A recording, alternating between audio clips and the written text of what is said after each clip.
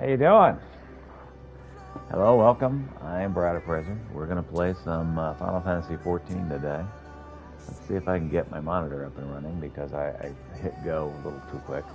I was excited I got to get the stream. Yeah. All right, sorry.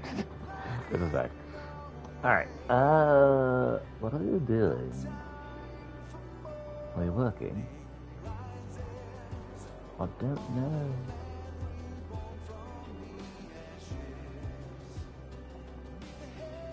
Oh, I think we're good.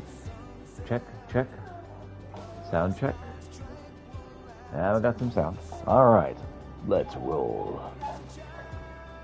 Okay. I think first thing I want to do is I'm going to use my botany powers because I think we got some society quests to do here. The renamed Beast Tread quests.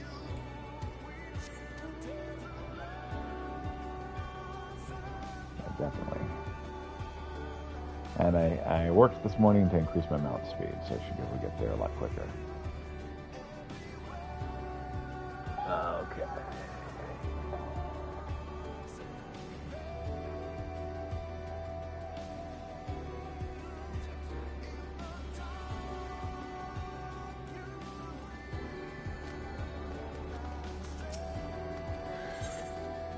Hey there, N7000. This unit is pleased to inform you that culinary ingredient supply has stabilized and relations with reconstructed Carillions are rated as friendly. As conditions for proceeding in the next phase of operations are optimal, this unit has taken the liberty of ordering additional customers. Patron 003 and Patron 004 are being transported to the last dregs, even as we exchange communication signals. What sort of patrons has Stigma for reconstructed for us this time, I wonder? Well, we may as well see for ourselves. Yeah, let's do it. To the last dregs.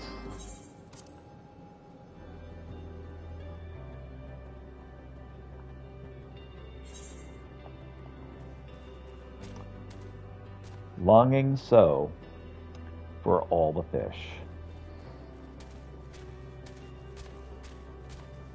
Here we are at the end of the universe. Thank you.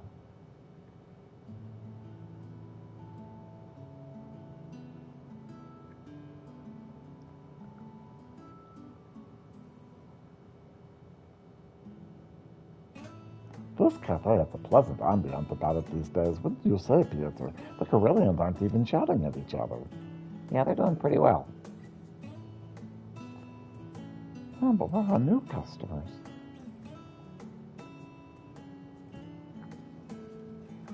Patrons were seated according to Table with a View protocol and served in accordance with Salad protocol, which has produced a satisfaction rate of 124% among customers of late. Excellent work, Unit. It's always better to speak with customers after they've been fed.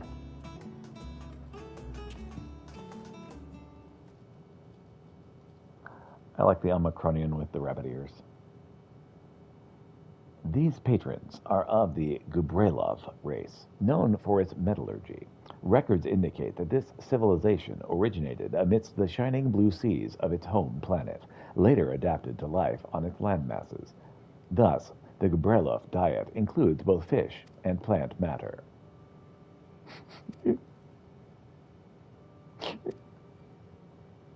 Oh dear, salad not to your liking?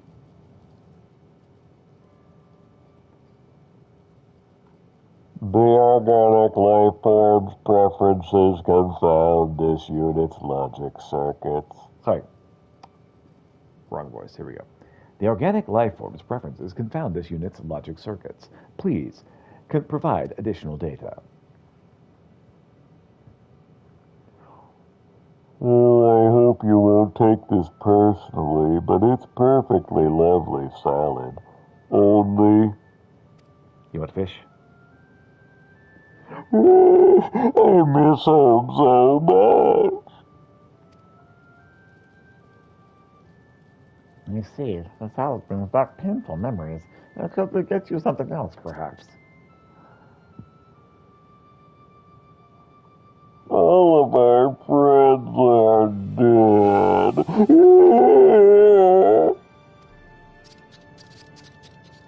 Hey, how about a cup of tea? Cup of tea sounds amazing. What are we gonna do? We made our customers cry. They're crying. We need to catch them before they escape through the portal to another Oscar. If we can't cheer them up quickly, their woe will plunge this whole world into despair.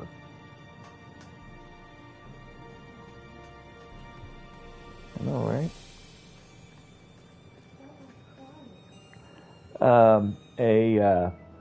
A fish person that was in a diving suit.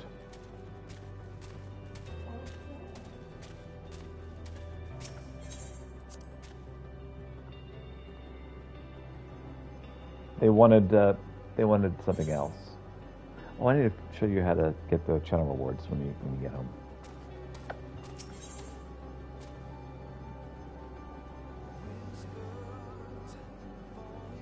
Times the past. Alert. Request for aid received from Corellians on Elysian. Report indicates that invasive plant life threatens harvest. Be aware that there is a perfectly good pre-synthesized compound available to eliminate all sources of organic life for the applied area with a minimal effort. However, the disheveled manager objected quite shrilly to its use. They insist on a weaker chemical agent, which must be produced at great expense from nearby materials. Although this is an inefficient course of action, engaging in debate with diminutive life forms is projected to be equally taxing. Therefore, your task is to gather local grain from the Elysian fields. Please do not argue with this directive. Deliver the ingredients to the Corellian at base Omicron.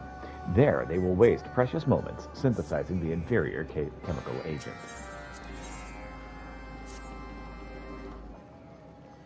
Commencing regularly scheduled analysis of Corellian agricultural endeavors. You're requested to stand by while process completes and your task is assigned. Analysis concludes that improvements to Corellian fertilizer by means of alien matter may result in higher crop yields. For this task, we require the aid of the most efficient errant organism in this immediate vicinity, which is you. Obtain carpet-like grass from the vitrified fort. Approximate coordinates 22, 35, 0. Consider this mission to be top priority. Return of allied errant organism confirmed well within acceptable time frame, assuming it has brought the requested materials. I think it's not going to let me turn this in. Analyzing delivery. Fertilizer created for the incorporation of these materials is projected to improve agricultural yield by approximately 14.2%. Fertilizer preparation, application to fields, and retrieval of increased harvest is predicted to require 23.6% increase in Corellian labor time. Overwork deemed an acceptable compromise.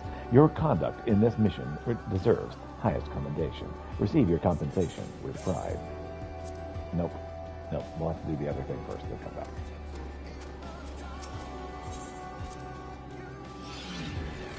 Come to base Omicron.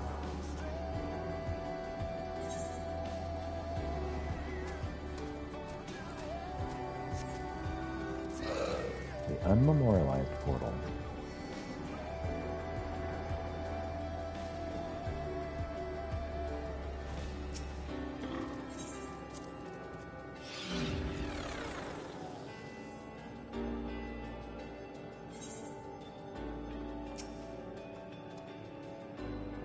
Where did they go? Audio input registers no whimpering in this vicinity. This unit can only conclude that Patron 003 and Patron 004 have utilized the portal to teleport to base Omicron. Curse the advanced technological comprehension born of generations of metalworking innovation. Fear not, anxiety-prone life form, the base Omicron perimeter. Fear not, anxiety-prone life form. The base Omicron perimeter is perpetually monitored by patrol units. This unit will transmit recorded data of customer service interactions to aid in detection of rogue patrons. Well then, what are we waiting for?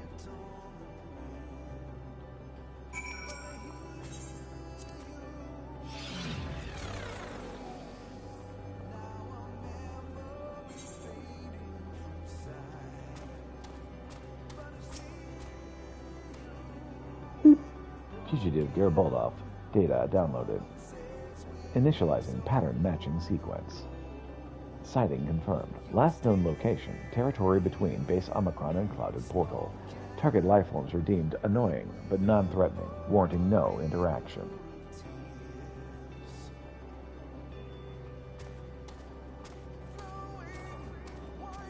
Idling unit. Anomalous data detected in Clouded Portal transmission record. Timecode suggests these unregistered lifeforms may be Garabulas you're looking for.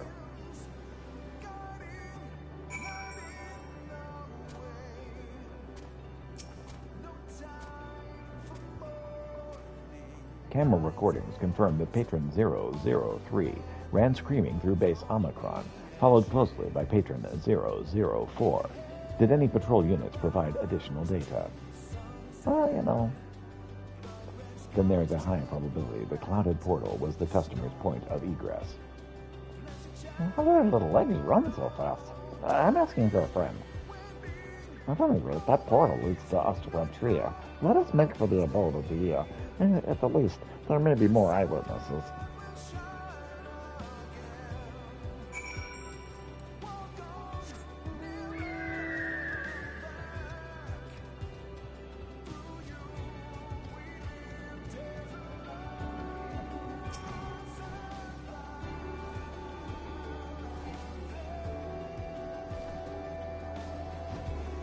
Making this harder than it has to be.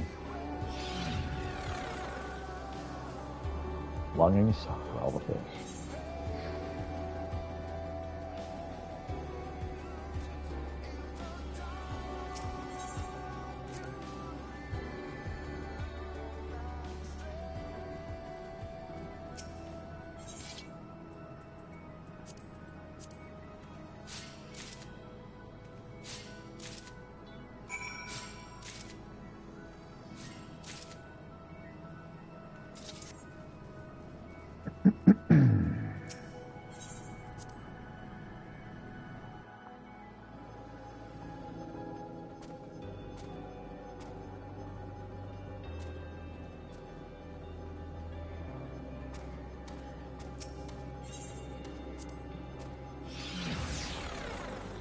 And back to base Omicron.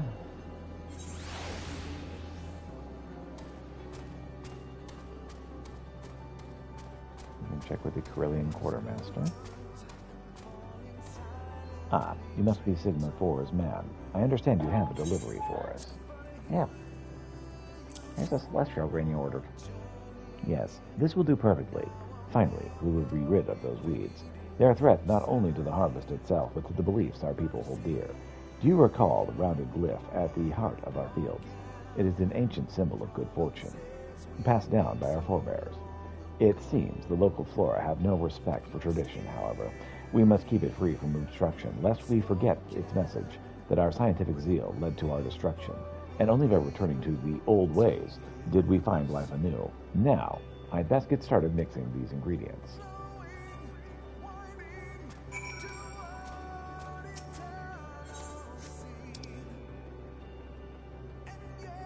Where the heck am I trying to go here?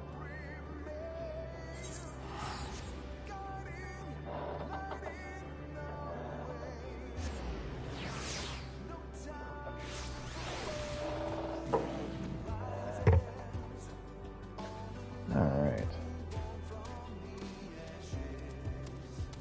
This Saturday I'm going to get a haircut for sure, because I need one.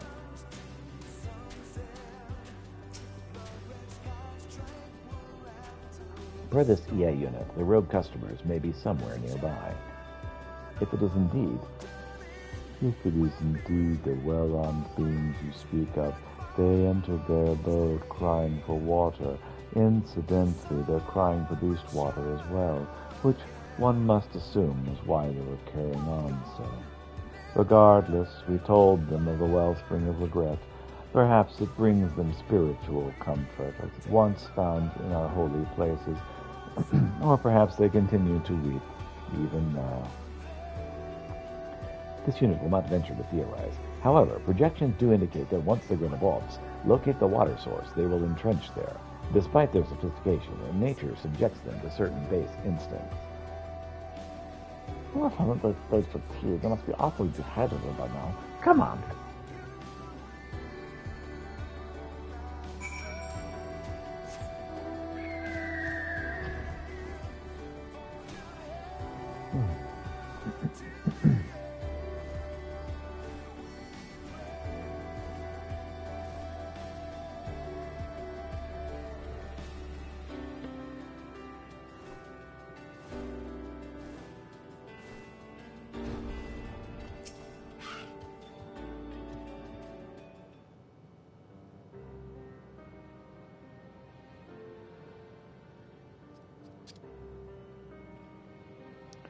Fathomless deep, you followed us all the way here. Sorry. Fathomless deep, you followed us all the way here. It's our responsibility as cafe managers, although we underestimated your determination and lung capacity. I have to admit, do you feel better now that you've seen the water? Query. Is the imbecilic life form malfunctioning? This unit lacks many of the traits shared by organic races, but even so, the visual data could not be more conclusive. I shan't dignify that with a response, but how do you feel?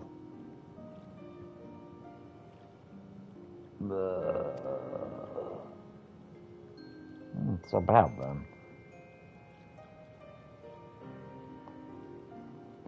Yes, bad. We finally escaped the pointy, terrible machines, only to find this.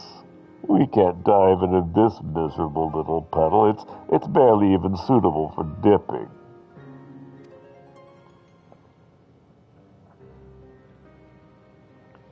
I don't want to be in this strange land. I want to go home. But we've lost so much. Did we finally lose our ocean, too? Seems that way. The Mazus. I'm not certain I understand. Are oceans truly that superior to lakes? Our seas on the moon don't even have water most of the time. Oh yeah, very deep. Oh, like an old Shailan. Big and blue with a horizon of its own? This unit has never seen such a thing. Omicron Protocol is to evaporate significant water sources that may be of use to the enemy before landing. Huh. So there are no oceans in Ultima Thule, that's for certain. Even so, there must be something here that brings back pleasant memories of the sea, rather than depressing ones. You would know, Peter. What's unique about the ocean, aside from all the water? Fish? No, the beach has The beach has a sort of smell. It's a good smell. In that case, perhaps we could harness this scent you recall to evoke memories of relaxing days at the shore.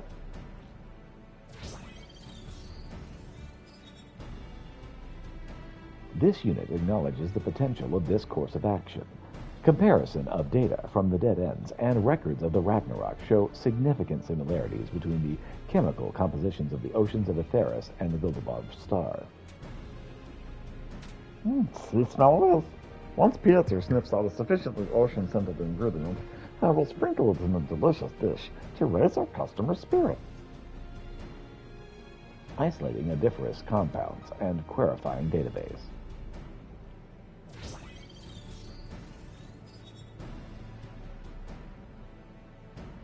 Bing!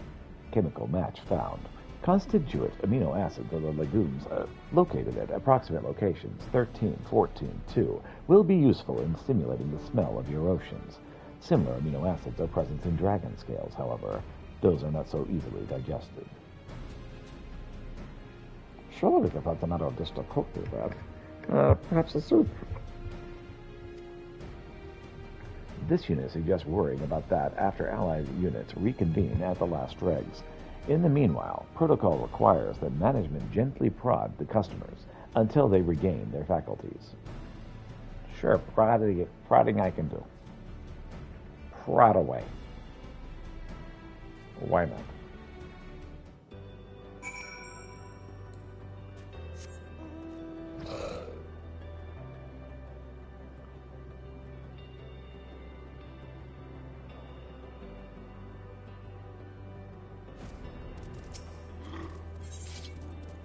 Okay, Dragon Eye Beam.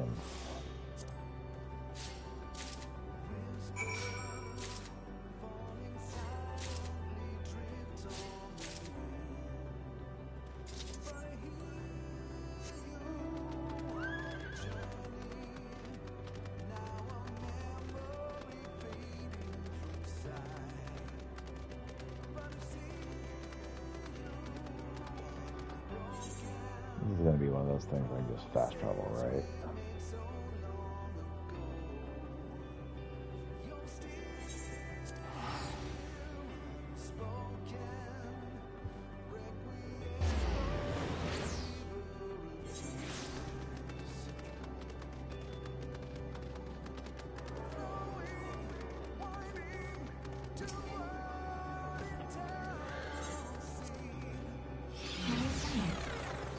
That's right.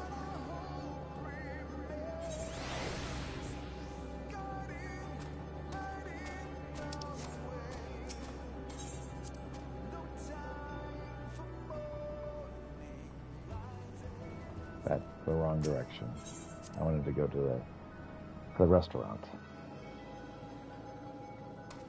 Here we go.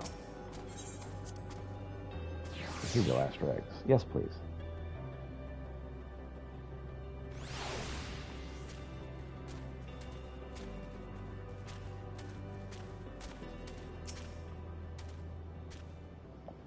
Customer vital signs stabilized. Social acceptability of issuing dinner invitations restored to 100%. There you go. Ingredients confirmed. Loading recipe. Huzzah, time to get cooking. Wattage.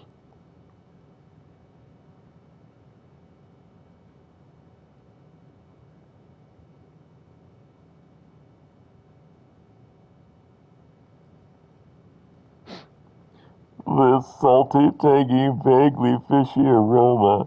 Oh, how bittersweet it is.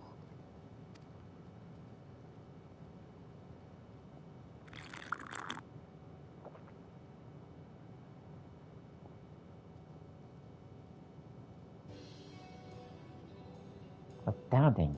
It tastes just like the tide. Sea lions.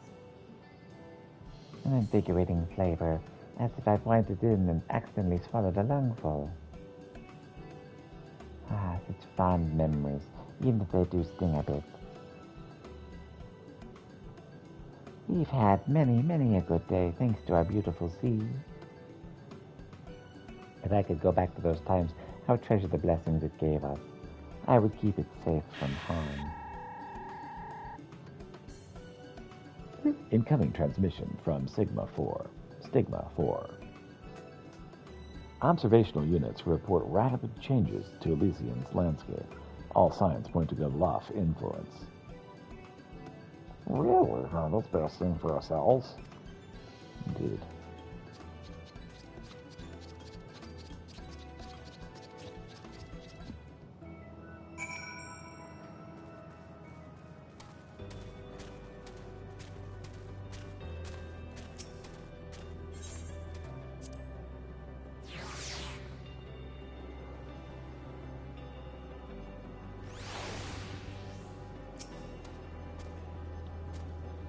This unit fears for the cardiovascular system of the excitable life forms and recommends not keeping it in suspense any longer. Good point.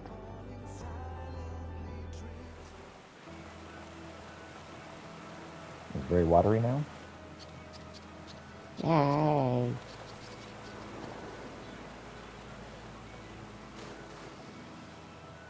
Lots of water for the sea lions to play with.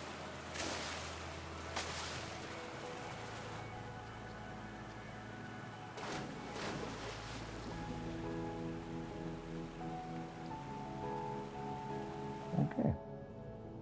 It's a water park. With a profound love and appreciation, the Gabriel's ocean has been reborn. It'll make a fine home for myriad aquatic creatures. Awesomes. Yet there's much room for Elysian to grow and change. What other hopes will the power of Dynamis bring to life? You think so, Kitty? Kitty answered.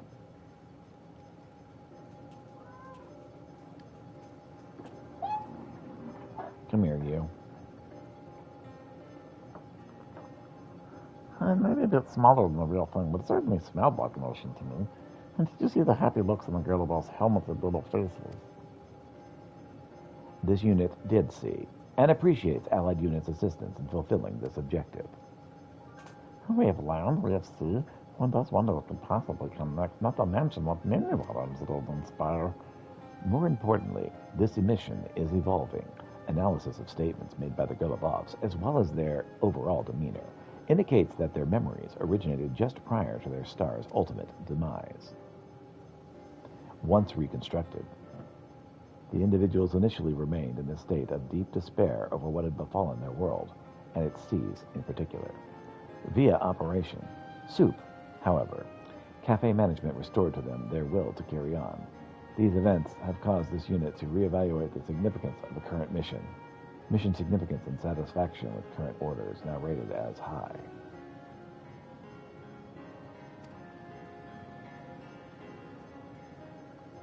This unit has unresolved queries.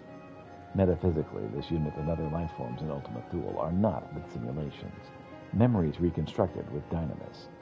Regardless of their actions, can these lives truly be categorized as meaningful in any way?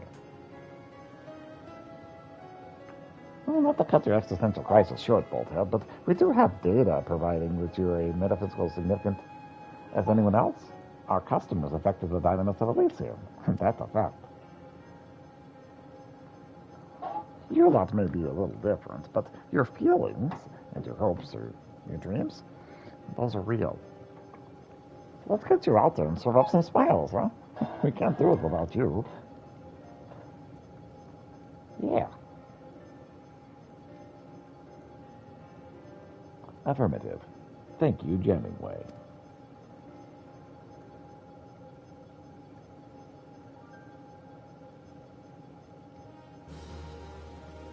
Society quest complete. And yes, reputation is increased to trusted. You've achieved the trusted status. Whatever, just go. Okay. Voices of a distant server.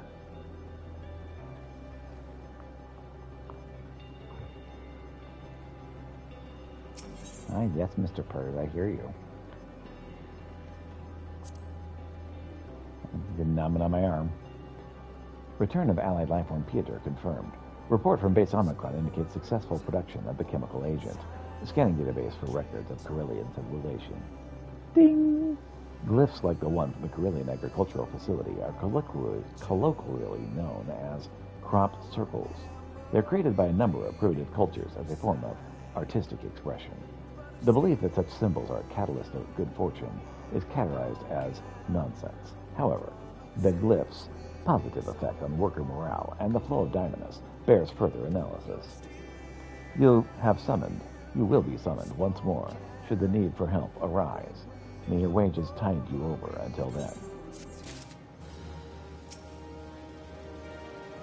Return of Allied errand organism confirmed, well within acceptable time frame, assuming it had brought the requested materials. Yeah, I got your grass right here.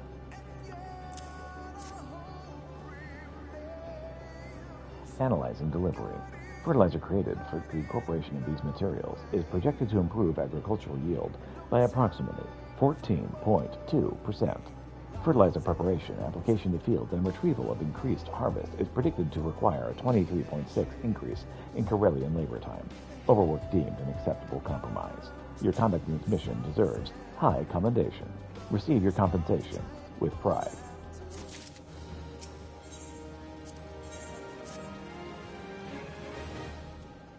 Task log indicates pending request for Pieter. Corellians patrolling the wellspring of regret require the delivery of sustenance. Depletion of nutrients in the biological vessel directly correlates to emotional instability, which is statistically proven as the source of physiological warfare, psychological warfare, physical altercations, and/or severe grumpiness. Current trajectory classified as untenable. Proceed with caution and haste.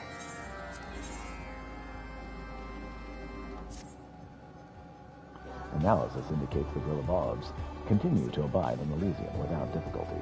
However, data insufficiencies remain regarding the oceans created during the influence of dynamis. With sufficient data, it will be possible to preserve such ocean environments and improve Grillabob's well-being. Initiating research and analysis protocol. Elysium cucumber samples are required to proceed with analysis. Once procured, please deposit the samples in the analysis unit. Requesting assistance in an urgent matter. A Grillabog unit ventured off to another star in hopes of creating and catching larger fish. Its transceiver has since stopped responding. Search and rescue must be initiated. Standard water reserves are ill-suited for such prolonged expedition. Subject is likely to suffer from advanced desiccation. Please locate the missing unit and place it in its hematonic body bag. Moisture levels should remain stable until you return, at which point appropriate medical care may be administered.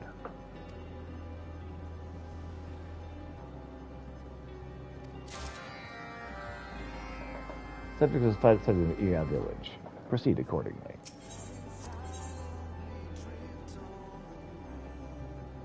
Sorry, I'm very distracted by cat.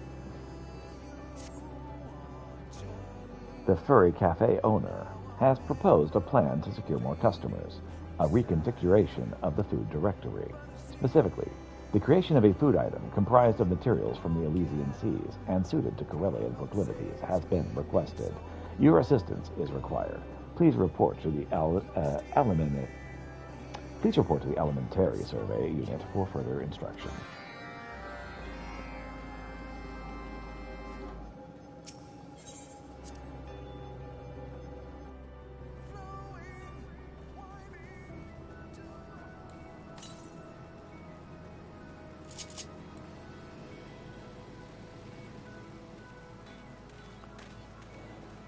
All right. What's up, Elementary Survey Unit? Provision supplier identified. Piotr Krolinsk. Loading entry for Corellian cuisine production. Based on the data in Corellian survey, certain rock moss has been determined to optimize delectable quotient, while also promoting healthy digestion. Please proceed to the marked area for acquisition. Prompt delivery is advised to ensure preservation of nutritional value.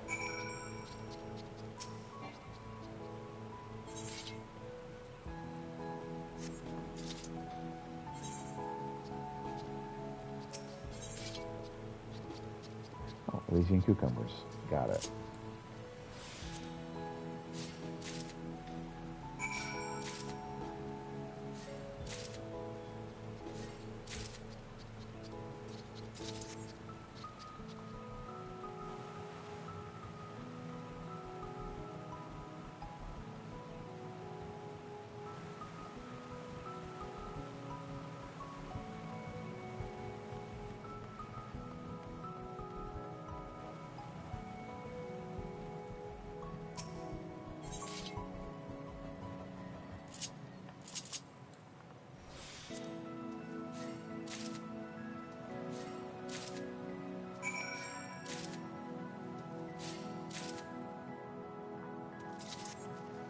Alright.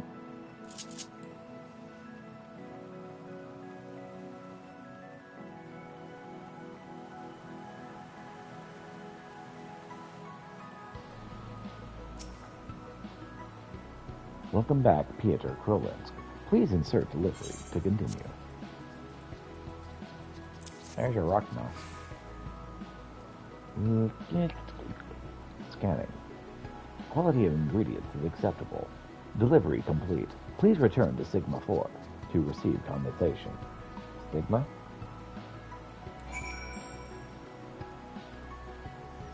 I'm sorry, you're gonna have to explain. What is Sigma?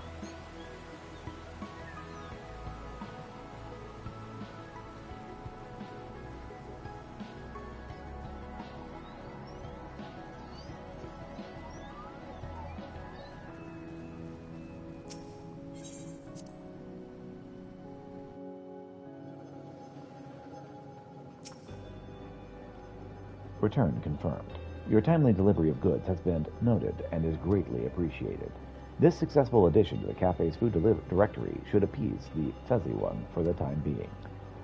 Warning: excessive diversification of food directory likely to result in logistical errors. Standardization of customer digestive organs advised as the most efficient solution. Customize the digestive organ, huh? Or standardize the digestive organ. I don't think there's anybody at the Lost Dregs right now. You look amazing.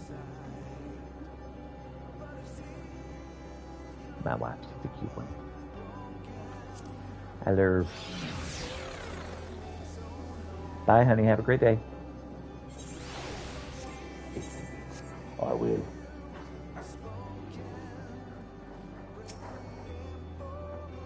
Scanning inventory. Oceanic samples detected. Please insert for analysis. These are like cucumbers, but they're like creatures? Analyzing. Sample possesses bacteria given to releasing foreign particulates. Olfactory sensors reaching critical.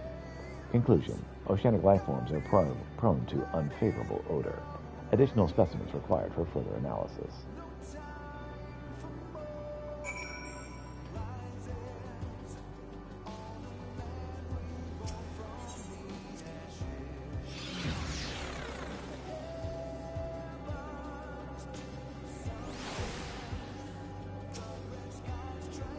Report from Analysis Unit confirmed.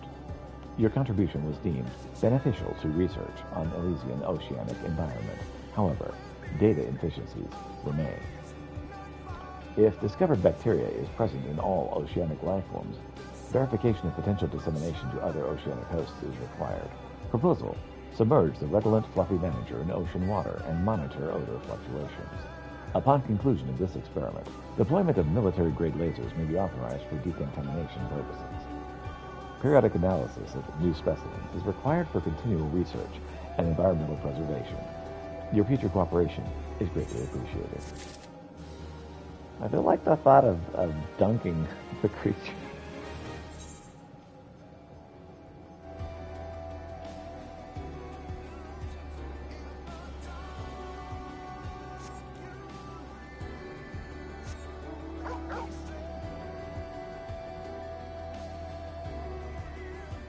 Here, Yeller. Come back, Yeller. That dog is no yellow.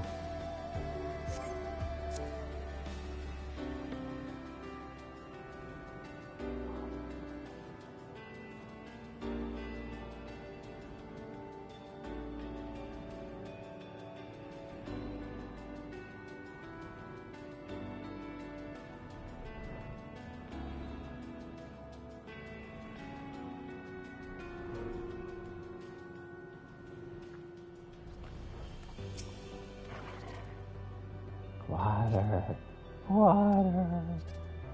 Gervos lies prone on the ground, seemingly dying of thirst. You ready the body bag. Body bag.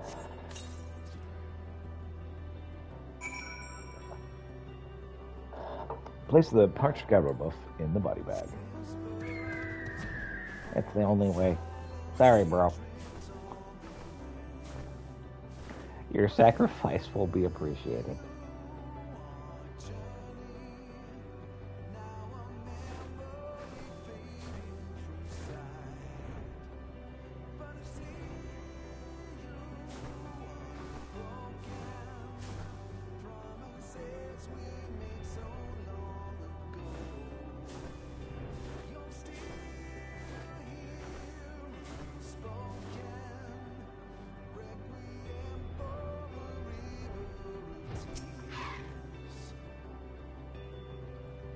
Oh, it's you. I don't suppose you've got to help me with my work. There's a packed meal for you. This is food. I'm so hungry the rocks and dirt are beginning to look like freshly baked bread and powdered sugar. Thank you for this bounty. Speaking of which, you haven't seen that would-be taskmaster from the global community around, would you? He criticizes me upon every opportunity. Not a surprise for someone of his stripe, but my ears may well bleed from the abuse. Still, little use, wondering why villains will be vile when there's a meal to be had. Now I feast.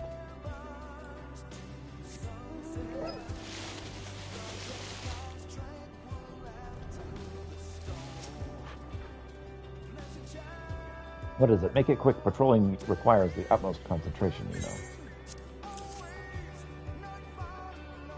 Food? For me, my how unexpected. Truth be told, my patrols so far have been an exercise in battling off pangs of boredom and hunger in equal measure. This, at least, shall help with the latter. While you're here, might you not do something about that layabout freedom fighter? I've noticed a number of careless errors in his work. If I'm expected to work alongside his kind, only right that he be held to the same standard of diligence, empty stomach notwithstanding. But perhaps it's best not to think about work until after I've eaten this gift. So quickly does one's mood turn dark without sustenance.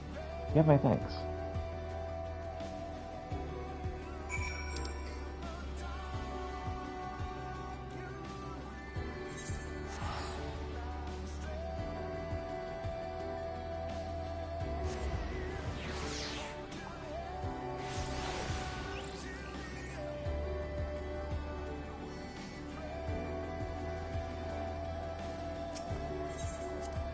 A4 research. Let's see, what else do I need to get done? Break down the list.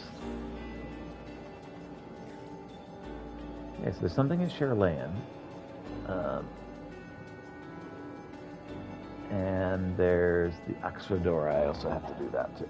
Okay.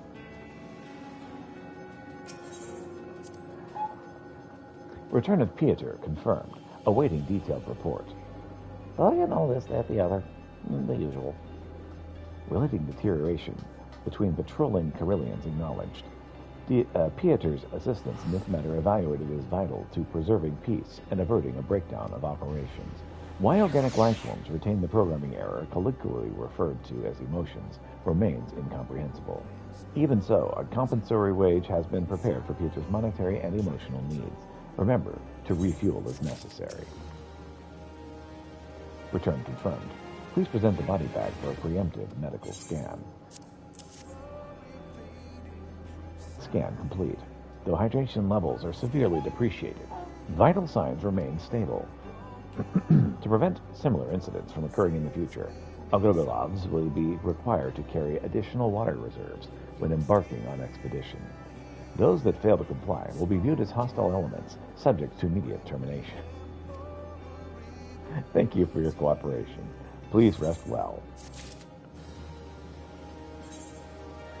Good night, sleep well, and I'll more than likely kill you in the morning.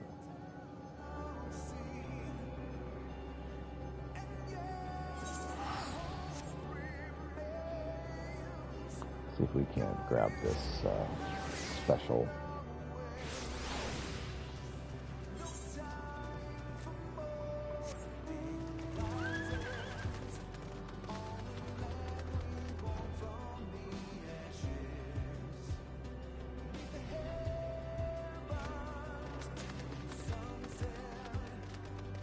Looks like rare, sparkly. We can grab it here. Unspoiled lush vegetation patch. Rarefied arcane cotton ball.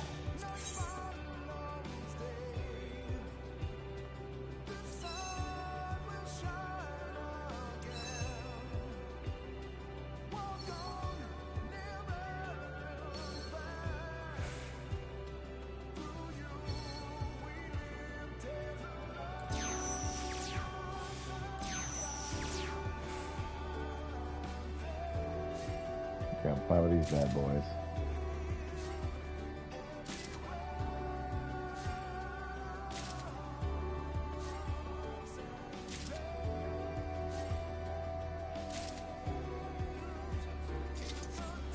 Okay.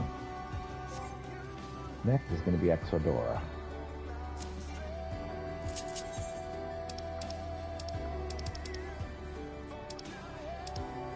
It's going to be Fabmare. Yamad.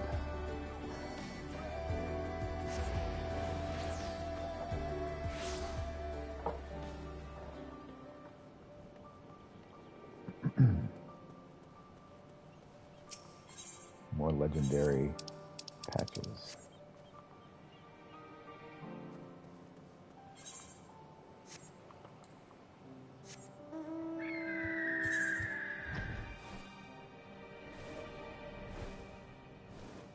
You know what? I don't know if the legendary patch that bad. What I do need is to level up my red mage some more. Wife adored this current outfit, so yay.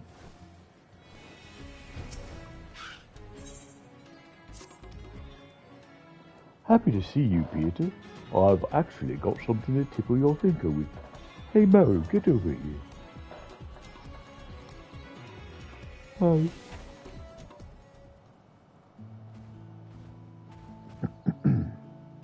Starting with the good news, looks like the hottest thing in Daphne is Strava's new town board.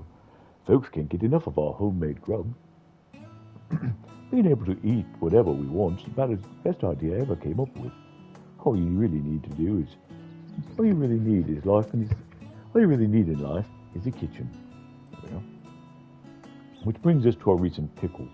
All the new business we're getting is really wearing down our hippos. Can't afford to lay off the work, but my poor Gossaria's got bags in her eyes. That is a problem.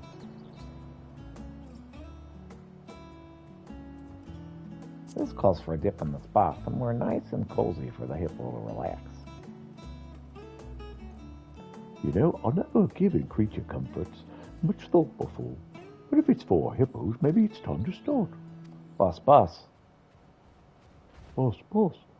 If it ain't Gaza, what are you doing back so early? You're supposed to be out on a delivery, ain't you? That's just it, boss. We got trouble. The order I was out delivering it got snatched. Right out of my arms. Oh. Just when I enter the jungle, this bloke jumps out at me like I'm serving 2 for 1 in his favourite mayonnaise. I pull up so I don't go straight into him, and he rushes me, grabs the food I'm holding, and takes off. How dare he, stealing my food and running away in flashy armor like he ain't got to answer to nobody. Armor? A meal mucho wearing armor. All right. Forget that loon, Gaza. We make the order and get it delivered on the double. All right. Peter, you up for stretching your legs? Let's see if we can get this son of a bugger. Sure. Good. I'll go and hitch up Saruya. If she'll even let me. How can I gonna convince her this time? Knocker said we got a thief to catch. Meet me over at the Shroud of Shrugma, and we'll see if it's got any see if he's left any non-crumbs. All right, see you. Side quest accepted.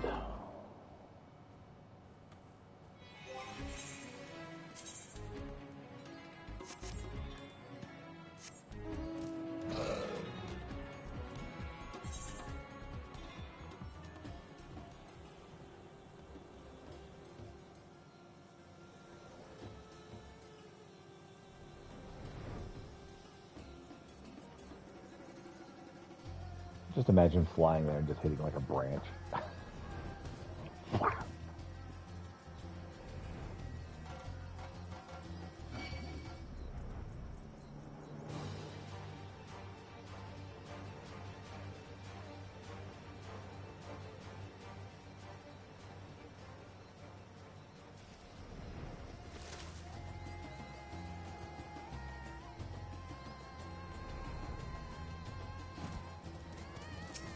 Hey, Turner. Here you are. Perfect timing. Me and Saruya just made a sweep, but we didn't see nothing out of the ordinary. Not surprising, of course. No thief ever made stick around to face the music. Anyway, let's see if we can pick up anything we might have missed. The jungle's always moving after all. You never know what you might find. Me and Saruya will catch up in a bit. Let me know if you find anything suspicious. Suspicious, huh? Let's see what we can find out here.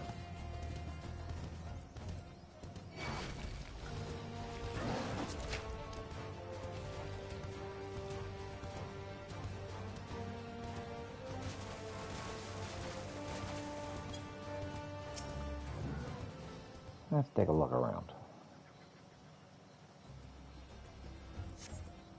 As you survey the area for suspicious activity, you spot an armed Oxodora. You recognize her as the hunter, Sula. She lifts her hand in salutation before disappearing into the jungle.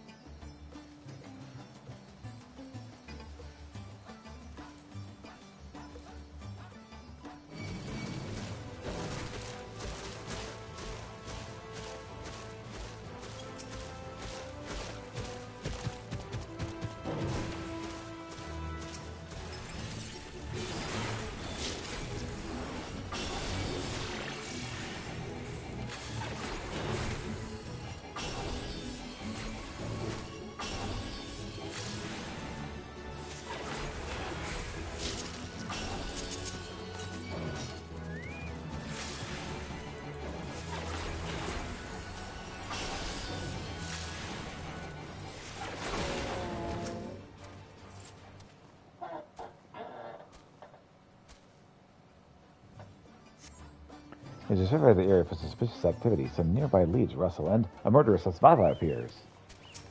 Oh dear.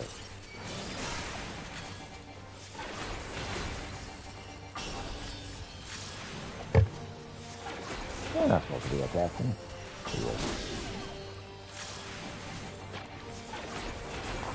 Vomit right here.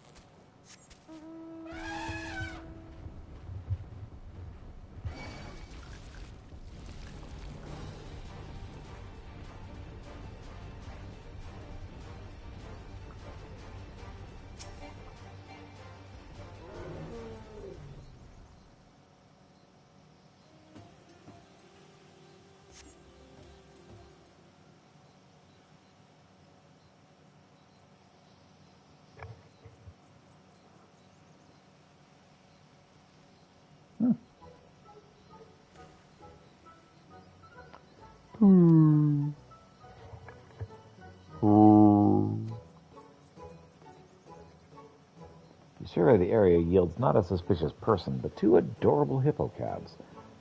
You may smell more like hippo than you think, because they cling to you as a comrade. Without a herd to protect them, these two calves may easily fall prey to other wild beasts. It'd be best to pause your search for now and accompany them to safety.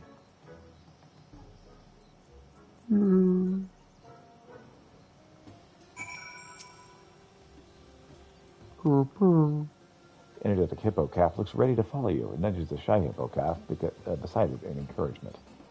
Churna should know what to do. Hippo calves are now accompanying you. Keep them at your side to proceed with the quest objectives. You can leave the hippo calves behind by entering a different area, or by speaking with them, and selecting the option to part ways. If you wish to have the hippo calves accompany you again, return and speak with them at the original location.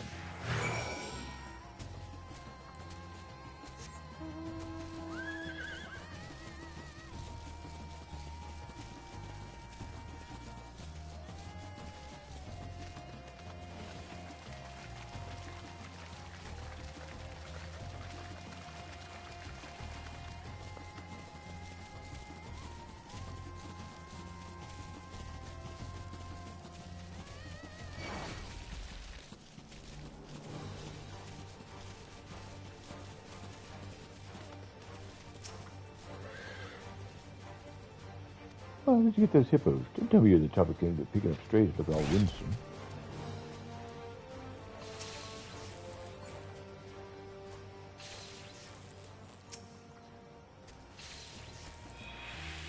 Wait, where'd you get those hippos? Don't tell me you're the type of king that helps picking up strays if they look all winsome like. Oh yeah, they just followed me. Nothing suspicious, say these little pots, eh? Oh, strange they wouldn't know other hippos, though. Me and Saria, we also made an old find. A radiant who'd gotten smacked around by a beast with no sign of our thief. Anyway, I bundled them into the cart and sent Saria off to Palaka's stand. Oh, let's head over there as well. Gaza should be there with his delivery by now, and I want to see it get his account again. Bring those cows there while you're at it. It's too dangerous to leave them out here alone. Sure. Load up on my horsey. Let's go, hippos.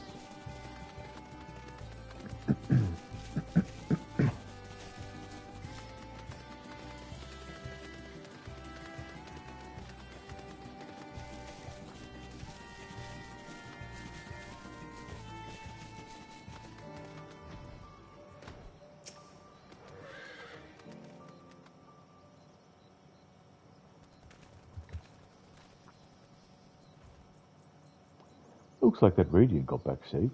One of their friends just thanked me. Greetings, Peter. Yazan tells me you've taken to the shipping trade. Oh, yeah. Do you know everybody? You sure do know everybody, don't you? Apologies for the delay of the delivery. Some scoundrel ran off with the first batch we sent. What this island's common to it that extra door can't even trust each other not to act like two guild thieves. And that's not even getting to the bugger's poor taste in armor. Anyway, we're terribly sorry to have kept you waiting, miss. Think nothing of it. It was only a most minor delays. I'm more worried about this scoundrel you mentioned. I've been patrolling this area for some time. It's the first I've heard of an Oxidora. Wearing armor? Oh no, mother forfend. What is it? In any case, be sure to keep my eyes extra sharp while patrolling. We can't have Mamanta running wild and pilfering prawns, now can we? You're making an odd squeaking noise, did you know? And your teeth is getting cold. Right you are, young rascal. Let us eat. As grandmother used to say, an empty stomach leads to forest fires. Or was it friendly fire? Either way, forgive me, I'm feeling faint. After we partake in these delicious meals, we shall scour the jungle for any nefarious suspects. I will send word if we find anything.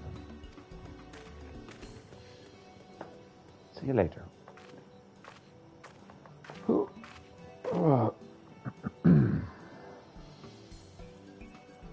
So, are you going to introduce me, or should I skip straight to the cuddling? Oh, these are some hippos I found out in the jungle. You know how hippos are. They were alone. Usually calves this young are glued to their parents. But you're saying there's no other hippos around. Oh.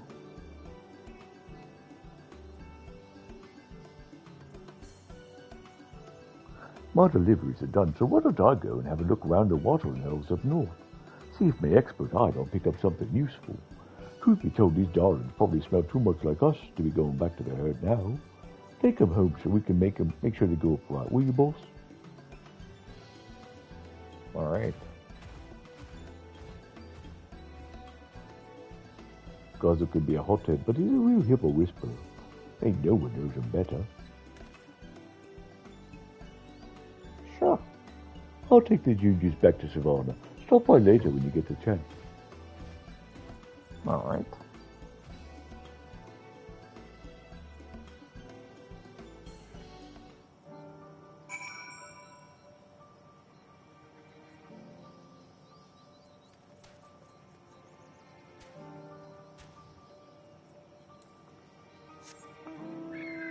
Let's work on this fate over here.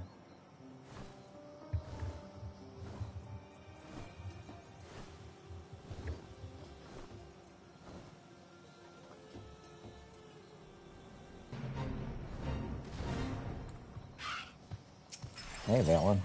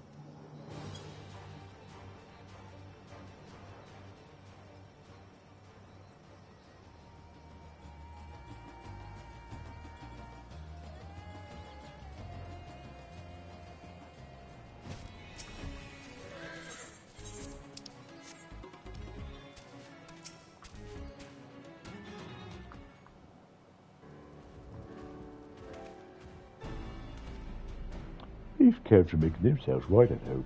Nothing better than having a herd after all. You went looking for a bandit and brought back hippo calves instead. Well, you're pretty bad at finding things, Peter. But they sure are cute. I'd say I'm amazing at finding things. Look at all these things I found. I wasn't even looking for them. The master returns. Did you find anything? Oh, I've searched high and low, boss, but there's not a hippo to be had for glory. Judging by the tracks, the herd must have left up and left in a hurry. Oh. You think the calves got left behind in the scrum? I reckon nothing short of an outright blaze would be enough to separate cow from calf, but I ain't heard news of any fires recently. Something else might have done it, boss, or someone. I found tracks that looked an awful lot like an Axadora's.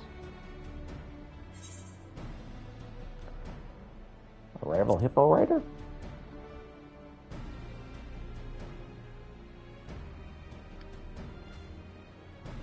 If it is, it's just short of hippo. Looks to me like all the hippos cleared off before whoever was got close enough to snatch one.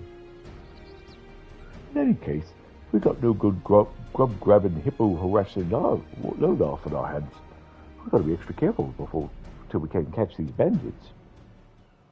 Maybe so, but us hippo riders are professionals now. We can't let nothing stop us from delivering.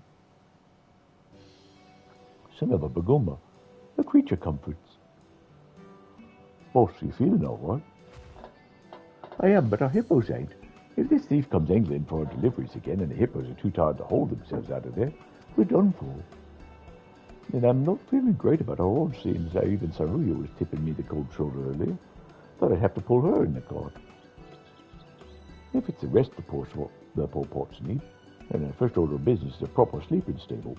Long overdue if you ask me. And as for new additions, a wading pool, it's safer they can swim right at home. Guess we'll go fix up the old fish pond and make a splash. It ain't deep enough for the bigger hippos, though. It's better than nothing. And we can't keep them cooped up in Savannah all the time anyway. It's not good for the hippo's soul. Might as well take them out for proper bathing excursions.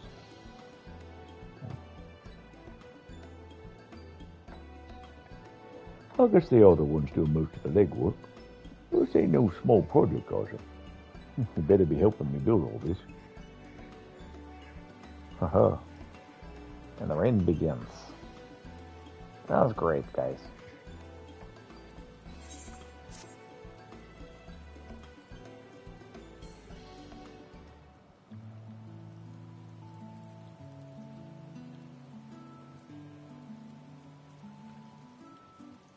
Cleaning them up, giving them baths in the rain. You look tuckered out. You all right?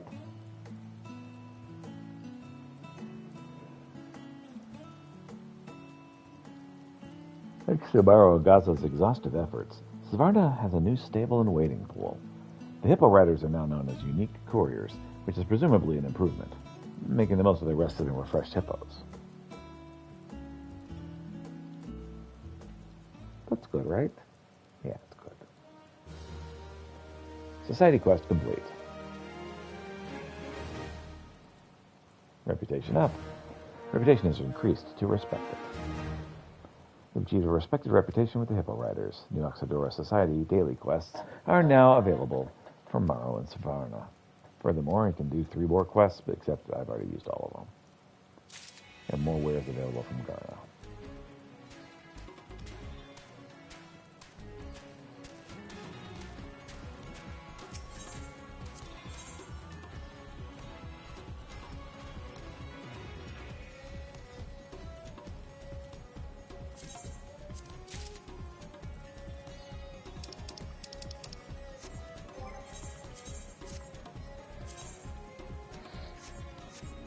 All right.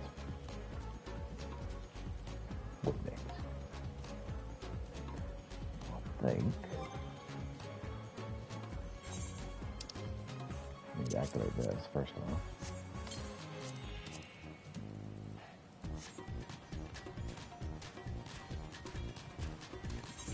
I do need to head back to open up the wall.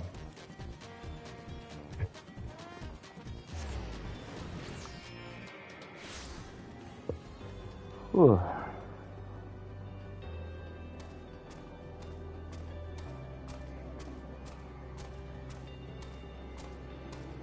And A4 research and see what I can buy, because I should have a new option of things I can purchase.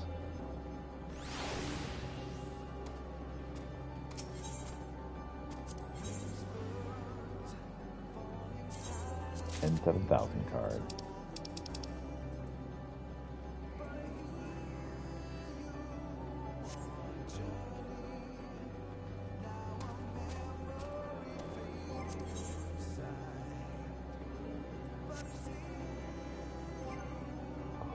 Okay, and there was a mission in Charland, I believe, and then I think that's it. That's everything on my list.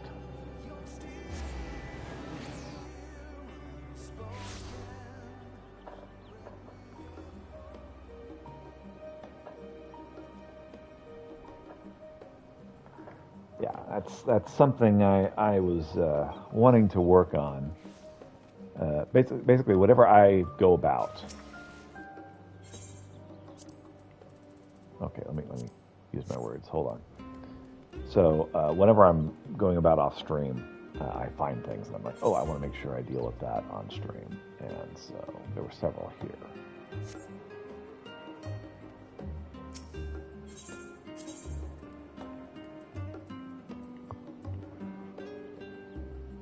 Need to make sure I turn in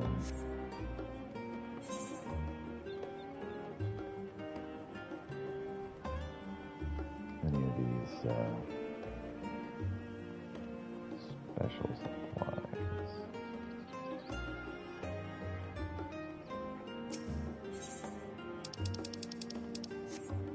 Okay, so collectibles, no collectibles.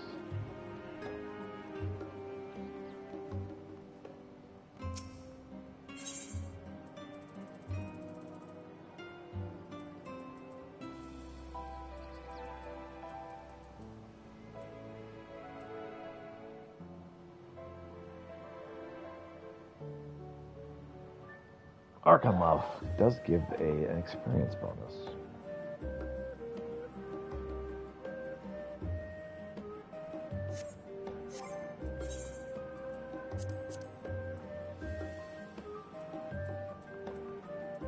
All of these foods are giving experience bonuses.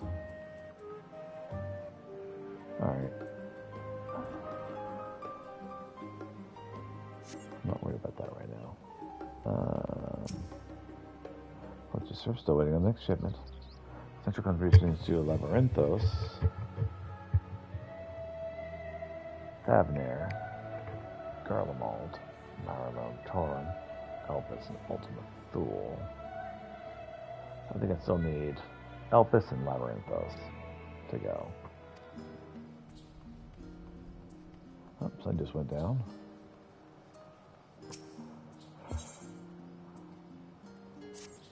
Whew. My report is ready, sir. It's an honor to serve, sir. Excellent decision, sir. Adventures are my specialty.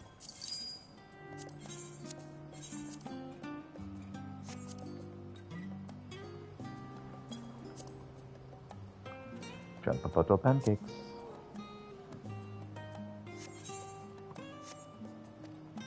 Thy will be done.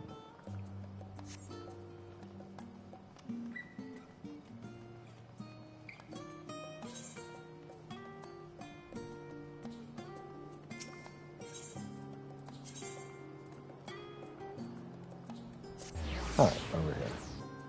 I think this is just activating the ultimate mission, or ultimate, the hard one.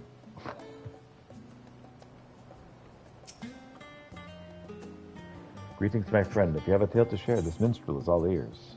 Tell about Barbaricha.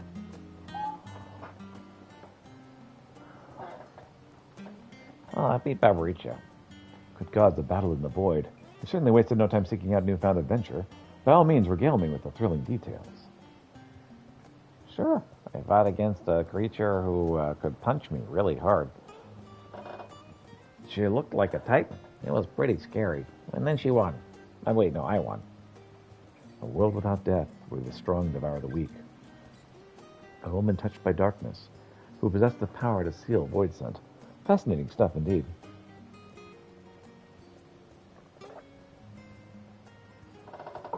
But this archfiend Barbaricha, as cruel as she is ravishing, though she is fearsome enough by your account, I cannot help but wonder, what if she had devoured more than the great worm's ether?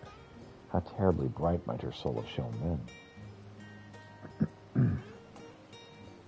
Yes, they come to me. The beginnings of a new verse. Pray listen, if you will.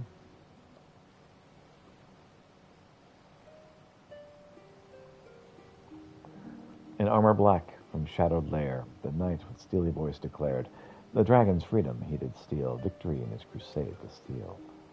Wind made flesh the archfiend there, her pride, her long lustrous hair. On dragon's soul she feasted well, a tempest freed to toll the knell.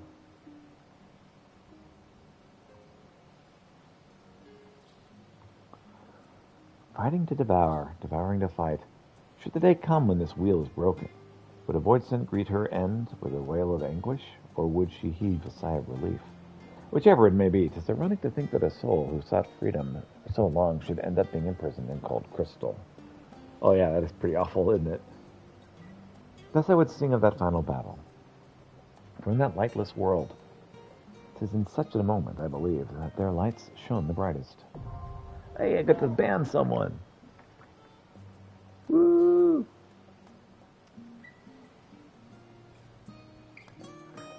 A bad party. All right. Let's see here.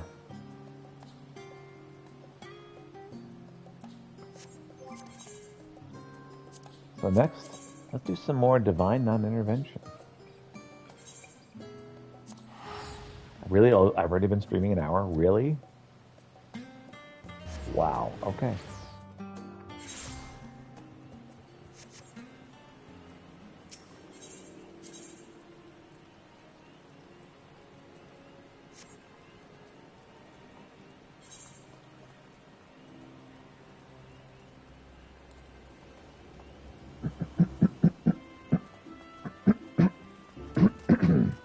Excuse me.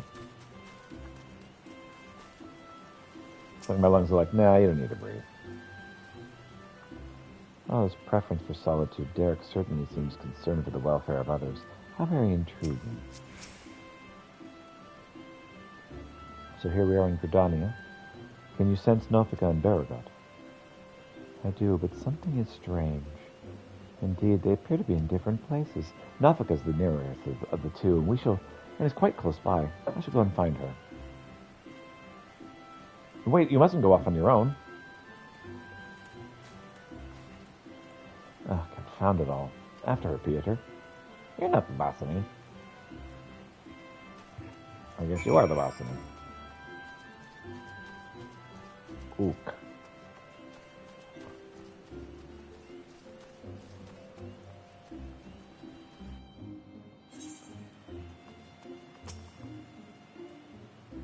Well, have you already finished visiting your stones?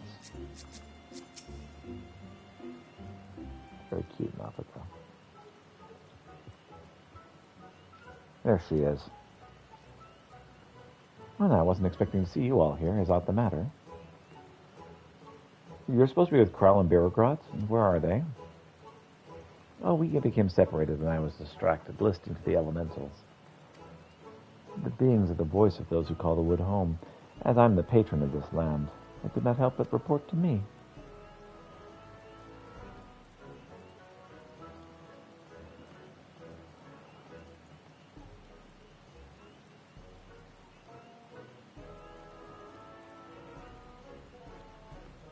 You gods can sense each other.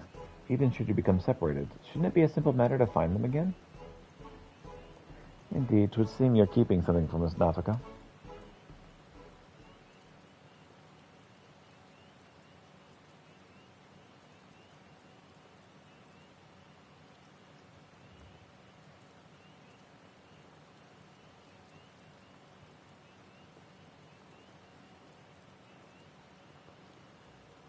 Oh, Halon, there's simply no fooling you. Very well, I shall confess all. The child Kryle wanted to visit our stones alone, you see, to complete her task without us watching over her. We merely respected that witch. With her abilities, I do not believe she's in danger, but the warrior that he is, Birgat decided to follow after her discreetly. If that is her wish, then indeed, you must abide by it. As for Birgat, yes, I sent him in the place called the South Shroud. Well, the stones is situated there, I believe, near Camp Tranquil. Let us search the area for Birgat, and if we find him, we should find Kryle as well. Camp Tranquil it is. What up, kitty?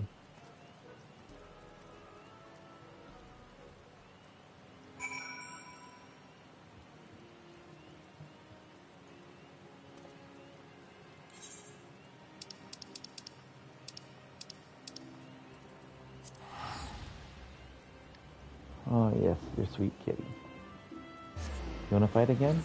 I don't want to fight. He's like, play fight, play fight. Oh, I don't want to, kitty.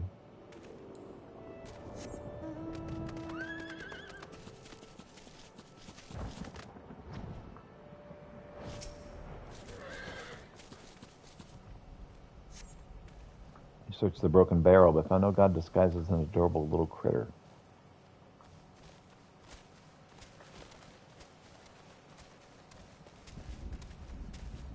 You hiding in the rustling undergrowth? Scour the undergrowth and see no signs of Birgat. It must simply have been the wind.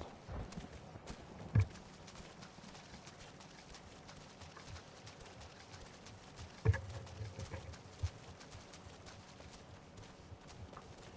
that him over there? A suspicious Spriggan.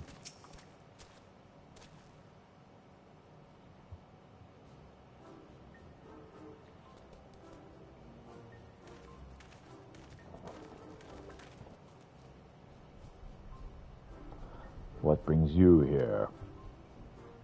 We understand you've been following Kryle. Where is she?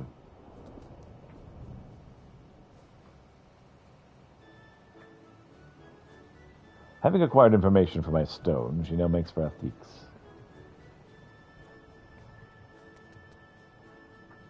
I keep my distance to avoid being seen, and was about to continue on when you appeared. Athix stone is her last destination, is it not? Let us go and meet her. Athix stone is her last destination, is it not? Let us go and meet her there. If everyone so wishes, then very well. To hasten our passage, I shall call upon Master Ralgar's servants to bear the mortals.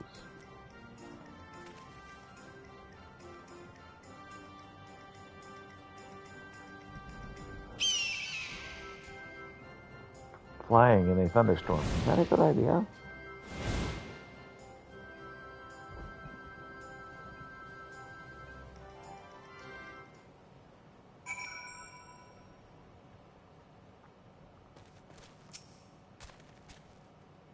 It seems we have the use of these hawks. Let's see if we can spot Kryle from above. I'll bring my companions, so you needn't worry about them. Are you ready, Pieter? Yeah, let's mount the hawk and look for Kryle.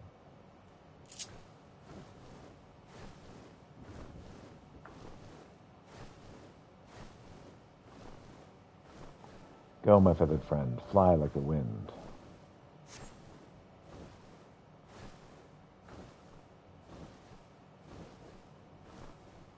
Don't see any Kryle nearby.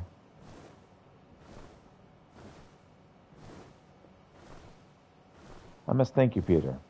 Talking to you helped me find the resolve to seek out Kryle. No sign of her here. Let's continue to Athix Stone. Anytime, man.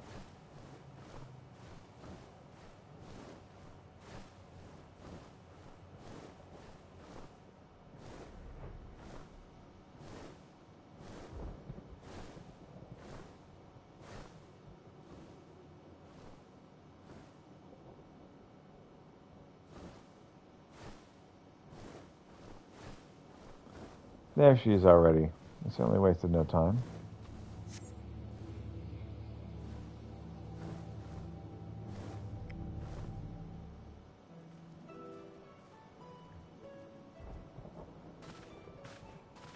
Well now, did you come all this way to check?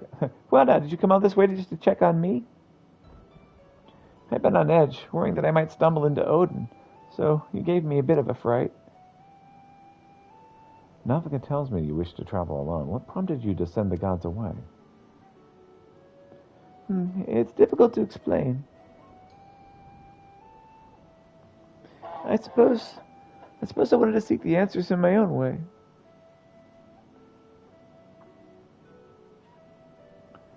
As the gods tell us, if we wish to know the truth, we must discover it for ourselves.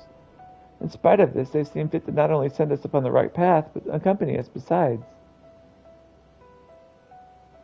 This bespeaks the faith that they have in man's spirit of inquiry, and it gives me heart. After all, 'tis the safe same spirit that defines the students about Estia.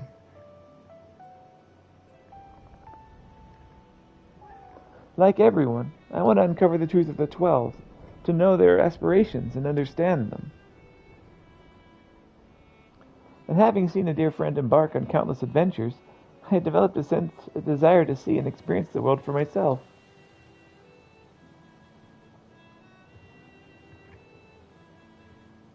There are dangers out there, of course, but I wanted to prove that I could handle them and perform my task. Sure. I see, indeed. As much as we can learn from others, there's no substitute for seeing with one's own eyes.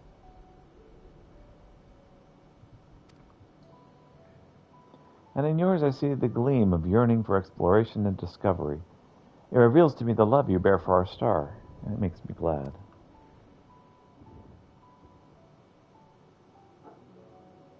What is this all of a sudden? It's embarrassing when you say such things with a straight face. Right then. I've yet to acquire the information here, so I'll attend to it at once. Perhaps you'd like to wait for me at Quarry Mill. Sure.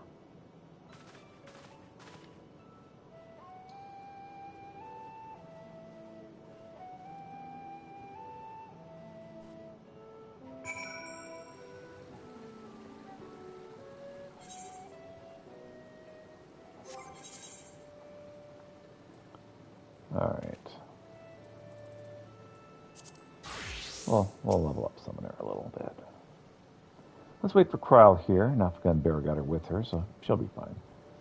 First the man on Mefika's mark, and now Kryl. In the course of traveling with you and yours, it seems I inevitably end up encroaching upon others' lives. Ukuk. Aye, yours as well. Though nothing binds you to me, you've followed me ever since I tended your wounds. You're free to go anywhere, you know. A person's life belongs to that person alone. Others can't be expected to assume responsibility for it. Thus, it's wrong to interfere. Alas, once I've lived someone's heart, I find I can't avert my gaze. It truly is difficult to be amongst people.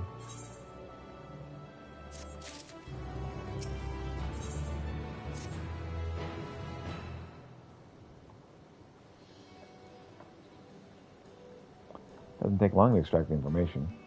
Carl should be here any moment now.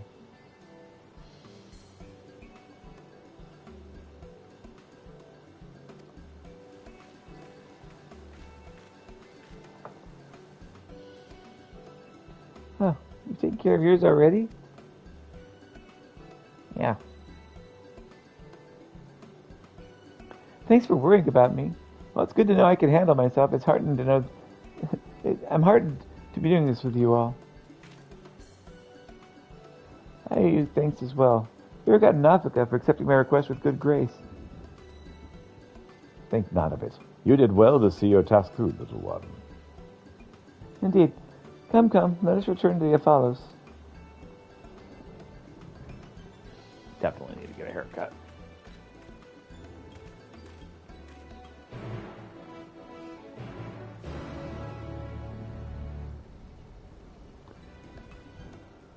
All right.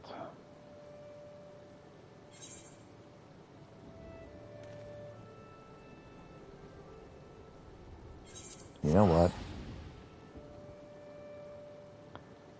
I've been on the trail of this Two-Tails girl for a long time.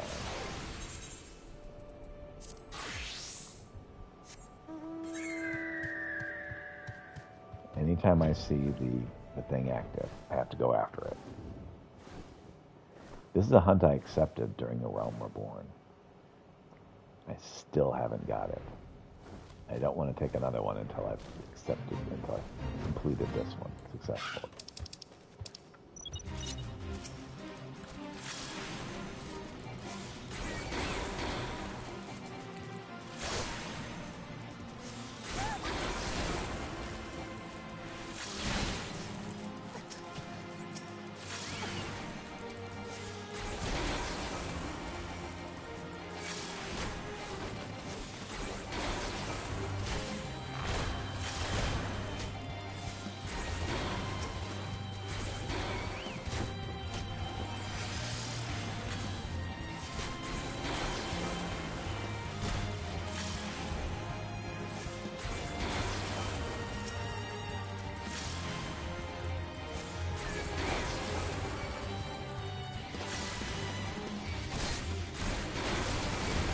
There gotta be Two-Tails.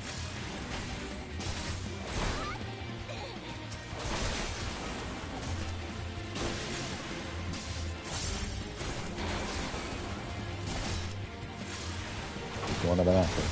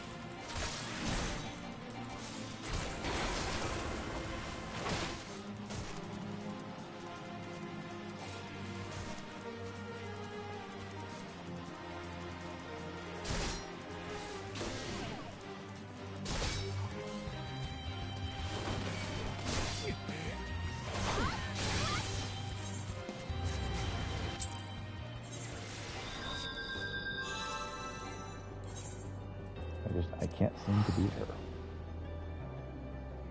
It's very frustrating.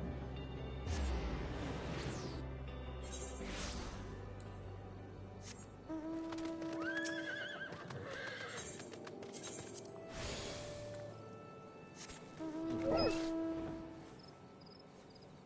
think I actually cannot do this one alone.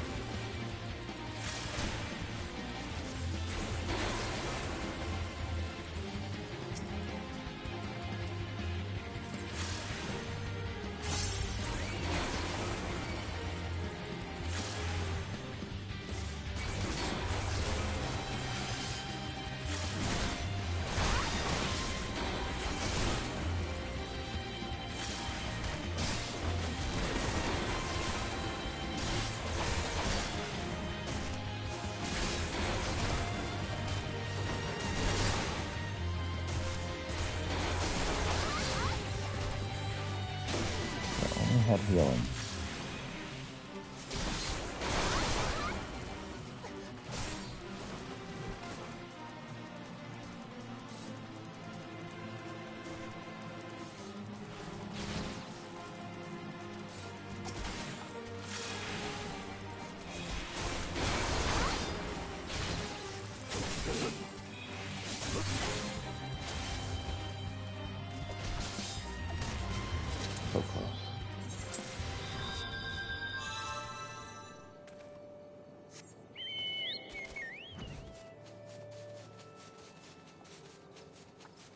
Yeah, but anytime I'm in this area, and she's there, I'm like, okay, time to go after Yabby Two Tails again.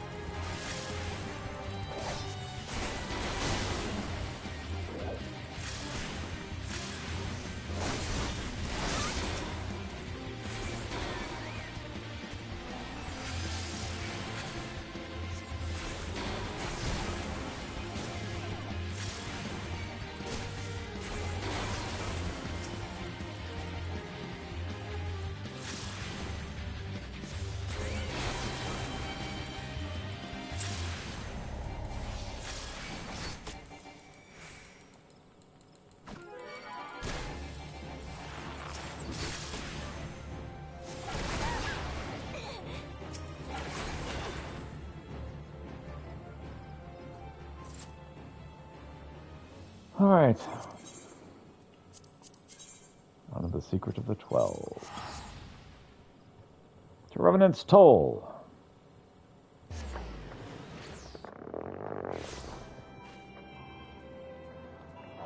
All right.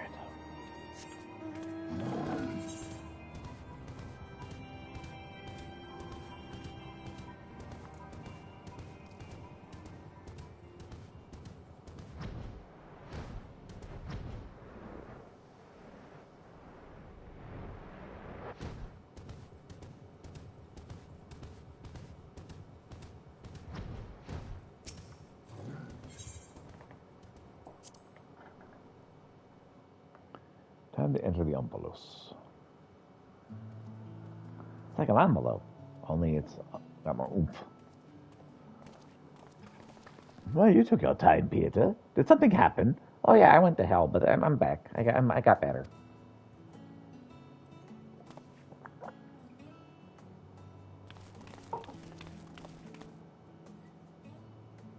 Ah, so you rendezvoused with Cryle. How was your experience with the gods, if I may ask? Oh, they're pretty nice. Not only did you help a disillusioned man find his way, you looked in on Cryle besides. Thank you, Peter, and you as well, Derek. Sure. I fear I overstepped my bounds, but what's done is done. We shall return to our sanctums. You have our gratitude for the delightful time. By holding your instruments out to the monument, you'll be able to augment the missing information. Be well, dear children. Cute animals. Adorable. Adorable time. Shall we then?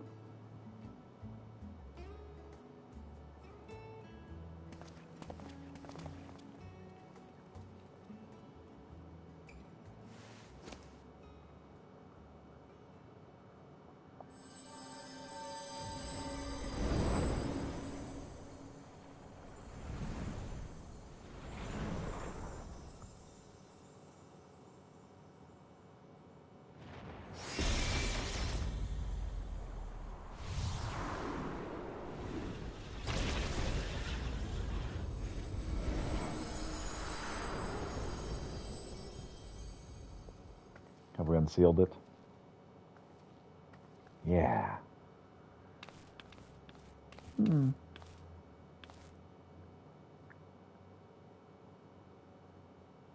Amazing. What was impossible to decipher is now crystal clear. Without further ado, I shall read out the epigraph.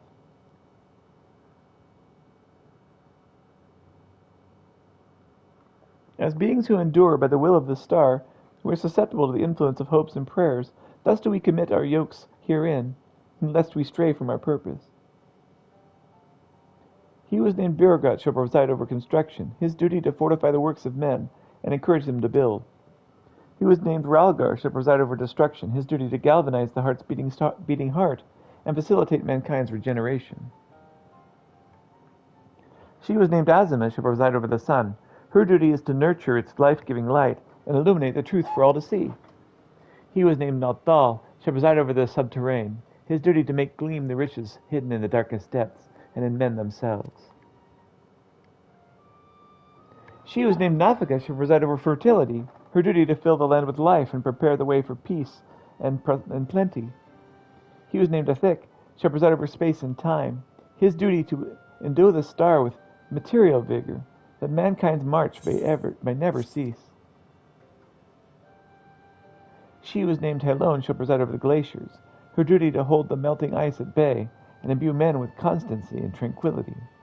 She who is named Medvina shall preside over the moon, her duty to perpetuate the turning of night and day, and foster love in the hearts of all. He who is named Theliac shall preside over the rivers, his duty to quench the thirst of men, and water the minds with wisdom. She who is named Nemea shall preside over the stars, her duty to preserve the celestial fabric of the seasons, and weave the threads of men's lives. She who is named Lamia shall preside over the seas, her duty to administer the tides and inspire men to come together as one to seek new horizons. She who is named Ocean should preside over the mountains, his duty to sustain the breath of the firmament and a wandering share in men's solitude.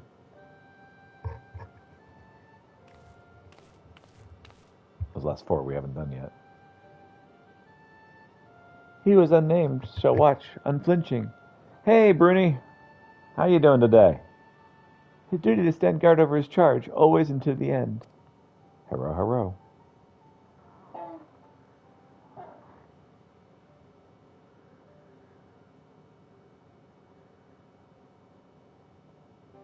There the epigraph concludes.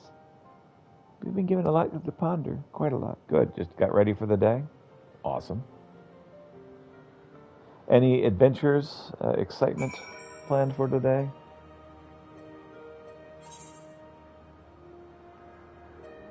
And importantly, were you able to get the three gifts from Twitch yesterday for Final Fantasy XIV?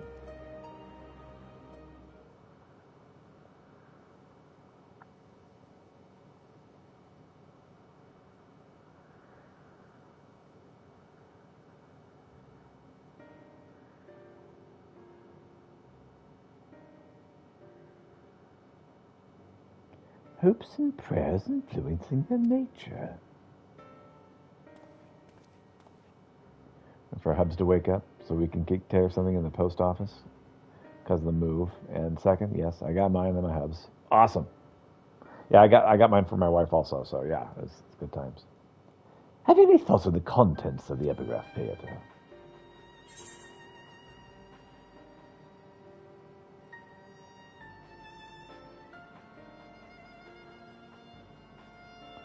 The worship of Dalamud brought forth Menthena's hound.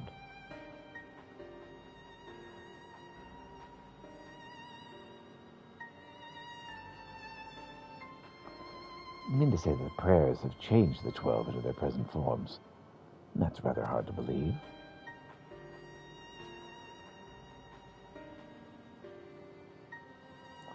Given what we now know of Dynamis, I believe it's entirely possible. In the presence of that energy, hopes and prayers have more tangible results than one might expect. Its power may be curbed upon our star, but over thousands of years of worship, it could have influenced the gods in various ways. Ways such as that which Pieter just described for one. Others have come to mind, Halon's shield and spear, which reflect her status as a goddess of war, and Namia's spinning wheel, which is an apt apparatus for a goddess of fate.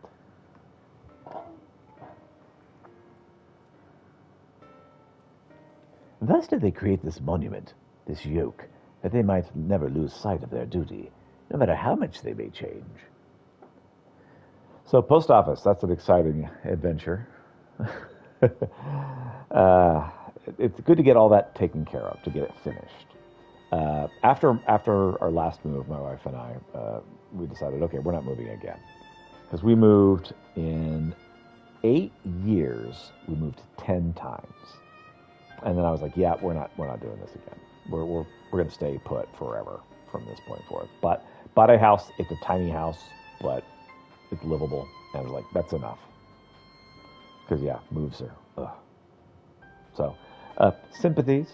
Wish you luck on your post office trip, and enjoy the gear and such. I am, of course, making my way through Endwalker Postgame still.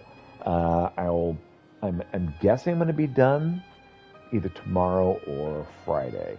Wife should be by tomorrow to watch because she's thoroughly enthralled in the main story quest here. Hubs are used to moving so much. Yeah, dads were military. Even Hubs is military. Yep, yep, yep. It's something you can very much get used to, but it's never fun. They create this monument, this yoke that may never lose sight of their duty, no matter how much they may change. I'm inclined to agree with Raha. The gods wrote that they endure by the will of the star. Who does that refer to? We all know too well.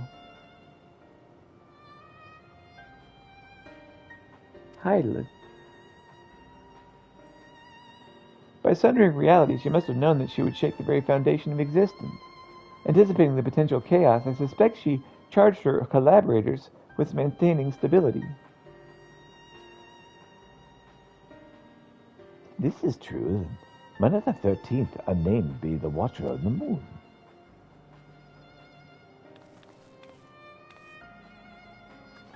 These are other Ascians. Okay. The pieces certainly fall into place. I wonder if he'd be willing to share what he knows. As it stands, we've yet to encounter 3 gods. If there's no telling what might happen once we fought them all, I believe we should try to uncover as much of the truth as we can. It's better to know how to proceed. Again, that guy, super suspicious. To that end, ere we seek out the Watcher, Raha and I will return to Charlayan and compile our findings, the data from the analyzer not least of all. To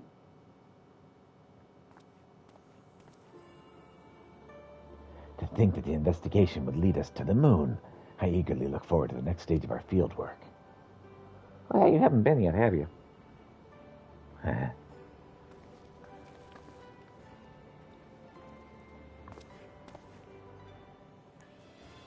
Peter, like it or not, yet more grueling encounters with the gods await. You should rest up and gather your strength. Hee. Nice.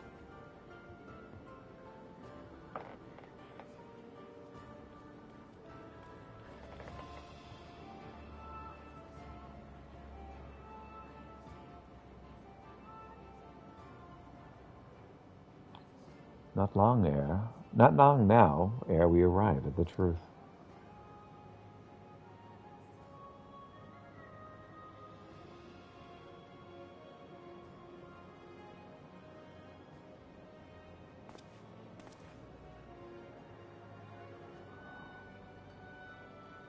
For the longest time I've journeyed alone, not involving myself in the affairs of others. But I've enjoyed our time together. You've undertaken the investigation with all earnestness, and it's been a pleasure to be a part of it.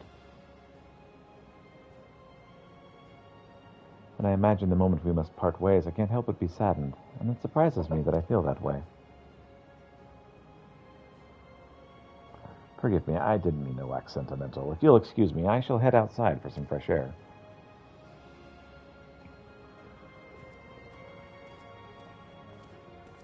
All right, Mr. Suspicious.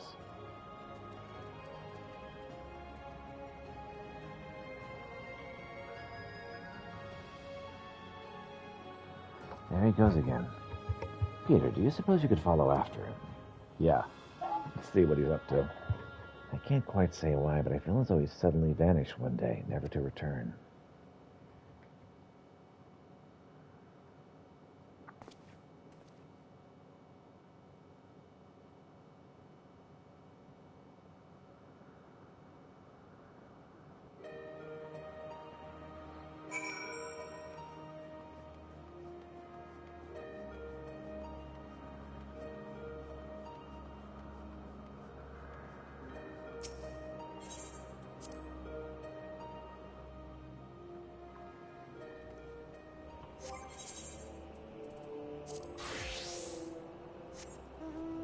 It's summoning time.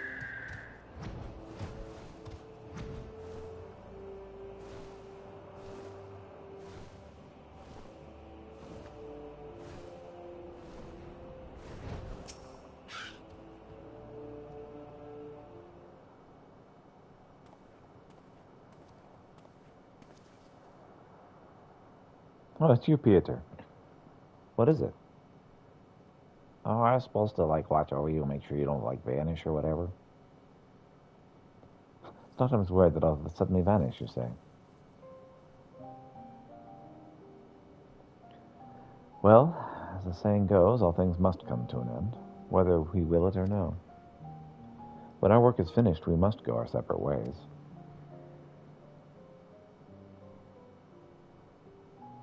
Doing so will sadden me, as you know.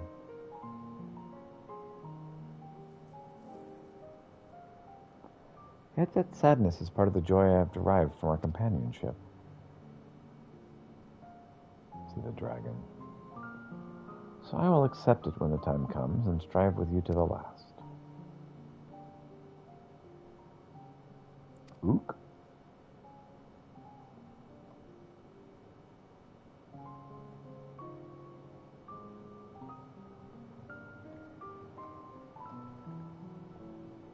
"13th unnamed wanderer, is that you?"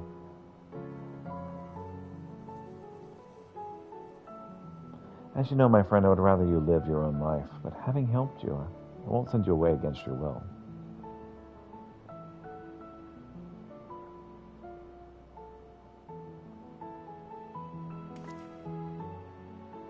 Well, you're a busy man, so I won't keep you.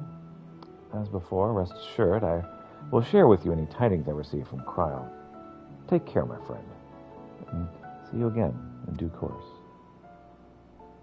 Sure.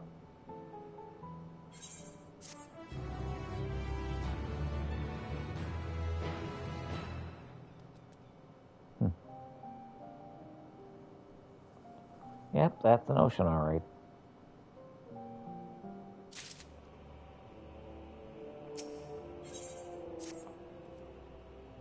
Oh, Peter, 'tis good of you to come. I'm afraid there's still no word from Cryle or Grahatia. They're working as fast as they can to compile their findings of their investigation, I shouldn't doubt. But between the Phantom Relic's etheric data and the monument's epigraph, they have much and more to review. Now, while we're awaiting developments, I have in mind to pay Snogheim a visit in Antholalos. If you aren't otherwise occupied, you should come too. All right.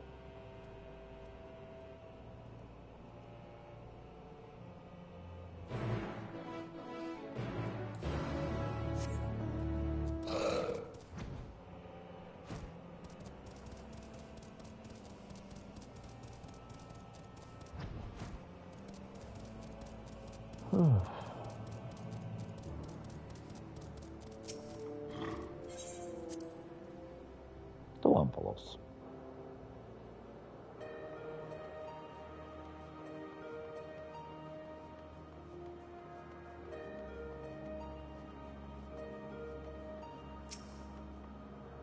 Hey, Snugheim, what's up?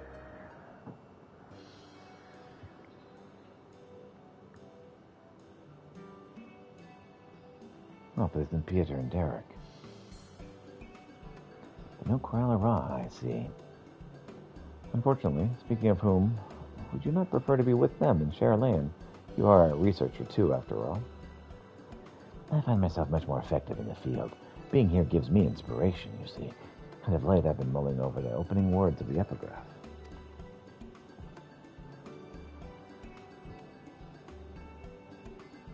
As beings who endure by the will of the star, we are susceptible to the influence of hopes and prayers. Thus do we commit our yokes herein, lest we stray from our purpose. The suggestion that faith has shaped the nature of the 12 paints a truly intriguing picture.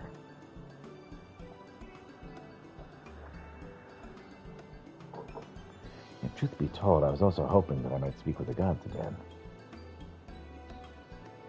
But they haven't graced us since the time we solved the mystery of the monument. They only do so on exceptional occasions, it seems. Be that as it may, I believe there may be another way to see them. When we journeyed with the gods, Azema told me that each of them wished to speak with you in private. You, Peter. If you were to call them before their heaven, I have a feeling they would answer. So won't you give it a try? And afterwards, let us know what they said. I, for one, see no harm in it. But if you are disinclined, then do not feel pressured. It's entirely your decision. Of course, if you don't, there'll be nothing for you to do. Okay.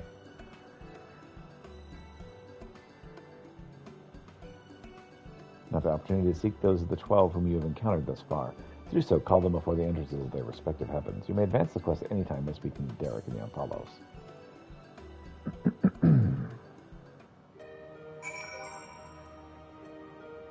Okay.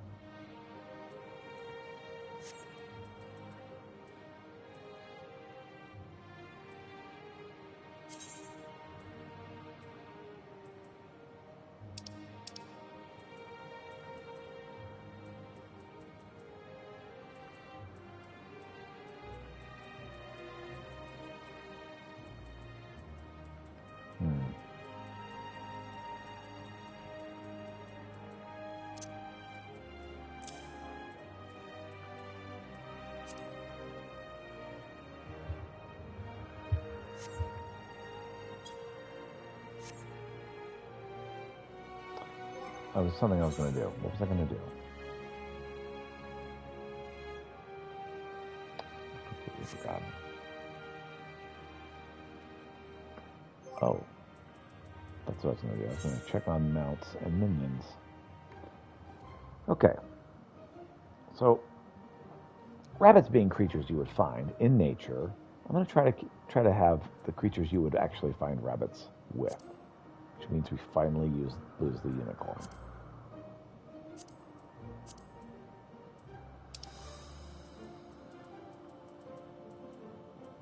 Well, I initially lost the hawk upon further consideration. I do think that the hawk should count. Hawk would be one we would find a rabbit with, potentially. All the various things that hunt rabbits, in fact. I don't think you'd see rabbits with elephants.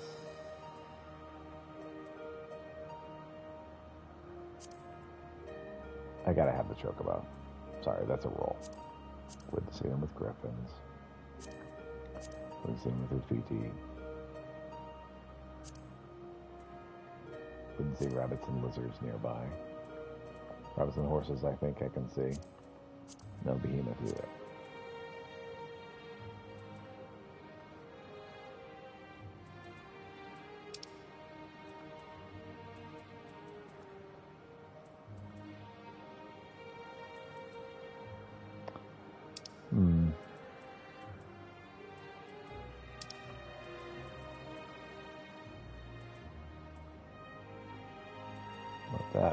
Not that.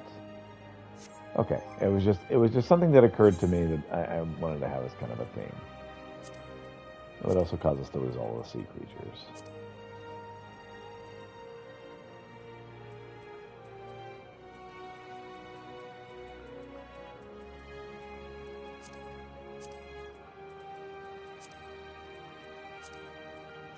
Okay.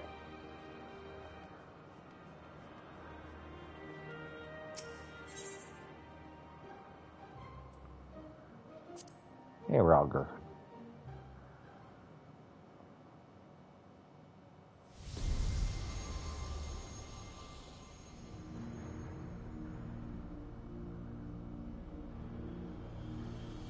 Now I'm a monk in my spare time. Well, well, if it isn't the dauntless Pieter. How glad am I that you would thus call to me. When you and yours investigated the origins of the Fist of Ralgar, you posited some interesting theories. The connection between myself and the Sylph's divinity in particular. You did well to draw that conclusion.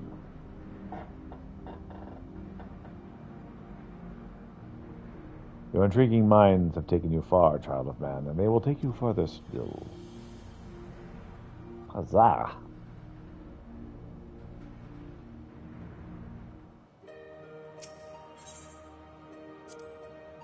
Just like the beer guts.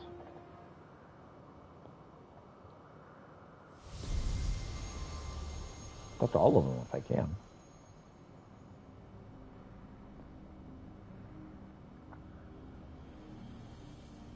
Ah, Peter, pleased am I to see that you would seek me out. I wish to speak with you. It does me well to see that you have been dedicating yourself to crafting. In my capacity as the builder, I watch your progress upon this path with keenest interest. The act of crafting embodies the spirit of improvement and advancement. 'Tis my hope that you will strive ever forward and seize that which you most desire with your own hands. Indeed. I like crafting things.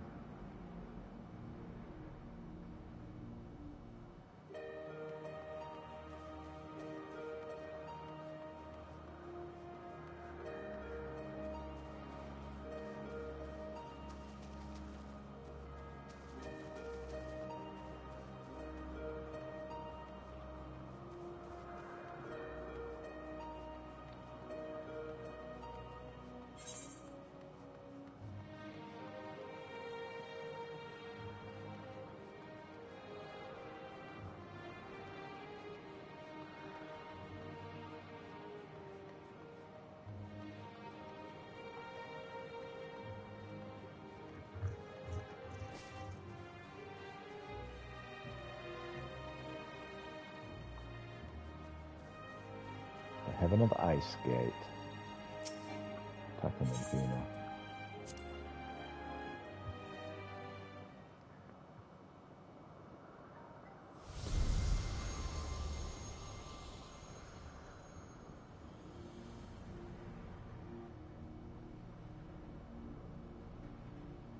Ah, Pietro, what a delightful surprise. You wished to see me, didn't you? Your beautiful and benevolent patron? Indeed. I am truly grateful that we can talk like this. As you know, I'm the goddess of love, yet that obviously doesn't mean I have a monopoly on love. For instance, my brethren love mankind with all of their hearts, just like me.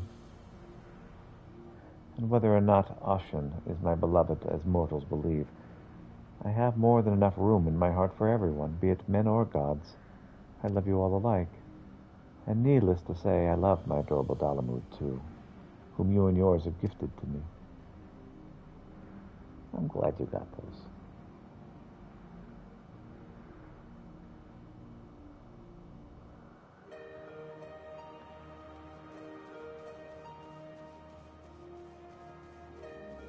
We'll have a Nafika discussion real quick. And then we'll just talk to the rest, because we can.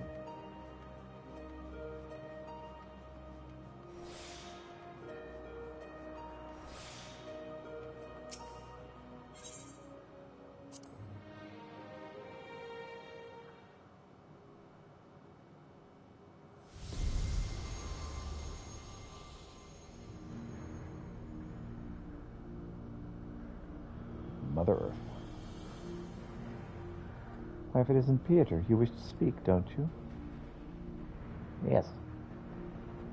Tell me, have you ever met an elemental?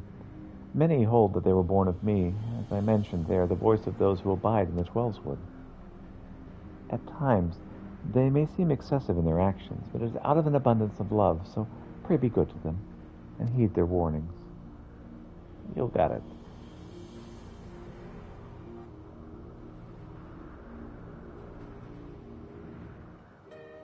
All right. Next one I think Peter would talk with would be Nathal.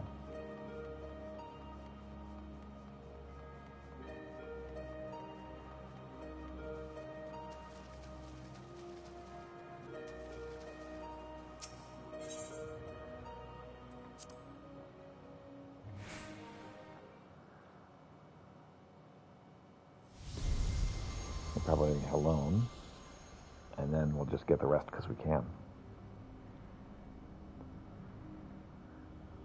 Peter, I bid you welcome.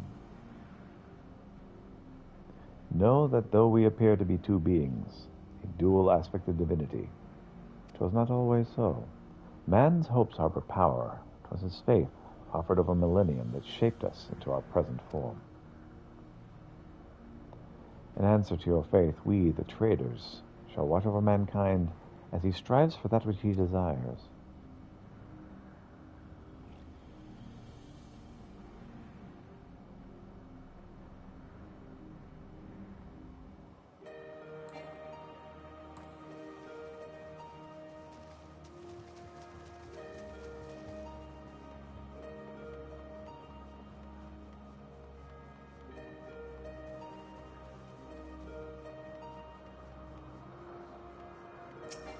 Alright, hello. What's up?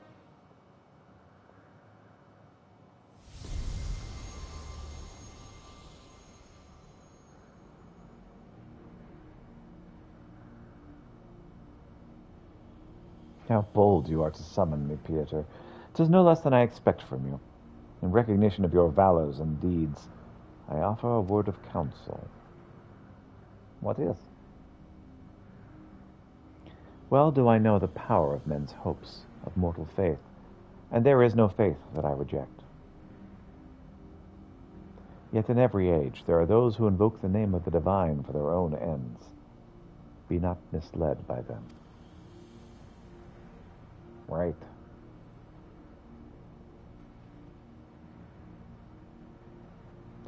All right, we'll catch the rest of these then.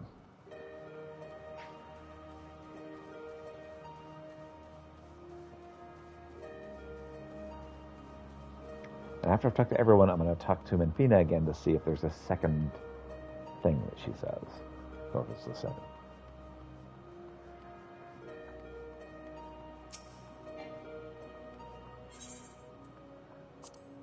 Okay, Afik.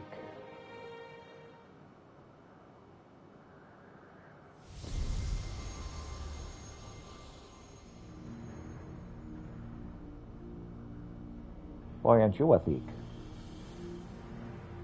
Pieter, is it? I must say there's something to be said for being summoned by a mortal. The life of a man is but a drop in the great river of time.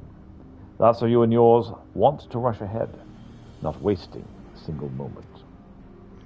Be that as it may, certain sights may only come into view if one stops to look. So be not afraid to pass the time in ways which at first may not seem fruitful. That's good advice. Should you dare to do so, you may well be visited by an eye-opening experience. Such is the richness of time. This lesson I learned in another life, from an unexpected visitor.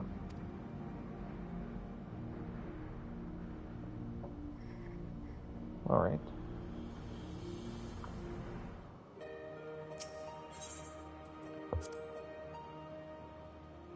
I should have done the Mia after Helon. That's fine.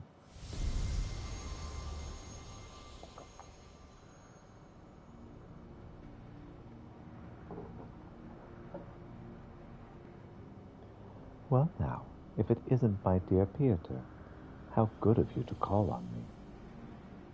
I'm sorry if I gave you a shock by joining my brother in battle, but I couldn't help myself. We've always done everything together, he and I. Time and space. Ah, such a joy it was to face you and yours. You displayed the self-same determination that allowed you to defy fate. It was one surprise after another. And I cannot help but feel as though I spoke similar words long ago. Who was it to, I wonder?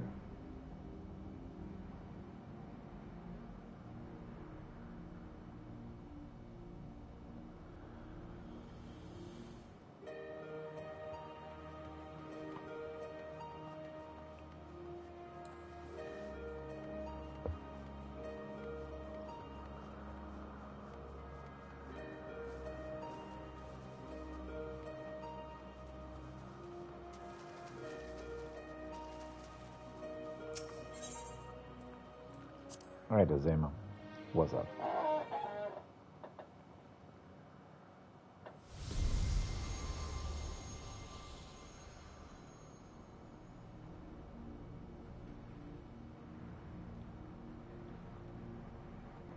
Ah, Pieter, at last you have come. I was right to entrust your zealous scholar companion with a message. Ever since our first meeting, I knew I simply must see you again. No, the sun goddess. There's something familiar about you. You awaken forgotten feelings in me, feelings that once smoldered like embers amidst the ashes. Perhaps you resemble someone I knew long ago.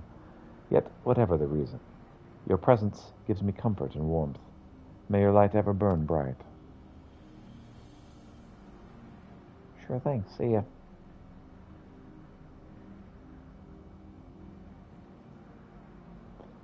So these are Asians from the land of Elpis, perhaps.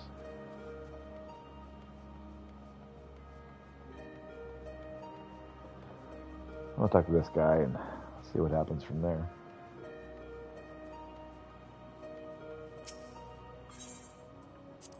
All right, Mintina, you got anything different to say?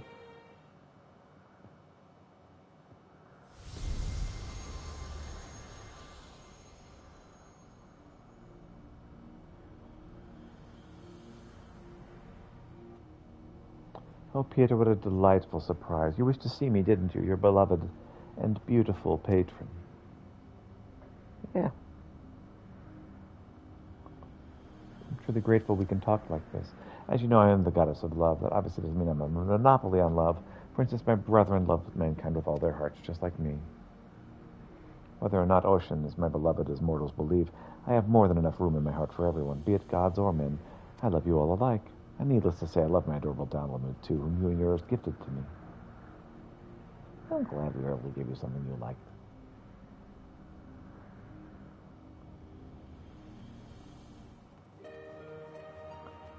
So the question is,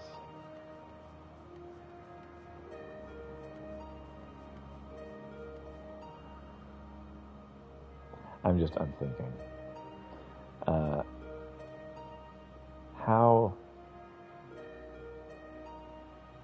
how important is Ocean to Menfina? That's what I'm wondering. Ook. Spoken to your satisfaction, have you? Then let us await for Krile and Grahatia together. Well, let's wait.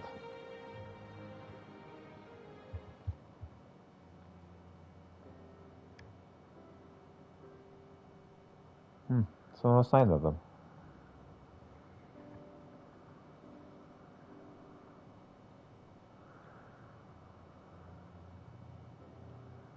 Oh, there's something I've been meaning to ask you.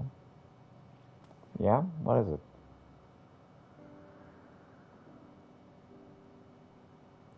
As an adventurer, you are better traveled than most. Of the places you have seen, what kind do you like the best?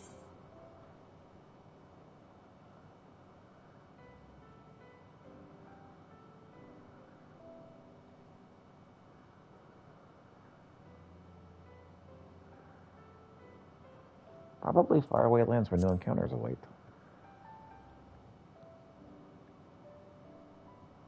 Oh, yes. I can imagine you being given to such. The thrill of visiting unknown places is something I can understand. I myself am partial to wandering Eorzea, so rich in aether this land and possessed of so many aspects. It was when I was traveling through the Twellswood that I encountered this fellow. I knew not how he came to be injured and alone, but I couldn't turn a blind eye. He's long since recovered, and I probably should have returned him to his forest home, but when I see him here, undaunted in the presence of the gods, I can't help but feel 'twas fate that delivered him to me.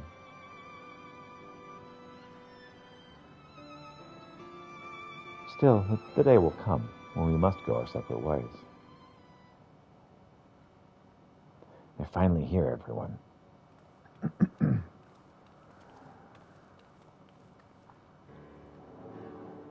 Welcome back. How fared your work? It took longer than we anticipated, but we managed to compile our findings and thence deliberated on a course of action. Indeed, hereon we will do well to tread with caution. The waveforms we recorded from the etheric analyzer revealed an unsettling occurrence. In the course of fighting us, the gods expended a tremendous amount of their aether.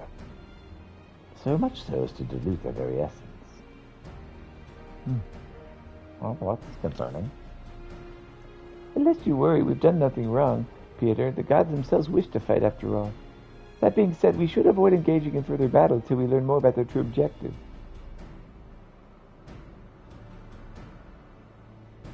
To that end, we'll seek out the 13th unnamed being whose duty it is to watch unflinching. If Ra is correct, we have no reason to believe otherwise. Said being is the Watcher on the Moon.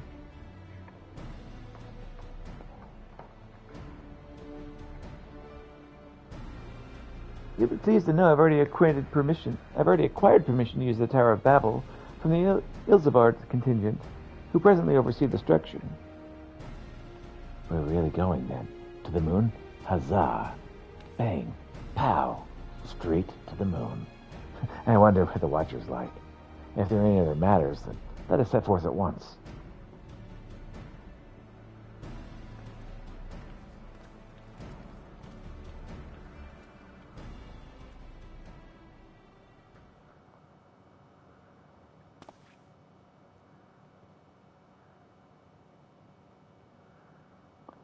If you still wish to speak with the gods, best to seek them out now. They may not be there later.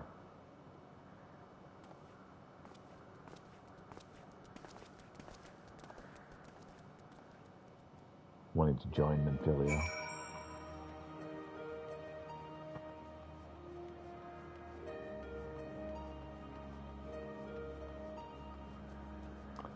Well, we've talked to everyone.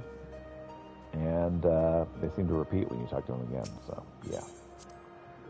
Moderna.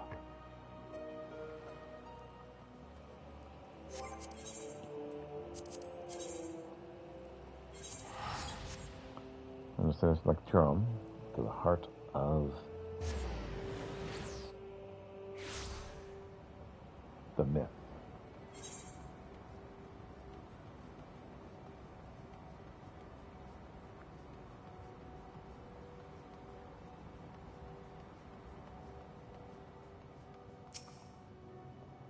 Okay, we're playing Russian roulette. Is this going to be Hildebrand? Or is it going to be the Watcher? Okay, Hildebrand. No, I mean the Watcher. Gosh. Wow. 50-50, I still got it wrong. Greetings, Highlands champion. You are ever welcome here, as are your companions. Sure. 'Tis a pleasure to meet you, Watcher. We come hoping that you would answer some questions for us. Questions about Hydaelyn. Don't mind the monkey. We have deciphered the monument at the heart of the Phantom Realm. In addition to the names and duties of the 12, it speaks of one who is unnamed, who shall watch unflinching. We correct in assuming that individual is you.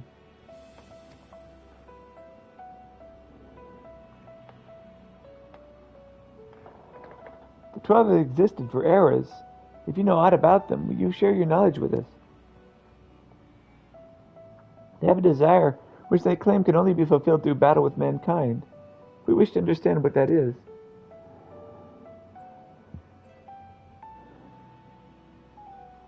Please.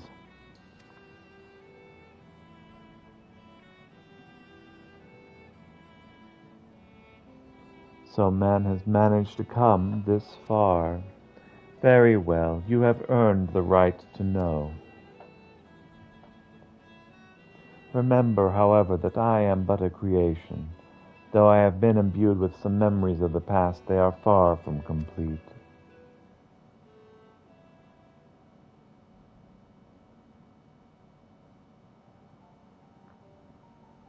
First of all, I am indeed the unnamed being the monument describes.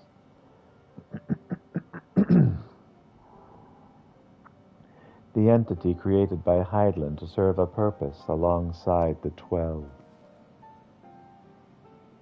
Together they were charged with preserving equilibrium on a sundered and unstable star.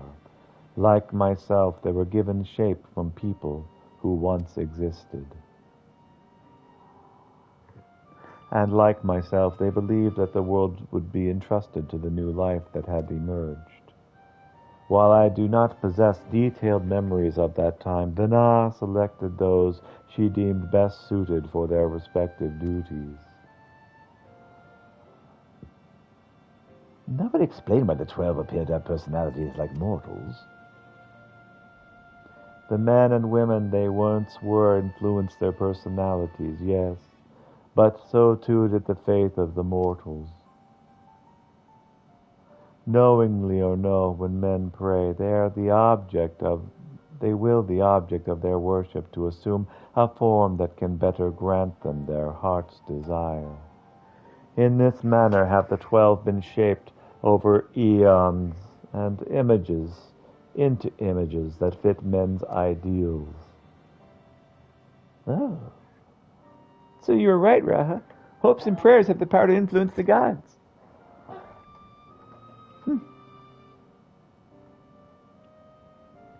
Yet even as they changed, at Vinay's behest, they would have refrained from interfering in mortals' affairs. As a result, there have been times when they acted in ways that are contrary to your expectations. But now that Heidlin is no more and the final days averted, the 12 have arrived at a decision regarding the fate all their own. 'Tis not for me to reveal the truth of their desire. I can, however, guarantee it will not visit harm upon mankind. Nay, far from it. They wish to die. That's my guess. Well, I, for one, never felt the gods meant us ill. To have your guarantee as well, we couldn't possibly doubt them anymore. It is most assuring to confirm the connection between you and the 12. With this day, we may proceed in our quest with easier hearts. Sure. Thank you for sharing your knowledge with us. We shall return to the Apollos and continue engaging with your brethren. That is well. As I watch on, I shall pray that the tale comes to a happy conclusion for gods and men's alike. Men's? That's not English.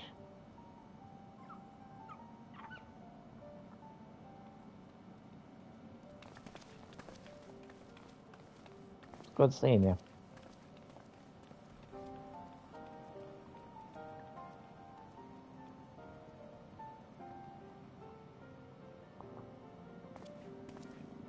Well, Final Boss, it was fun traveling with you. May your journey be fulfilling.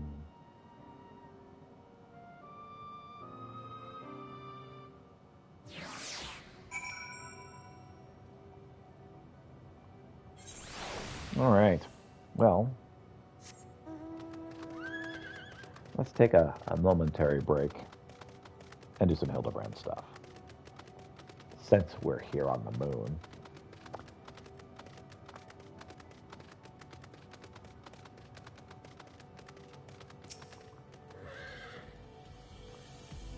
Nashu Makaraka. Oh, the moon is just as white and shiny up close. Oh, I thought made of cheese. And no sign of Inspector Hildebrand either. So, we've already arrived? The Empire's technology is more advanced than I feared. Over there, the aliens have built some sort of forward base on the lunar surface. They'll sneak in and blow the lid on their invasion plans. Oh, looks like Dorian has a lead. Come, we should follow him. Uh-huh.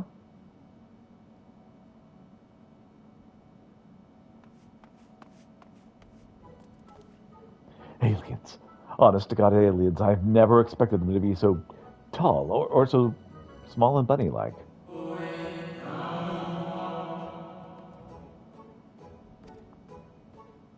That voice, it's speaking inside my head. I don't know the words, but their meaning is clear. Are they wielding psychic powers to try and brainwash me? Oh, you're right there, friend. Need help with anything in particular? And this one, he speaks our tongue fluently. Learned it from your Chilean collaborators, I'll wager. Don't think you'll fool me with that adorable bunny nose and silken ears. I'll print the truth before you arrive to beguile my fellow men. Well, you're one of Arianja's friends, aren't you? I'm not sure who or what put such odd ideas into your companion's head, but would you mind settling him straight for me? Yeah, sure, no problem.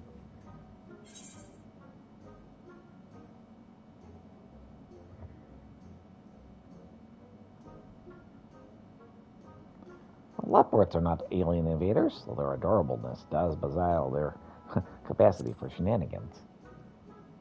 Belie their capacity for shenanigans. They got to you, didn't they? I suppose I shouldn't be surprised. I've heard the rumors about the disbanded Scions of the Seventh Dawn. The formerly secret society has, in truth, become all the more secret, that it may pull our leader's strings from the shadows. Hold it right there, mister. I won't stand here and listen to you slander Peter for this lovely bunny any longer. You better not libel them neither. We actually came in search of Inspector Hildebrand, a dashing gentleman who we think was brought here by a shiny flying saucer. You wouldn't happen to have seen either of them around here, would you?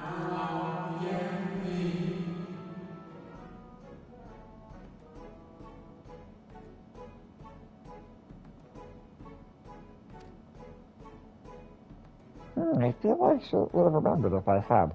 The others might have seen something, though. Why don't I take you over to Beastway's Barrow? That you can ask them about yourself. Oh, that sounds like a wonderful idea. Please, lead the way. If nothing else, getting an eyeful of the facilities will build for the benefit of mankind should help reassure your suspicious friends here.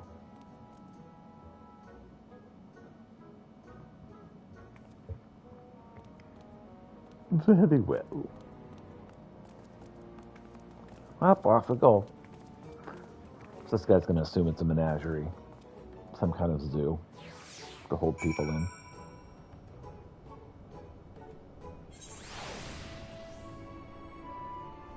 And here we are, Beastway's Burrow.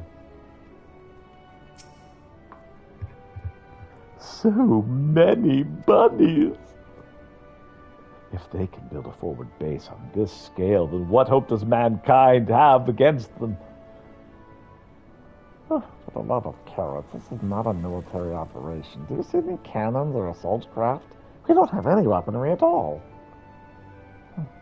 Take your time and chat with whoever you like. As for me, I've got some perfectly innocuous and not at all nefarious things to do now. Bye!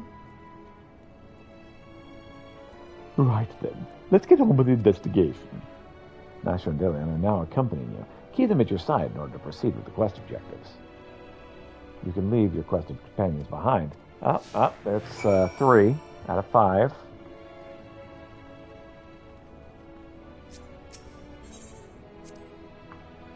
Look, they even have an aetherite here.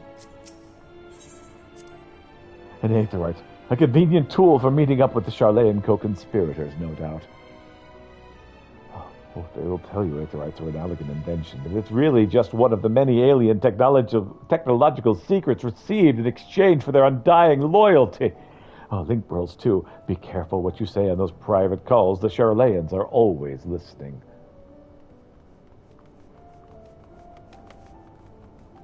Haven't we all just accepted that the phones are listening in on us at all times? Cell phones, I mean.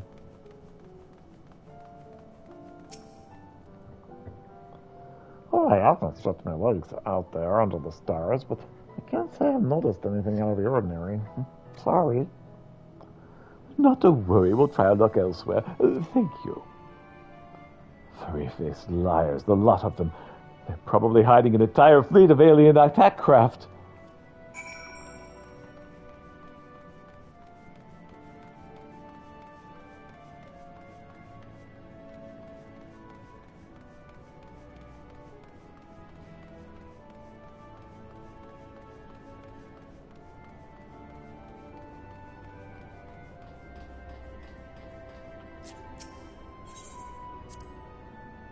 Cool, that's a big fan. Oh, it must get hot in here.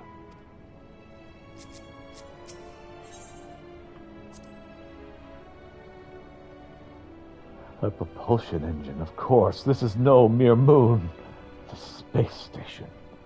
You know, the satellite upon which we stand was never a natural celestial body, right? It was a great fabrication of the ancients. They were in contact with aliens even back then, but the purpose of their ambitious construction has eluded us until now. It's obvious that the moon is a colossal star-faring vessel. Oh, well, hey. Look at that, you're right. Even the stopwatch is right twice a day. Oh. Ever since we built the Excitotron 6000, we got all sorts of people around here. Could you describe your missing friend in a bit more detail? Well, he's very gentlemanly, and he's dapper. And if you look past the almost certainly tattered state of his clothing... Well, the fashion sense can be a bit eclectic. Our visiting adventurers are always dressed impeccably. Not to be rude, but I have a feeling your friend would have stood out in that crowd. He's probably strapped to a table somewhere, even as we speak, enduring unspeakable experiments. Oh. From what I've pieced together so far, the giant alien is the master, and all these smaller xenobunnies are artificial life forms created to serve as minions for his armies. Their hapless appearance is part of the strategy. As soon as you let your guard down, snap! They take you down like a pack of tiny herbivorous wolves. Herbivorous wolves? Jordan has some interesting theories, doesn't he? Being nibbled to death by a mob of cuddly buddies doesn't sound like a bad way to go. I can definitely think of worse.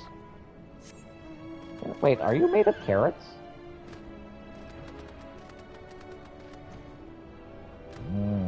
Carrots.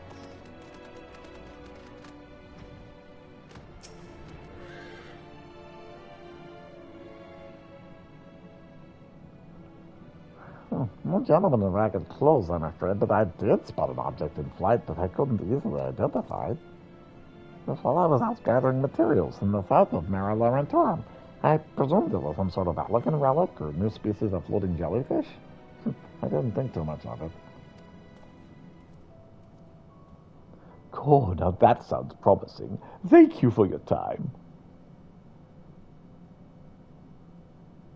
Oh, this isn't going to go well at all. What's this, then?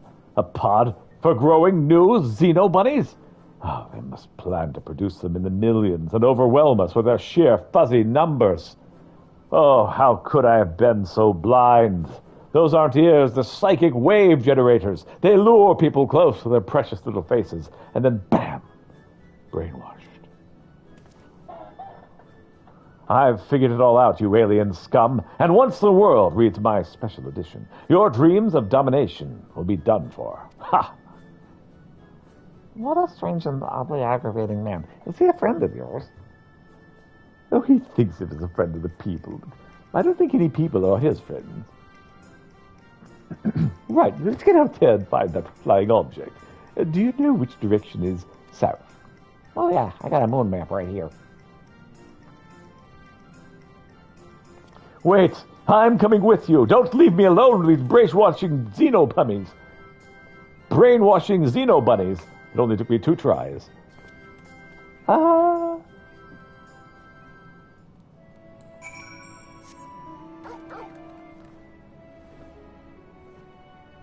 Don't mind me, I'm just on my flying dog.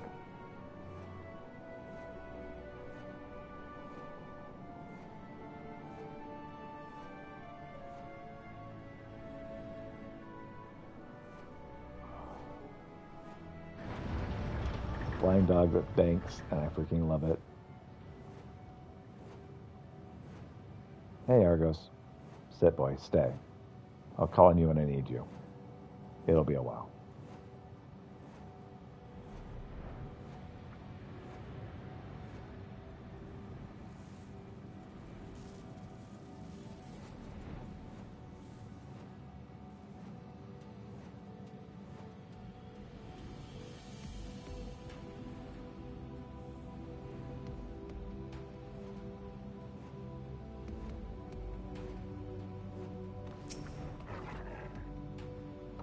Searching for flying objects, you may move the camera as well as zoom in and out, target a likely suspect, and hit the X button.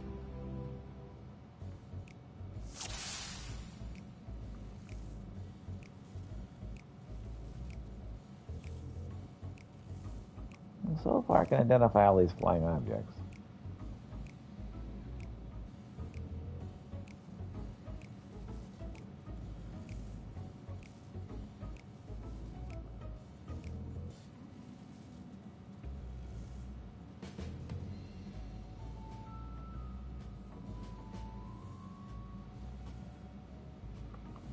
I can't reach it.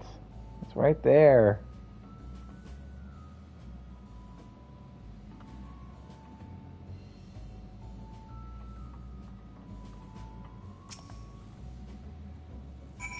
on the alien craft.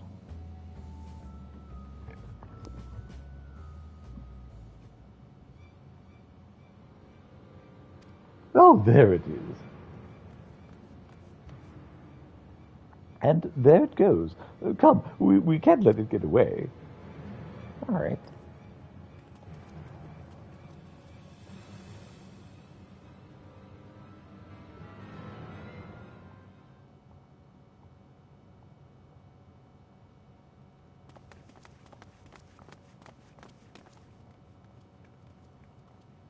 We did it, Peter. We found the inspector. Case closed.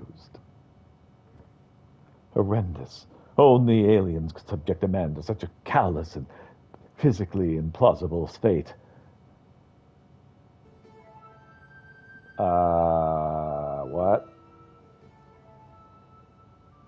Are my eyes playing tricks on me? Or do you see a whole field of planet Hildebrands?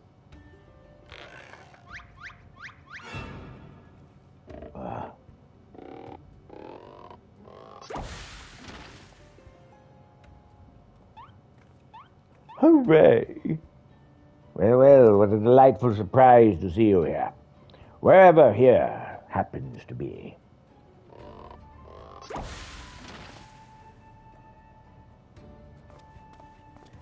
My, what an impressive specimen of a gentleman you are, good sir.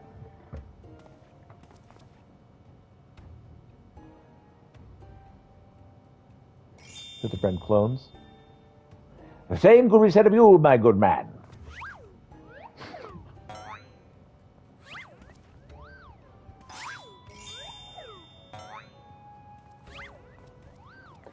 Is this extemporaneous gentleman's club? If I may be so bold as to join you.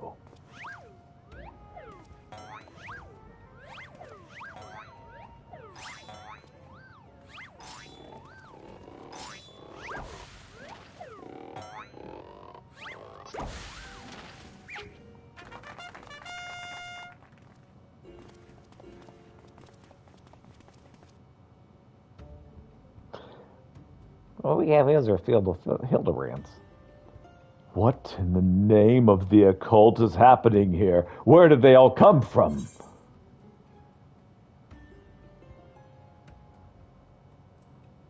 Oh, it could be they're Hildebrand clones grown out of an alien laboratory's flesh vat.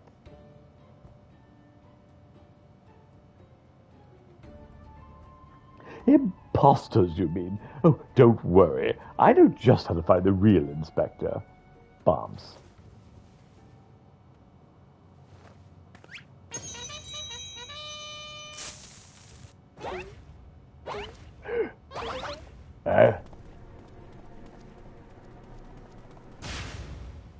Cease and desist, Nashu. Use your powers of deduction, not destruction. They're also authentic and synchronized. Honestly, I can't even tell the difference.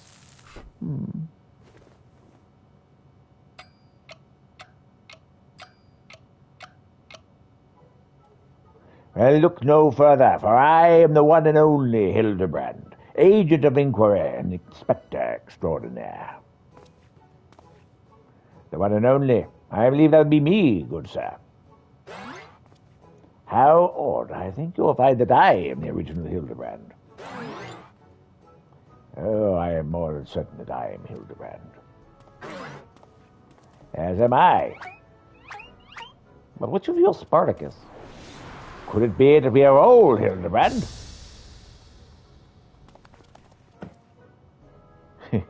How positively marvelous.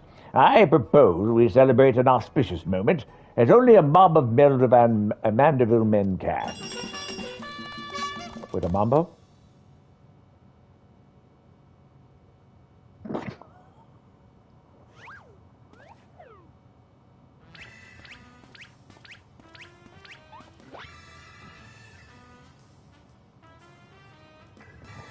What manner of waking nightmare is this?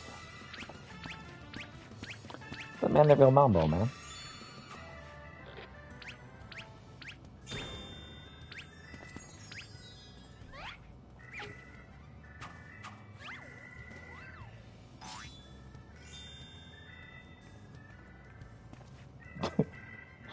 And now she's into it.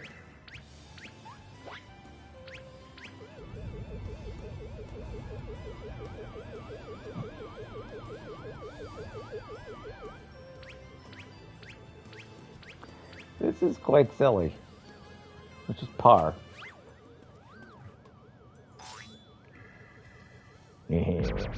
Huh?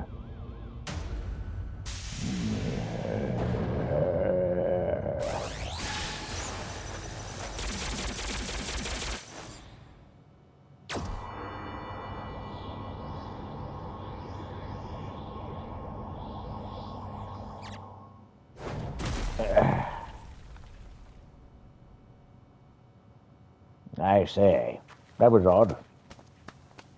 Even for me. Apologies for the confusion, my friends. I assure you that this time you stand in the presence of an inimitable Hildebrand Hillidor Maximilian Mandeville. And this diminutive mule chap here is my new associate, Master Poo-Poo.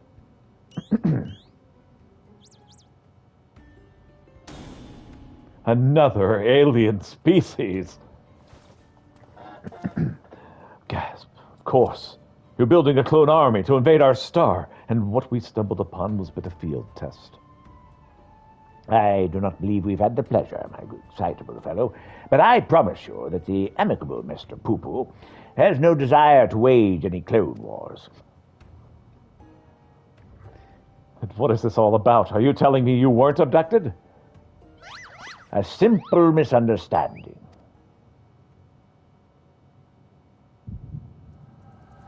Oh, yeah. Oh, got another one of those flashback migraines.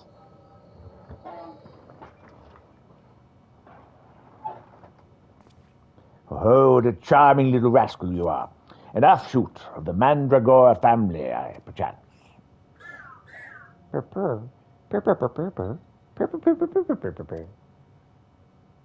Poo-Poo. I see. Pleased to make your acquaintance, Master Poo-Poo.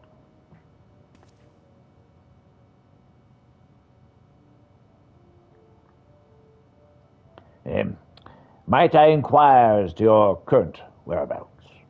I had recently reunited with Nashu and Pieta, and would greatly appreciate it if you could convey me back to my prior location.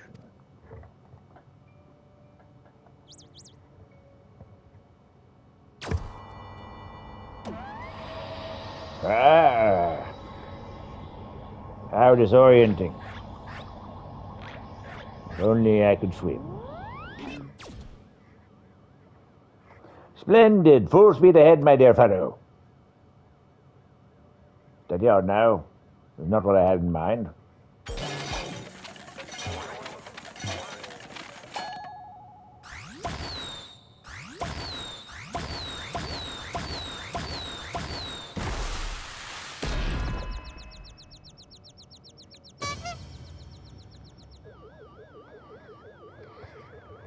My word, you've generated a veritable battalion of identical gentlemen.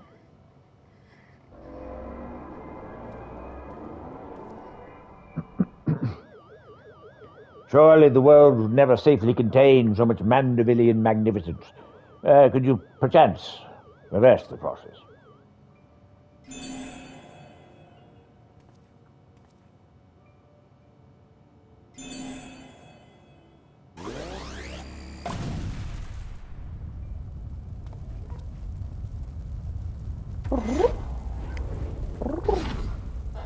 Wow, that is a big bomb.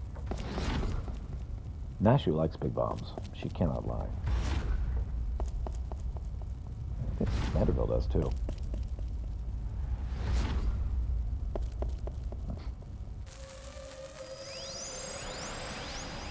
That's odd.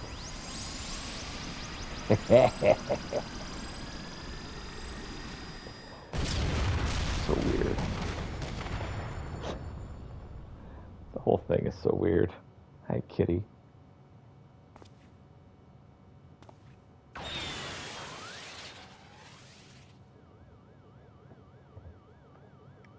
Oh, gods, no, not like that.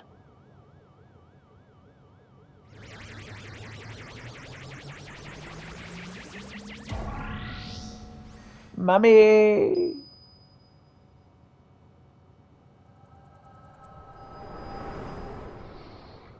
And there you have it. Hey, Kit Kit. What's up? Thus I have concluded that Master Poo-Poo has no grasp of the common tongue, and his true intentions, while surely peaceable, remain woefully unclear. It was only through frenzied gestures that I managed to direct him back here and have him clean up his Mandeville multiplicity incident. We still have an extra Mandeville to worry about, though. Poo-Poo. I hail Poo-Poo from a star Poo-Poo of great distance from here. Poo-Poo, I came in search of a friend whose communications halted mid-exploration. Apparently, Mr. Poo-Poo is looking for his friend. All this way to aid a comrade in distress, you say?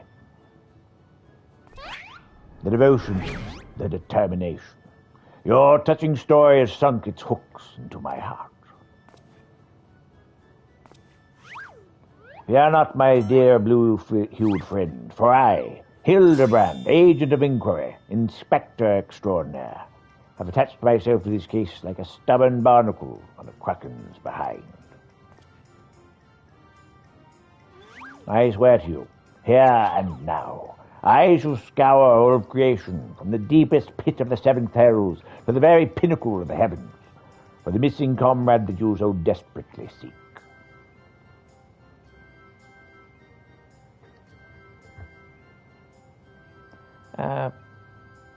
Poo-Poo.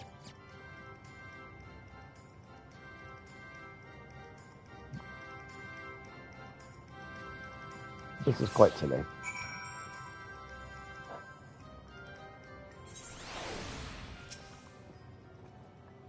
Tell me, Peter, how is it you're able to understand Master Poo-Poo's language? I guess I used the power of the echo. The power of echoes.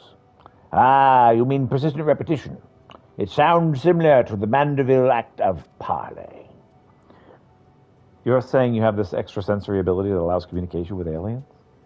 How fascinating. Yes, most fascinating indeed.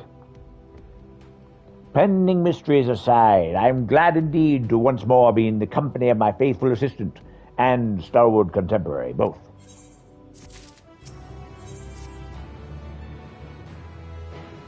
Quite silly. So we're going to end up in the past somehow with this man? So begins the case of the silent correspondent. Not to rain on your parade, but my friend who's somewhere on your star stopped sending me messages. Not a lot to go on. Now, I've spent years investigating the existence of aliens, and recent experiences notwithstanding, they are not easy to find. Oh, then you don't know Master Hildebrand.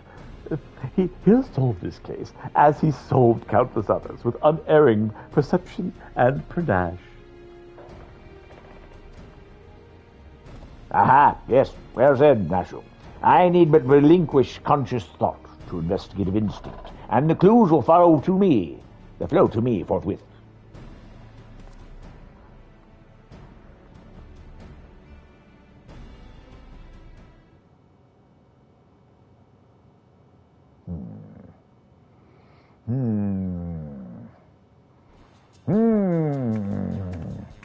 Lose yourself in the deductive current, Inspector. You're channeling, aren't you? Contacting a higher power to breach the veil of mystery. Another fascinating development.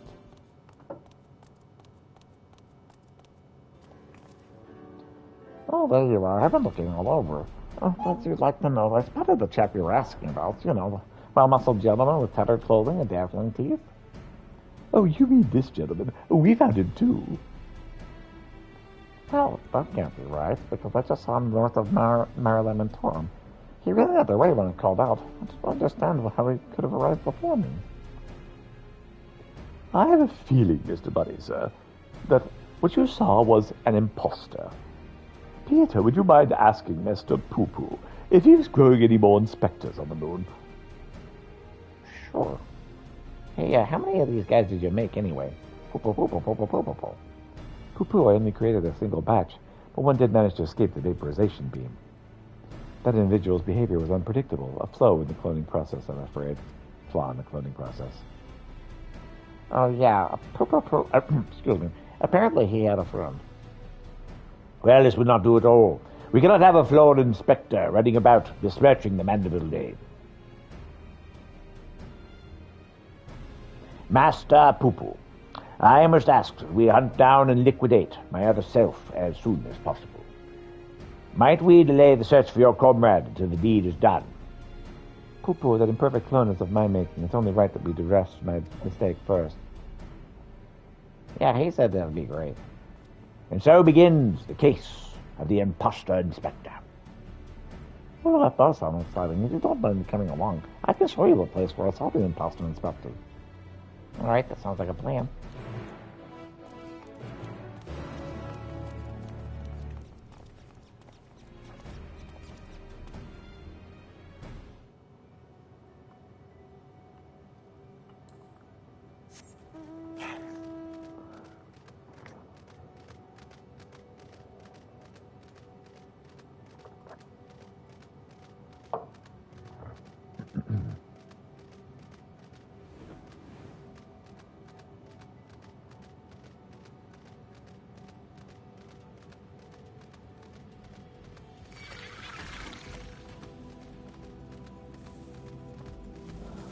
And off we go.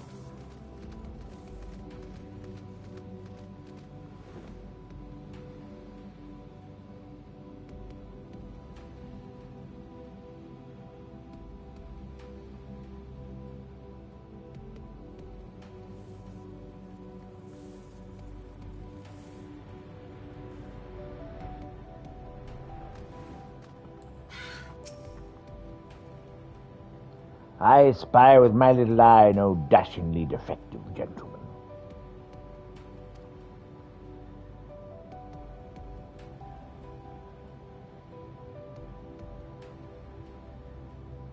You can't have been that far on foot. Why don't we try searching the immediate area? Scan the horizon, that kind of thing. Then I suggest we split up so we can cover more ground. Nashu, Pieter, I will investigate to the west. Right, I'll take the other two and have you. Splitting the party again? And you're leaving me with the aliens? All right, Bright Eyes. We'll have a nice chat, and I can disabuse you of all those strange conspiratorial notions. Oh, and we can get to know our new friend here.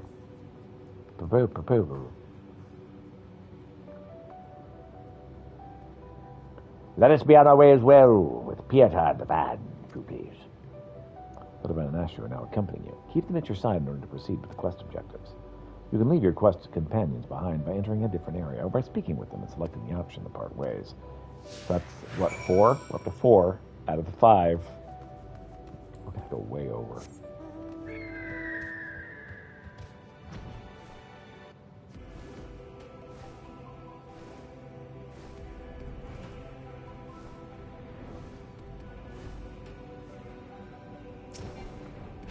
And a hammer-struck tinker.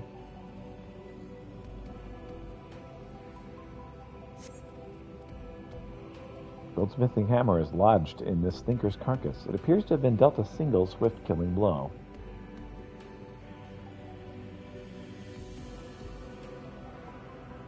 Cool, the bugs grow crazy up here. Crazy big, oh, don't they? This hammer, surely it cannot be. Nay, it does not bear thinking about. Come along, nothing to see here.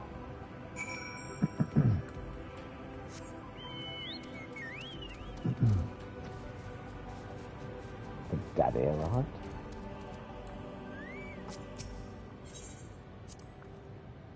What a dazzling display of stars. Not a single cloud in sight. In fact, I've never even seen the night sky so clearly. Now that you mention it, it's been a nightmare the entire time I've been here. Been nighttime the entire time I've been here. How much longer until day breaks, do you want to think? How much time until day breaks, do you think?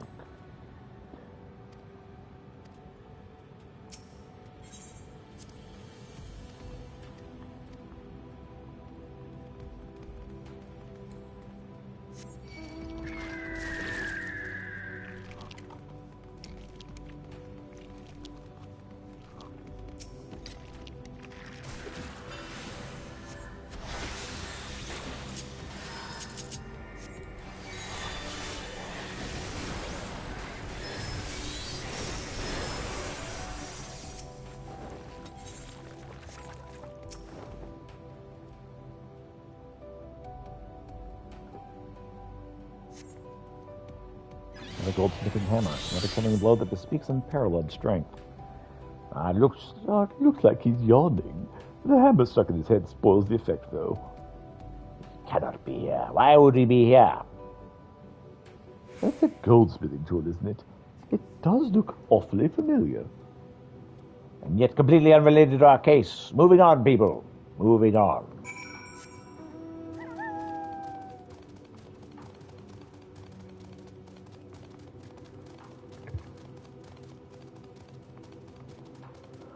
Did you just say that, eh? Trail of fancy footsteps. A set of gentlemanly tracks leads to the northwest. Aha! In the sand, in the snow, in the half-film of moon dust. I'd recognize these fancy footprints anywhere. They're a perfect copy of mine. A fugitive imposter must be just up ahead. Of course.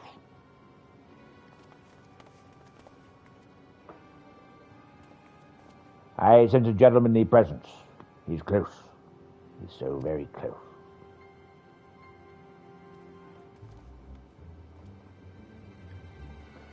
Oh, no clones in the northeast quadrant. Not that we could see, anyway.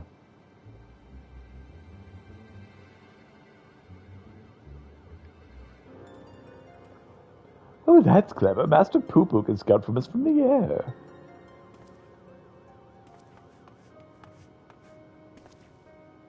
Aha! I found me.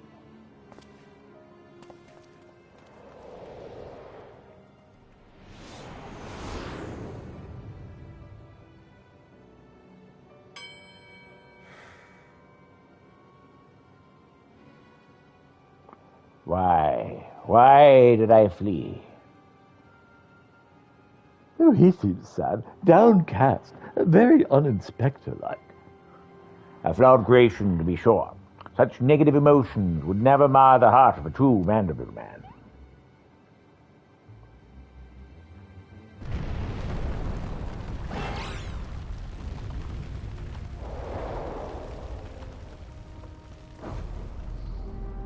Daddy.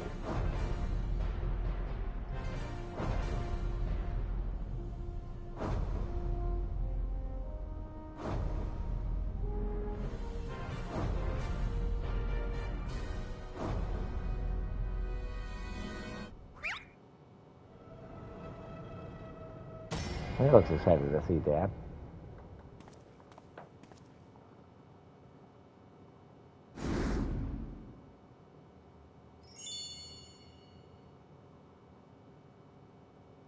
Thank Thor for your patience. Praise Thor for your patience. 'Twould seem my beloved Hildy has been awoken from his unnatural slumber.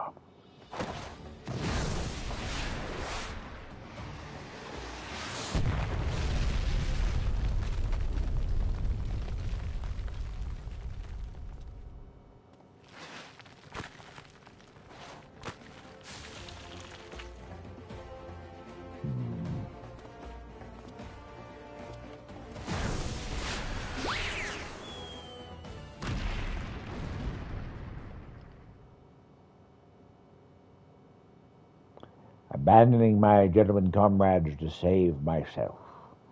My pride in worse tatters than my maltreated wardrobe.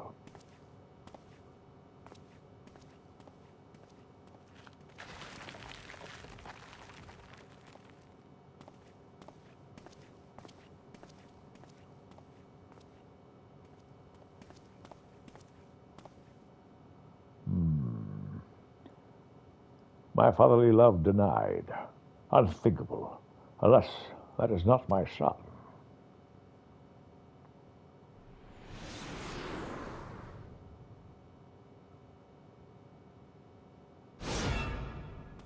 That man had a pocket on his underwear.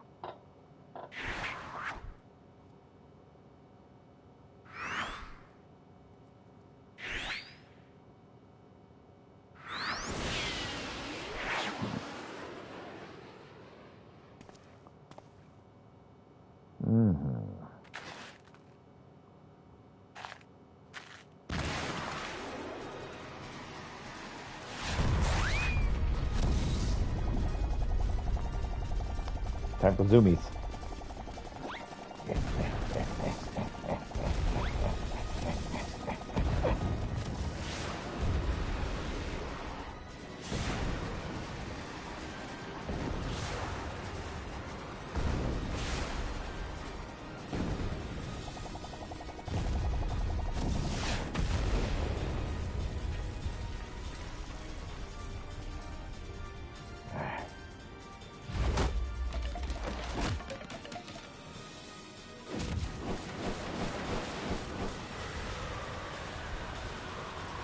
Go, Inspector, go! Another of me survived. I'll not turn tail and run this time. No, sir. Hildebrand to the rescue.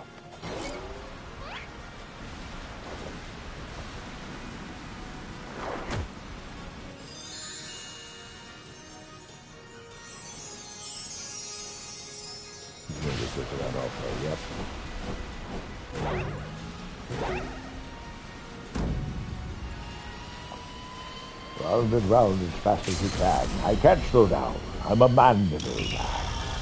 Mandeville dance of the ephemeral twins.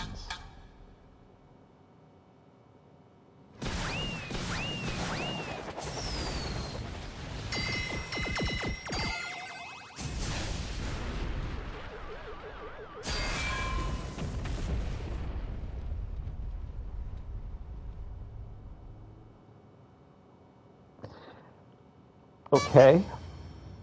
Oh no.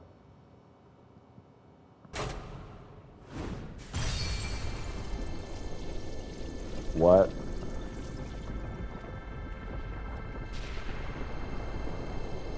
In the mouth?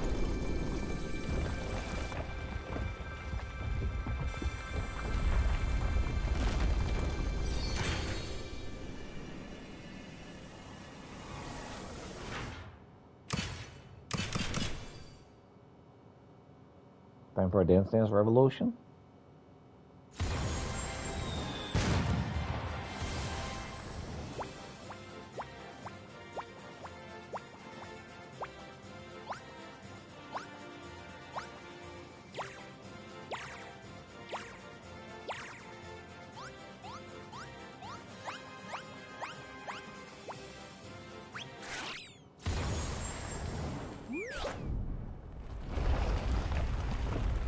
We had that prepared in case somebody made 2 nostril holes.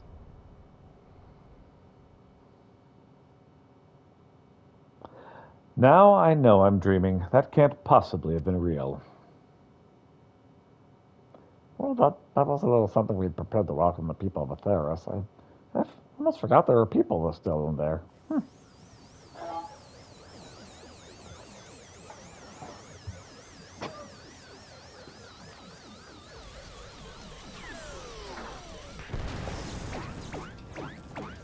Okay, well.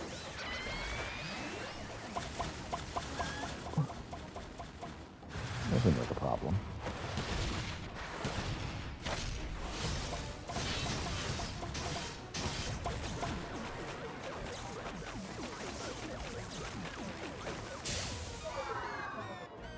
Enough of the waste from your poo-poo machine.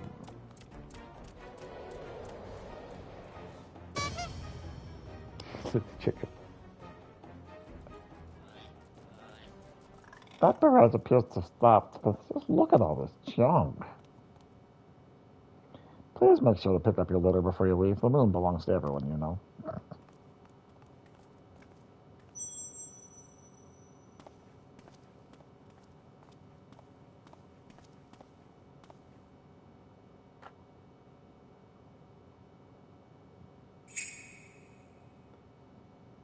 White orsite, of course.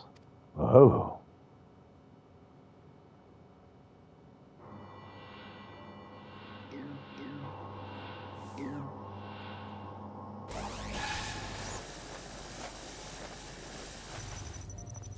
See you later, friend.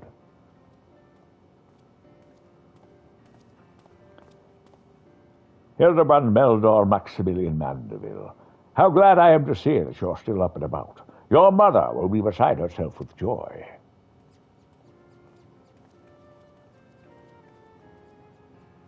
I only stand before you thanks to Nashu, who stood ever vigilant at my bedside, and to Pieta, who ferried my soul back from across the rift.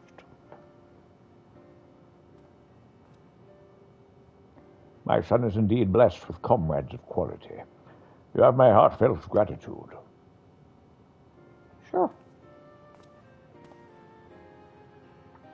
And you, Master Poo-Poo, I extend my apologies. In my excitement, I fear I may have broken your starship. If there's aught I can do to help effect repairs, you have only to ask. Poo-poo. The vessel experienced a temporary malfunction, but there is no major structural damage. Apparently everything's fine. It brings me relief and joy to hear it. Might I have a word, Peter? I actually came to the moon in search of a certain rare ore, and by Fall's good graces, my quest has been successful. The ore, however, is but a first step in a longer saga. Meet me back at Razatan, and I'll explain the role I wish you to play. All right, sure. Yes, I think it best we make the journey starwards. We'll not find Master Poo-Poo's friend up here, unless someone packed an extremely fictitious spyglass. Anyone? No? Well, then home it is.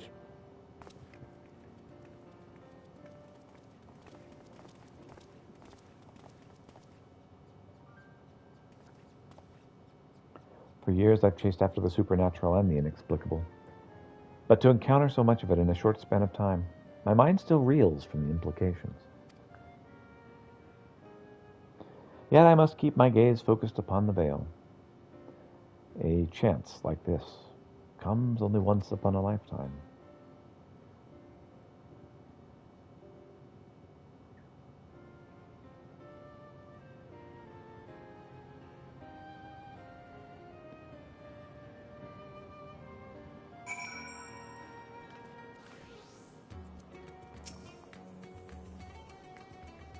People, you needn't worry about the clones returning to plague you.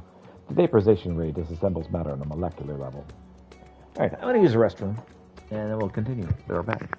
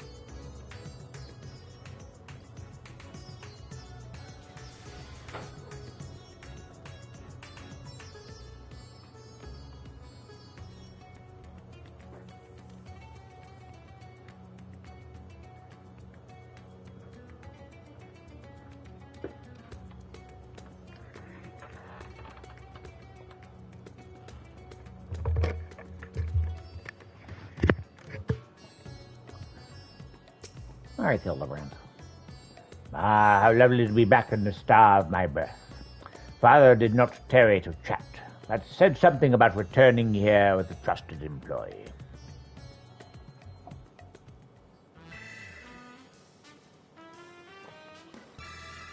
Well, we've no time for further familiar pleasantries. Nashu and I must devote all of our mental energies to the case of the silent correspondent.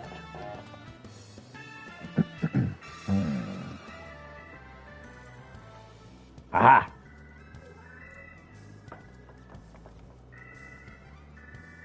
My keen inspector sense impels me to begin our search in that direction. Make haste, my companions, for justice waits for no man, not even one who's little and blue. Inspector, wait. Can't justice make an exception for me? This channeling appears to be remarkably effective. Fascinating, yes, most fascinating indeed. Pietro, forgive me. I seem to have been laboring under a misconception. After spending some time in the Xenobunnies, it's come clear to me that they have not the slightest intention of invading our star. They are no threat to us.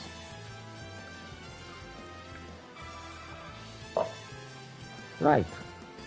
But he is, you know from I speak, that devious Mr. Poo-Poo and his diabolical devices, devised solely for world domination. I have still yet to investigate him further, to learn the intricacies of his plans, but I may require your aid, not to mention your interpretation. I'll even pay you a retainer fee, so please, when the time comes, join me in my quest for the truth. All right, sure.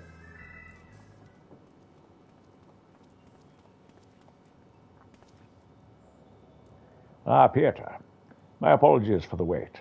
Shall we proceed to business, then? The task at hand concerns nothing less than a family legacy. The recreation of the historically significant and astronomically magnificent Mandeville weapons. They were the design of a distant ancestor, you see.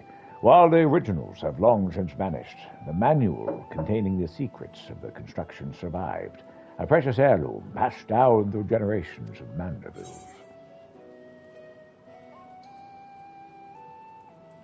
Aren't your hammers built for hammering gold?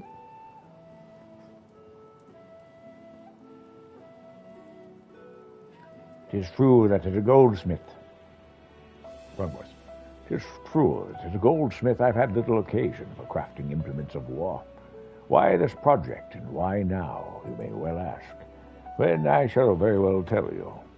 The tale begins not so long ago. I was here, in Rajasthan, to discuss a deal with an up-and-coming merchant. The matter in question was an acquisition proposal. Alas, the talk soured, so I made preparations to depart. It was then that the sky burst into flame. You know all too well what horrors followed. I did my best to defend the citizenry from the beasts that spawned, yet I could not save them all. Saved far too few, in fact. The memory of it haunted me day and night, and I found myself unable to work.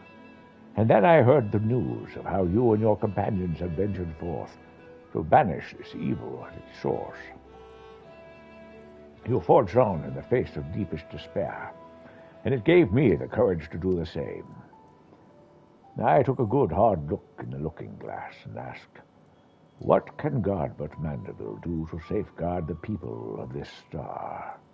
Thus did I realize that I have both the knowledge and the skill to forge the greatest of weapons, that I might empower others to protect themselves and their fellow men. So I began going down the list and acquiring the necessary materials with single-minded purpose. One of these was a goodly chunk of the purest Mandarium ore, a metal found exclusively in meteorites, and that only rarely. I searched high and low, scouring impact sites and consorting with kobolds, all to no avail. Then, when none was to be found on Hydaelyn, I set my sights on the moon. For at last I obtained a sizable sample. Now, I say at last, but the list of materials goes on. If I'm to collect the rest in a timely fashion, I must employ the help of a comrade of quality. When you can spare a moment from adventuring or aiding my dear son in his inspecting, pray drop a word in the ear of my manservant here. Hello, sir. I shall clear my schedule of trivial interruptions, and we can proceed with the recreation of a Manderville weapon forthwith. Quest complete.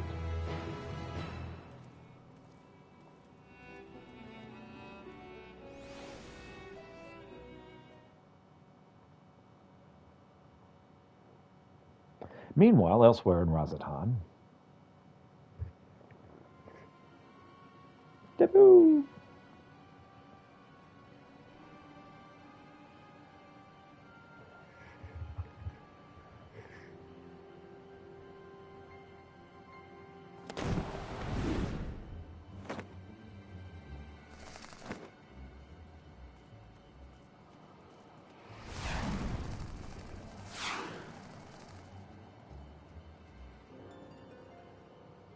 That's odd.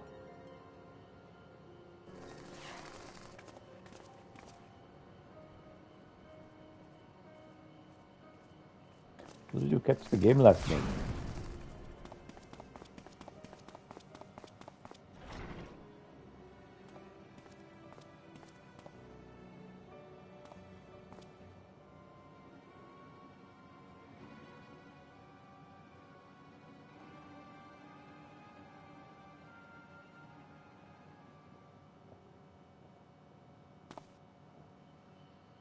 Looking to rebuild.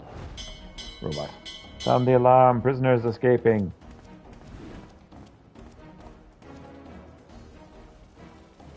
Just a tad, though.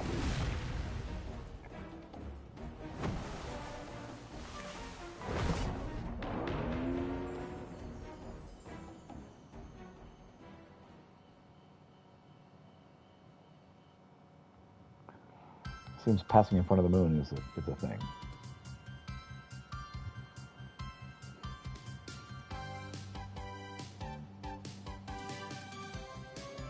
Solid ground out so far of this world. Beyond the truth lies the weird and absurd. That beloved son is second to none, our agent of inquiry, held on Menderville. Definitely not an alien clone. New inspector. Pouty face.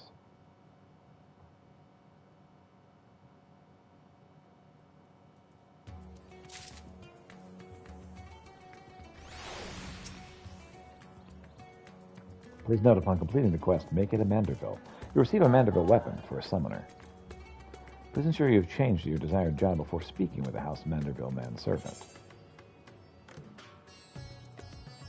Sure, we can do this as a summoner. House Manderville manservant have been patiently waiting to speak with you. Master Crowlands, how wonderful it is to finally speak with you. Your cooperation in Lord Manderville's weaponsmithing endeavor is highly appreciated. Regarding said endeavor, we have borrowed the corner of the high crucible in which to base our crafting station, if you would be so kind as to follow me.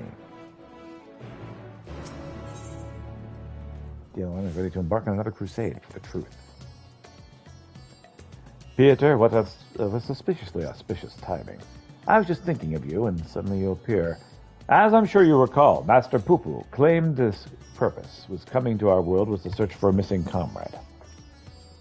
Which, of course, is merely a cover for his true objective, laying the groundwork for a full-scale invasion. But I understand the skeptical masses will demand proof of this sinister operation. Thus did I decide to bide my time, keep my eyes open, and let things play out. And no sooner had I resolved to do so when I received word concerning the inspector. It seems they've made progress in tracking down our alien friend's friend. This could be my chance. I say my chance, but I can hardly stand against this cosmic conspiracy alone. You are coming along, yes?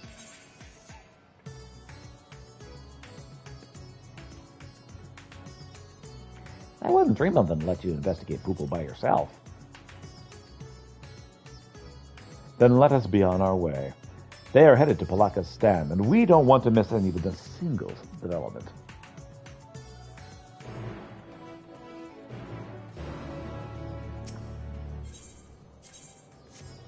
Before I do that, let's check Summoning Bell and improving not quality. What is it? Basically, repair. This is all you'll get from me. I hope that satisfies you. Why'd you take the fish head off? It was beautiful. That's what you asked for, yes. Well, then take it.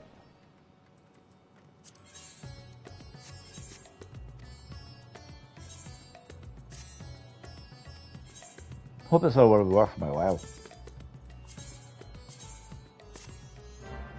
I have to perform a menial task.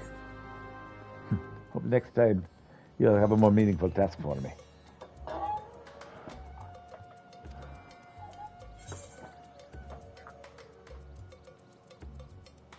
All right. Just a moment. Let me turn my computer back on.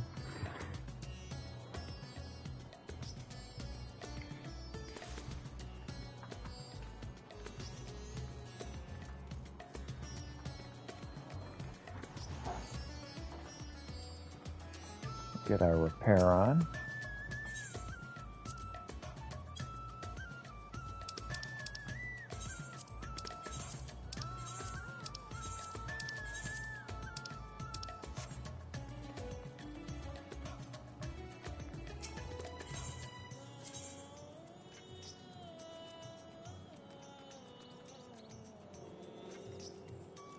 Alchemy.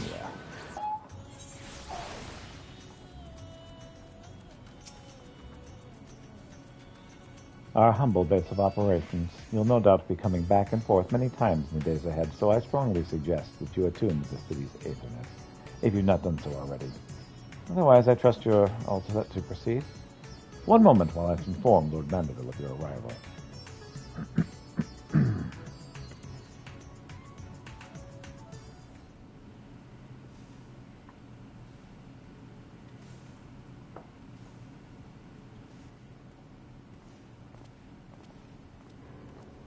Oh, welcome, Pieter. Welcome. With your stalwart assistance added to the mix, I have every confidence that this adventure we'll be forging will be a complete success. And so, let us begin with a detailed exposition on the history of the Mandeville weaponry. First of all, when I say Mandeville weaponry, what I refer to is a series of masterpieces crafted by the legendary artisan Godbrand Mandeville, the first Lord of House Mandeville. Made with mystical mandarium, these purportedly peerless armaments were perhaps our most prized treasures, or at least they were until someone misplaced them. Terrible housekeeping, that. Fortunately, the time-worn manual in which Godbert penned his secret is both intact and still within our possession. Thus, with that one precious family heirloom in hand and a ready supply of purest ore, I intend to recreate what was lost. The work, however, cannot proceed without a few more key ingredients. I should like to call upon you to procure said materials, as well as provide a seasoned adventurer's perspective on the fruits of our labor. Oh, yes, sure. Excellent. I knew I could count on you. As a goldsmith, crafting weaponry is akin to venturing into unknown territory, and I would place my trust only in the most proficient of guides. Speaking of which, may I introduce one of the very best in the business? Come on over, my friend. Come on, then. Surrogate. Geralt. Oh, bloody hells. I reckon it was your adventurer this lordship mentioned was helping out. Like a fly on shite when you catch a whiff of shiny new weapons, ain't you? Oh, come on, this'll be fun.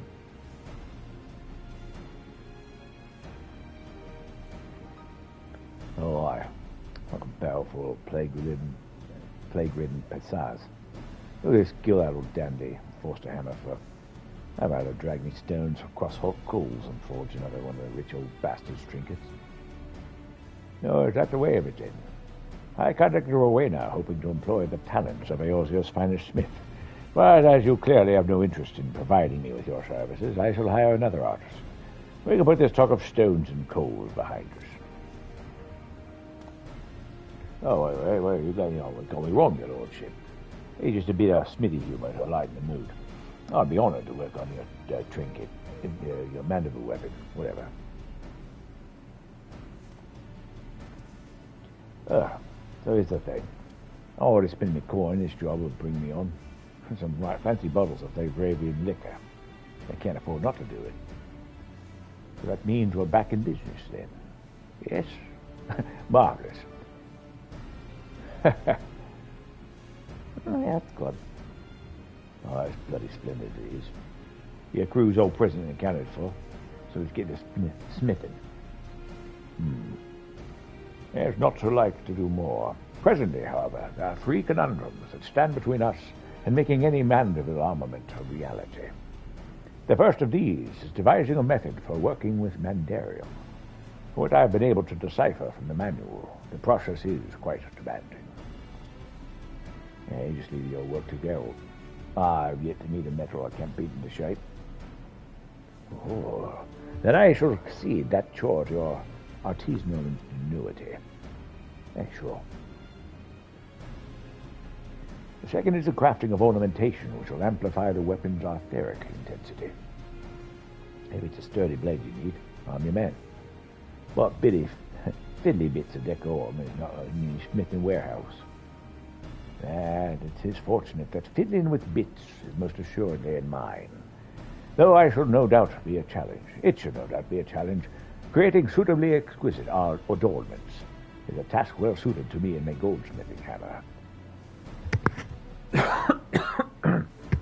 As for the third and final problem, wanting a resolution, we require a vial of Excelmanderville.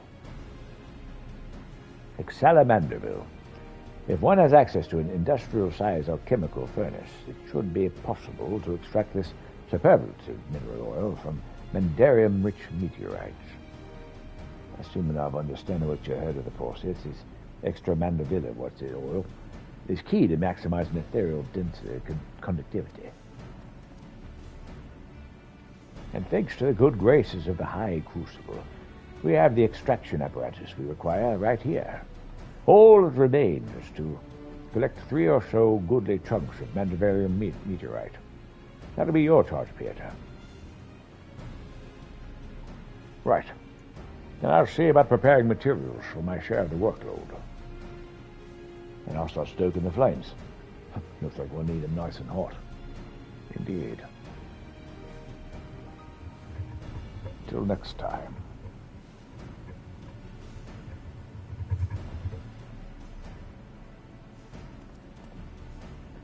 Rowan asked me to tell you something. Seems like one of our lackeys is so bloody conveniently set up shop over by the Aetheryte. Might just have the meteorite chunks we need. That's the name of Jarura, I think it was. Could save you some searching, but she sure is shy about giving out Skyrocks for free. Sure. Mandeville Weapons, the saga of Hammer and Heroes. Hammer. It's hammer time.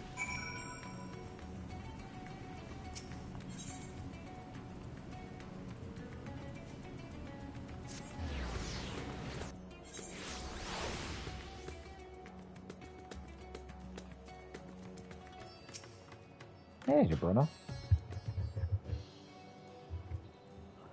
You must be the famous Pieter. Mr. Rowena said to expect you, and I assist with any procurement requests. Sure. Yeah, I need some Manderville ore or whatever. And there, meteorite. Why, yes, we happen to have cornered the market on that particular asset. Oh, only so many of them fall from the sky, you see, and collectors offer top kill for such rarities. In your case, however, I've been instructed to request payment in an alternative currency. Say it with me now. Tombstones? Elegant tombstones. The going rate is 500 elegant tombstones of causality for 1 chunk of Mandarium meteorite. I'll be here whenever you're ready to make the trade. Of course you are.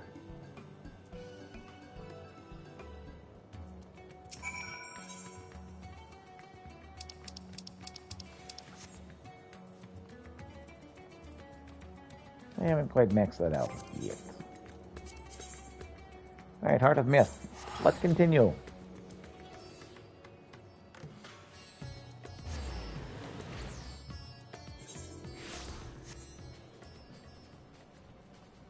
Started at 1.5 hours. We're continuing at 3.5 hours. About an hour and a half left of the stream.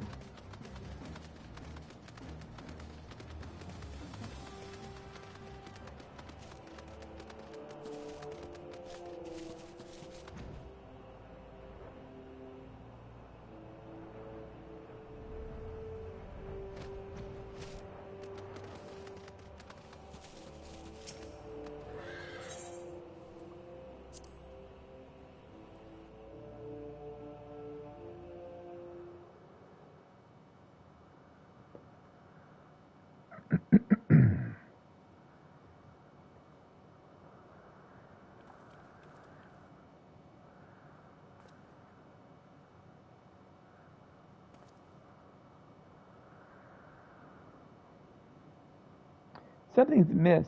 The god's avatars are nowhere to be seen. That's because our preparations are complete. What is it, audacious woman?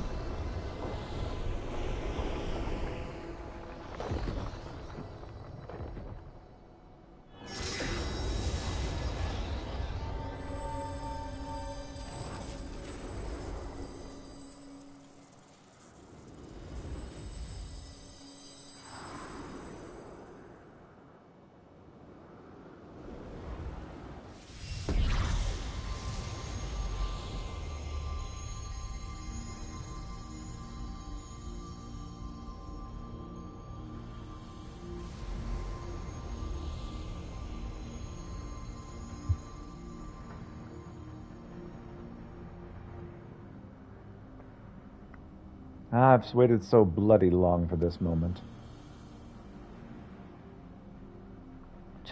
Leman, are such uncouth words the first you speak unto our guests? Oh, leave off, Theliac. You can't tell me you're not as excited as I am. I would be the first to admit my joy, but on such a momentous occasion, I would act with due propriety. Well met, children of man. 'Tis our understanding that you have spoken with the Watcher and ascertained our true nature. Yes? Indeed, we are created by Heidelin to tend to this star. Having built the Amphalos at its heart and our sanctums throughout aether-rich Eorzea, we labored to preserve the balance of reality. All of this we've learned, but there's still one thing we do not understand. Our analysis of the Phantom Realm revealed that you and yours dilute your very selves by fighting us. Would this not impede your ability to carry out your duties?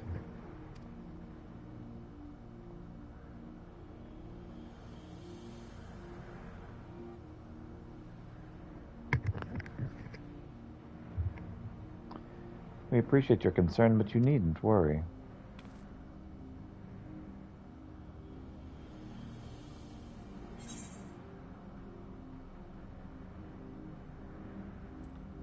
I knew it. You were him all along.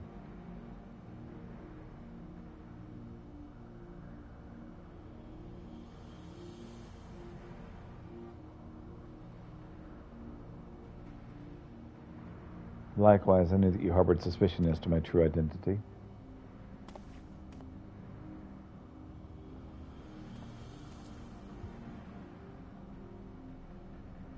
As ocean waves.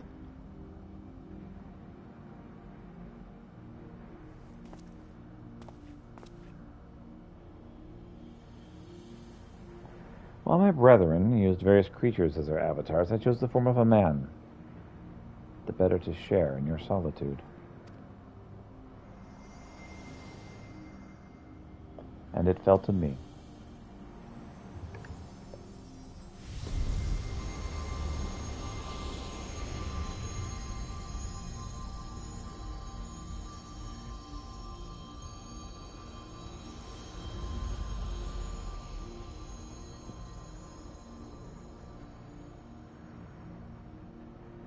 The Wanderer, to beckon unto the Amphalos, they who could grant our wish. You want to cease to exist.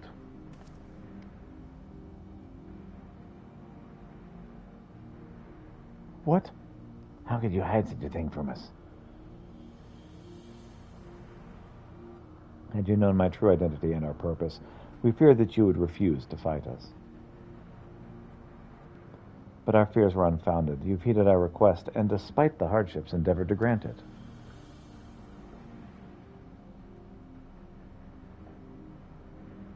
Forgive me, Peter, but I must leave that little fellow in your care.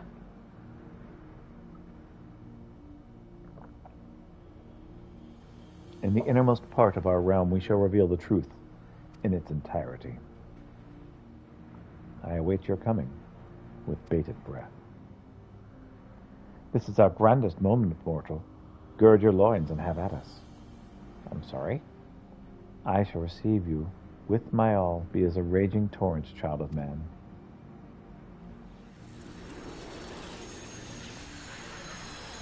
Alright.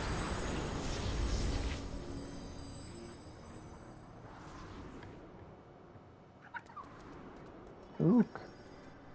Ook. Ook. Ook. It's okay, little friend. I'll take care of you.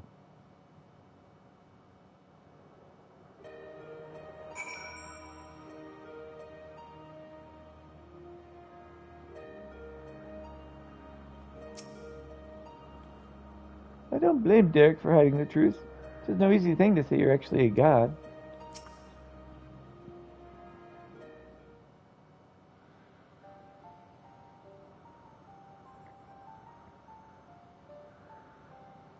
So Derek is the Wanderer, the deity who shares in men's solitude. In order to beckon us to the Phantom Realm, he posed as an explorer and solicited the aid of the Sons of St. Coinage. In spite of this, I do not feel as though I've been deceived, nor do I harbor any resentment. Rather, I simply feel sad. Yep. I understand. 'Tis as if a dear friend were suddenly spirited far away.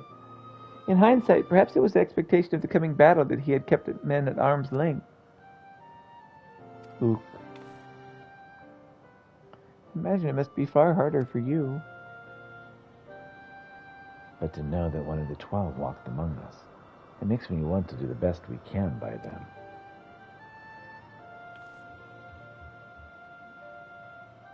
Aye, since time immemorial, the 12 have watched over all who abide in this star. And even as they fulfilled their purpose of maintaining stability, as being possessed of sentience, they also heated the hearts of men.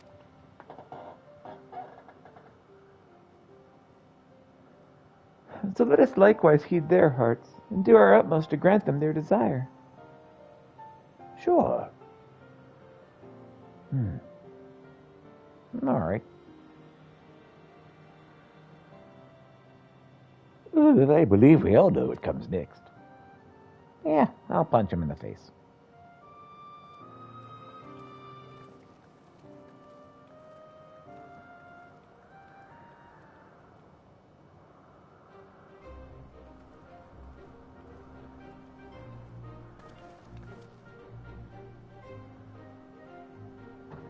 By all indications, this is your final foray to the god's sanctum. This task we entrust to you, and to your adventurer friends once more, Peter.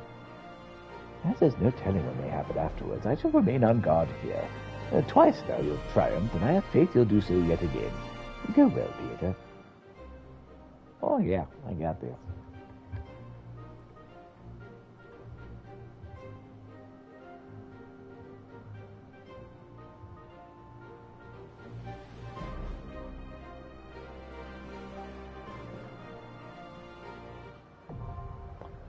The Leia, now accessible.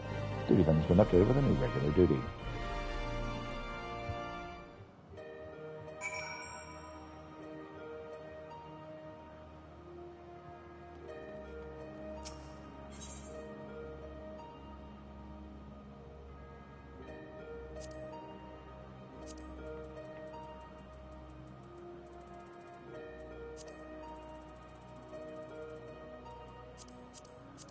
Alright. Get this started and finish the Heavens story this morning.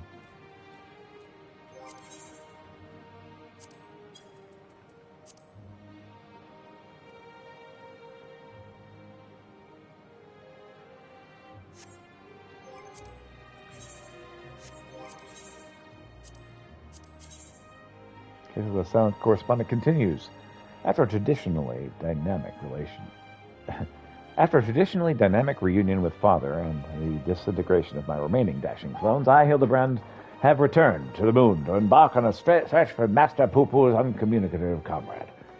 With stout heart and stalwart associates, there is not a mote of doubt in my Mandavillian mind that we shall be successful in this endeavor. Oh, that's good.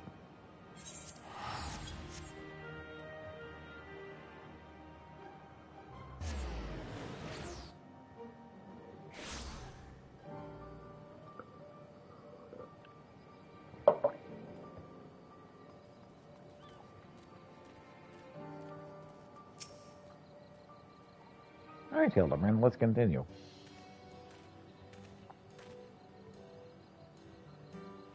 My loyal associates, come to admire the spectacle of inspection, have you?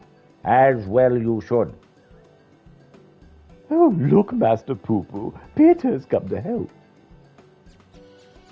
Thank you, Peter. You are so kind. Well, you speak our language now. No echo or universal translator. What's it required?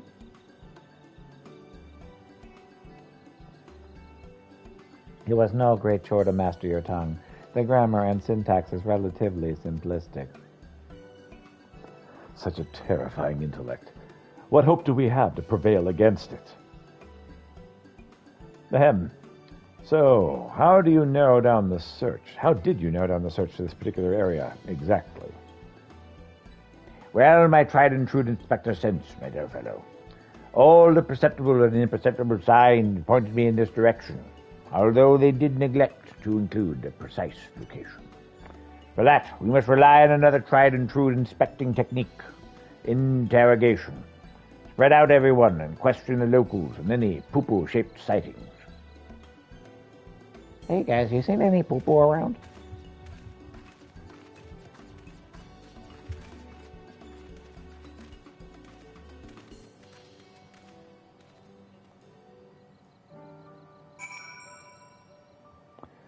All right.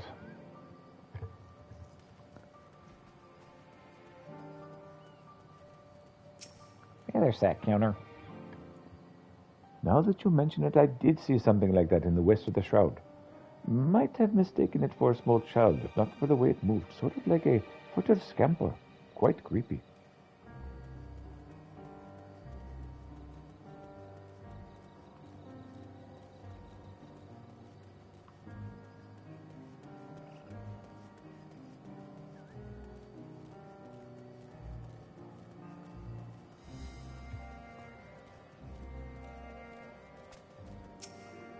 Hey there, Alexander the Crit Inspector. What's up? Oh, yes. I spotted such an odd little creature in the jungle on my way back from the city markets. Only it was not alone. It was in the company of a rather unusual gentleman. Sickly pale he was, radiating an unpleasant smell. I feel obligated to keep a distance. Arzambro. Time for a Robzom. No, let's not do that. Any promising leads?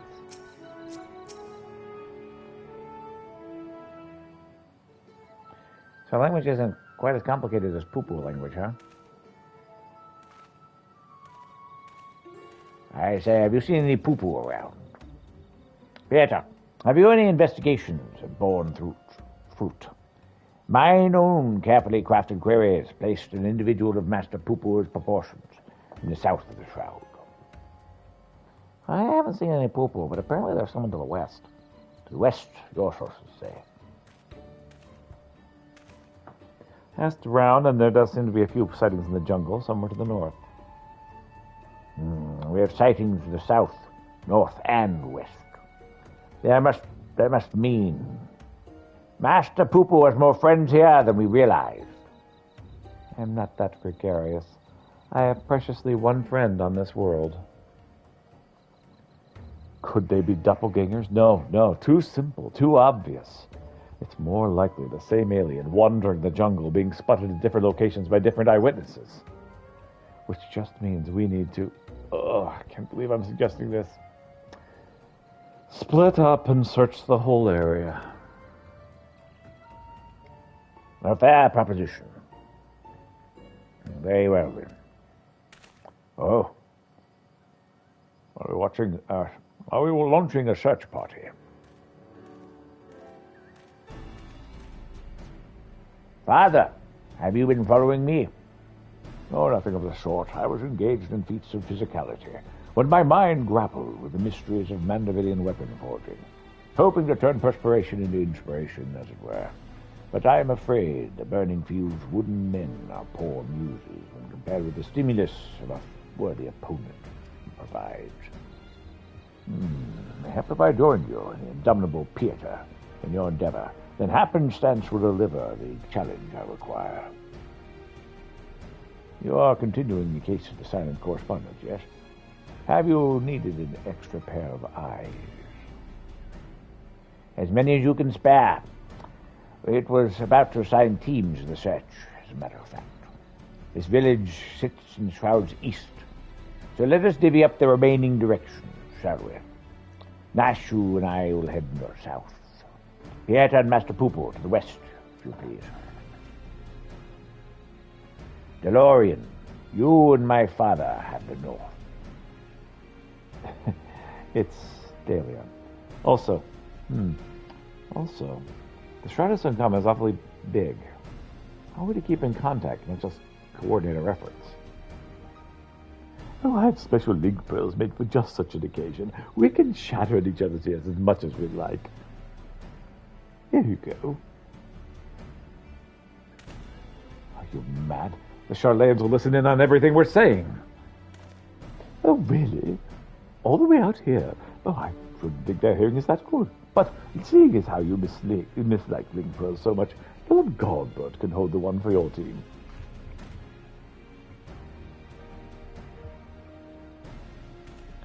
Link pearls with tremendous foresight. Now, let us proceed with our investigation.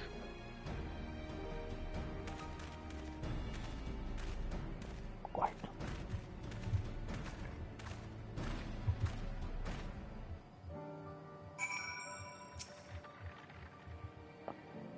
The inspector wishes us to search to the west of the jungle, yes? I will follow your lead. That's 5.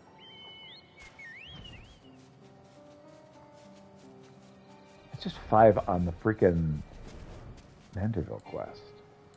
We haven't gotten the main quest. A river flowing right at our feet. Many stars have I visited in the cosmos, but precious few have such a bounty of water as this one.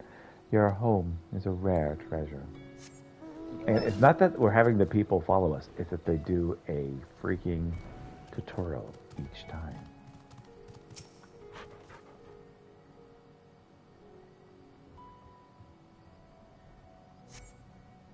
I see no trace of my comrade. What are these black-furried buildings? Are they friends of yours, fellow people of Aetheris?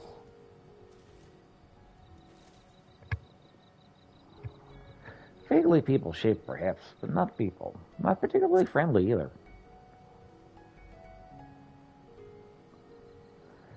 There's a greater variety of species here than I anticipated. I shall have to collect more samples.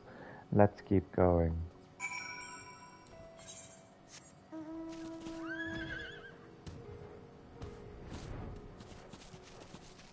It's a good thing my horse is such a good jumper.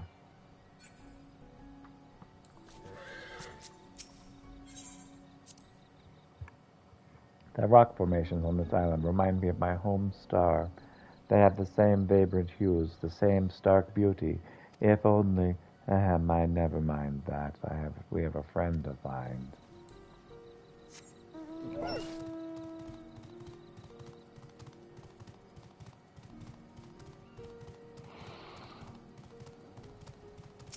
Really good place to launch your invasion, huh?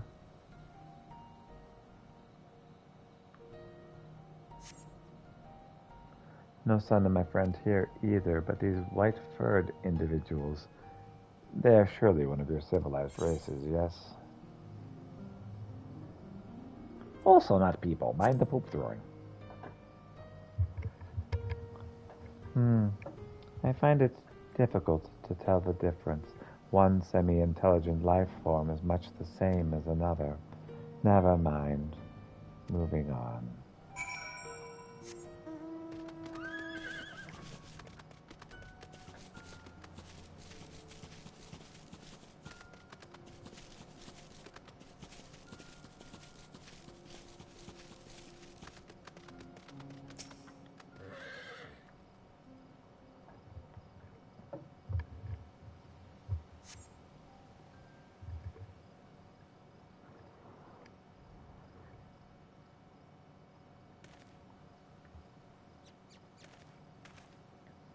Nothing. Not even a little burnt circle in the grass. The friend I'm looking for, we grew up together. We were always together, and even shared the same dream, to roam the great expanse of the cosmos. We worked hard and supported each other until we both had starships of our very own, and then the universe was ours to explore. How fleeting that feeling of triumph. Oh? But that is another tale entirely. I simply wish to express how dear this friend is to me.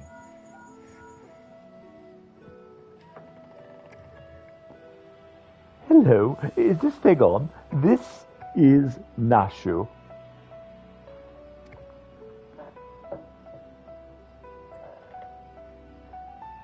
We think we may have found Mr. Poo-Poo's friend.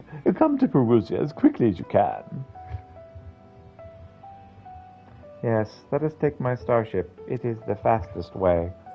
Sure.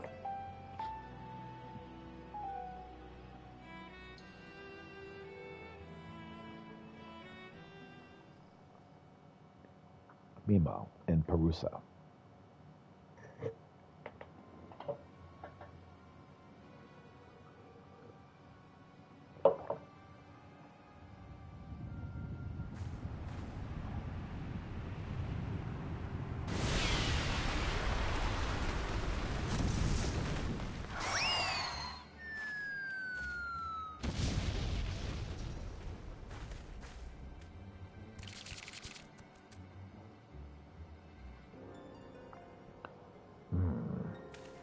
Hail, dear comrade of Master Poo-Poo. We come in peace. Pray, reveal yourself.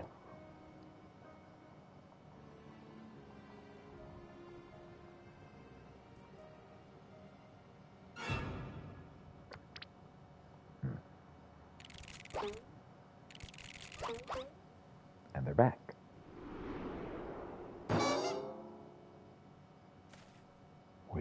Wait, you're the Mandragores. I know that gentlemanly overlord's voice.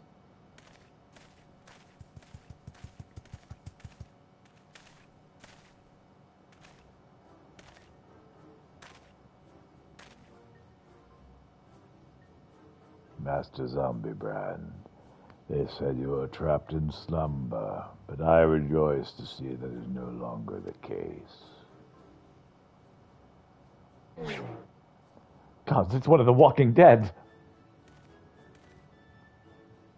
Greetings, friends. I am a proud member of the Gentle Deadmen and disciple of Master Zombie Brand with my zombified Mandragora.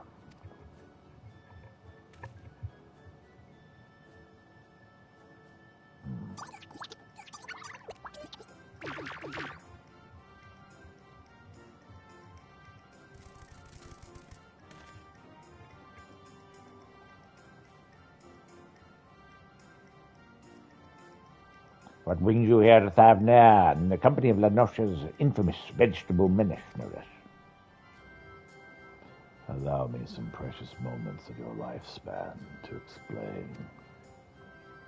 There was a time when the maggots in my skull grew restless and wriggly. Tales of spoiled seedkin terrorizing the region of Boja reached our undead fraternity, and so on our behalf I traveled afar to recruit a rotten Mandragora. After making his acquaintance, the festering fellow wished to introduce me to his brethren, who he assured me were no less rotten. Thus did I make next for Lenosha, that I might extend a fetid hand in friendship. When I arrived, however, I learned one of their companions who had been abducted by a strange flying vessel. What was a gentle dead man to do but aid in their search? I turned to the Thavnarian truth, that reliable bastion of supernatural rumor-mongering, and lo and behold, an alien craft matching the Seedkin's description had been spotted here on this isle. Needless to say, we embarked on our journey forthwith. Oh, one of our faithful readers, I'm pleased to say that even in undeath, the hunger for truth is not wholly subsumed by the hunger for brains. So we find ourselves in the case of the misappropriated Mandragora. This abductor would not evade my powers of discernment. Assume we need a case to carry all these cases.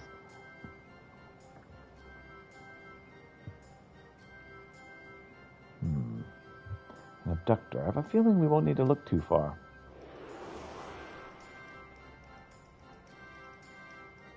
Hey, look.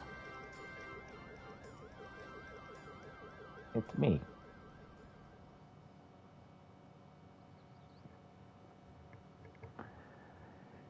Quite silly.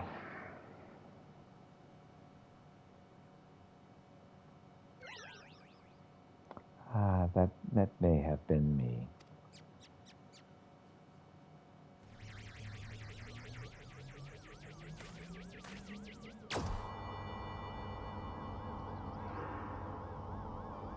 There he is, looking very unhappy.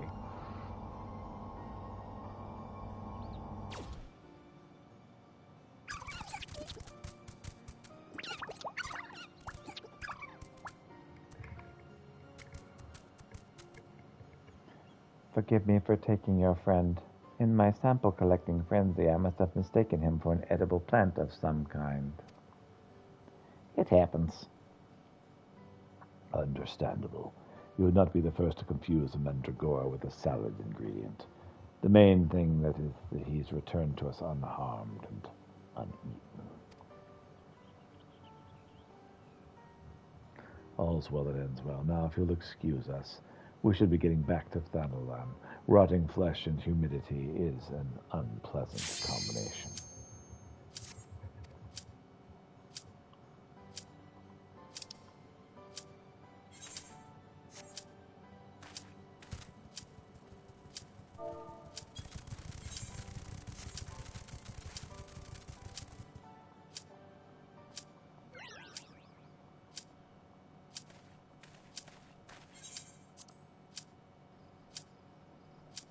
Time.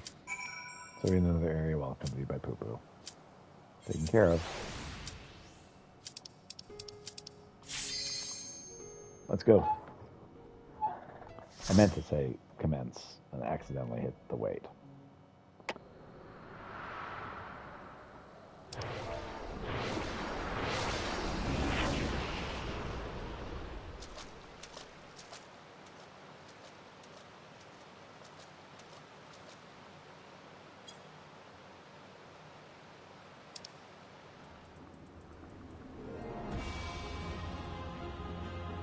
The layout.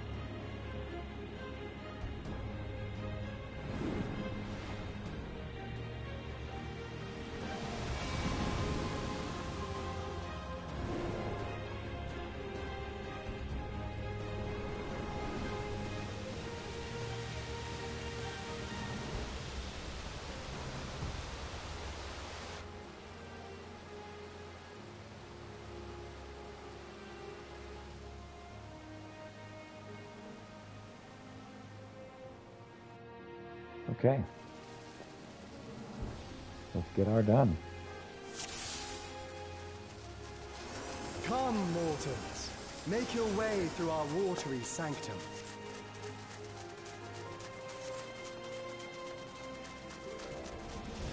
Let us see how you fare against my servants.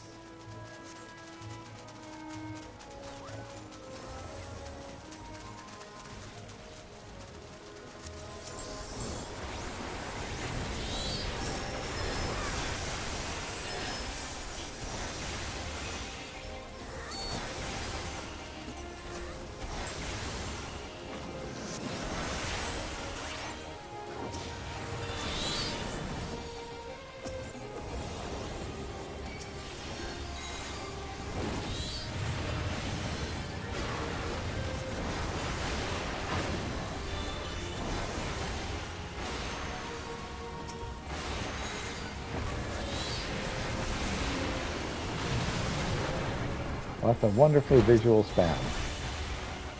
You can see what's happening, right?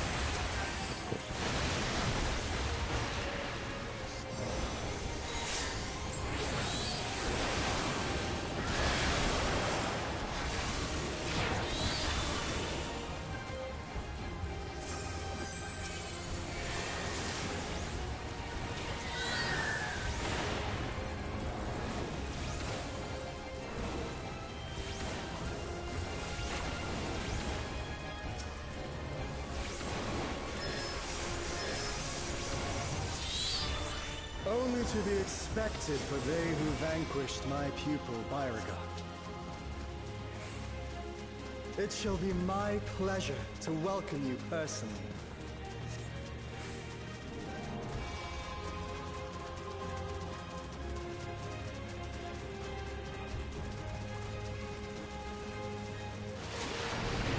Use the river of knowledge. The scholar shall measure your depth of knowledge.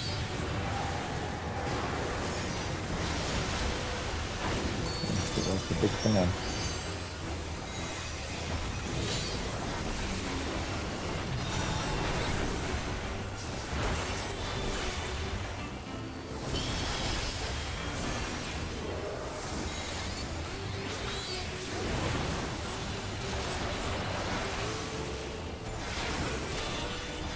The rivers rage at my behest.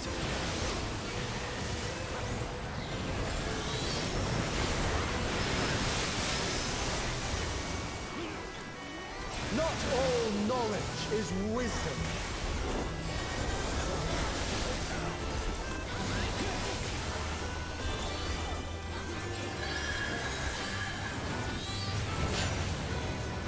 At what answer will you arrive, I wonder?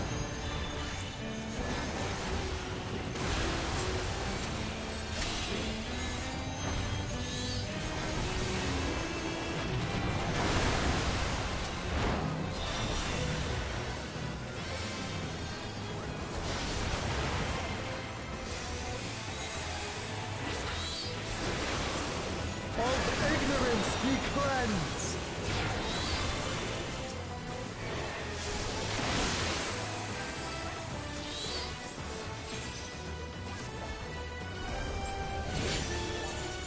Join me in deepest knowledge.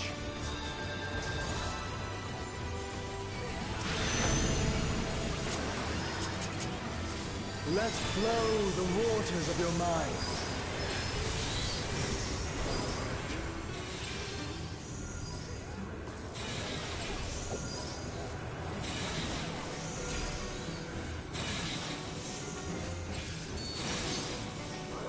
Seek new perspectives, and you shall find new paths.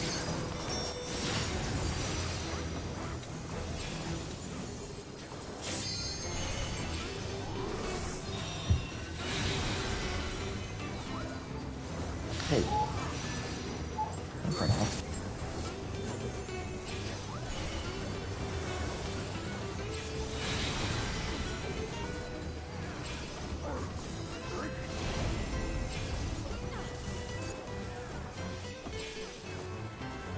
Small wonder the others have exalted so.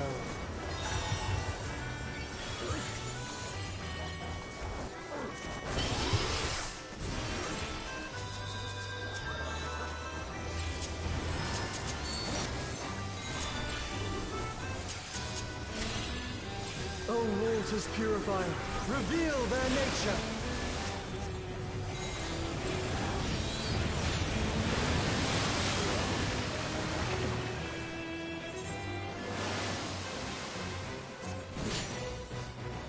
'Tis time for a test.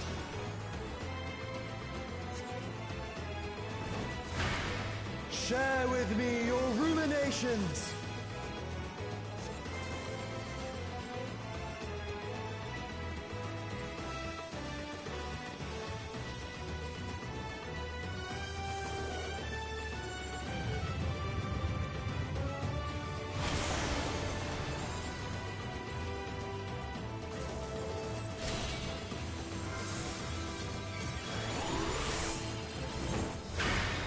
Not all answers can be obtained through might.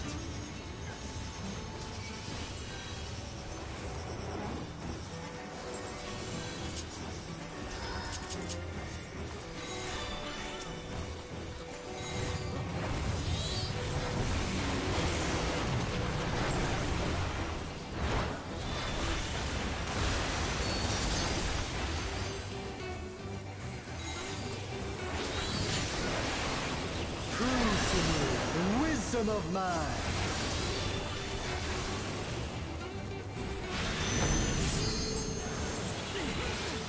Let us enlighten one another.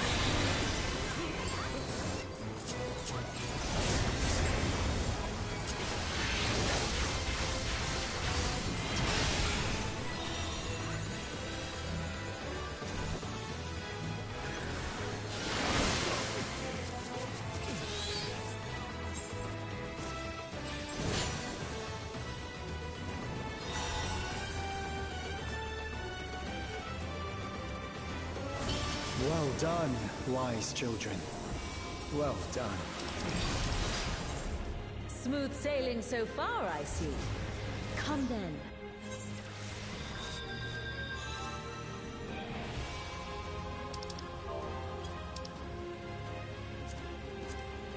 You get the stone to face the navigator.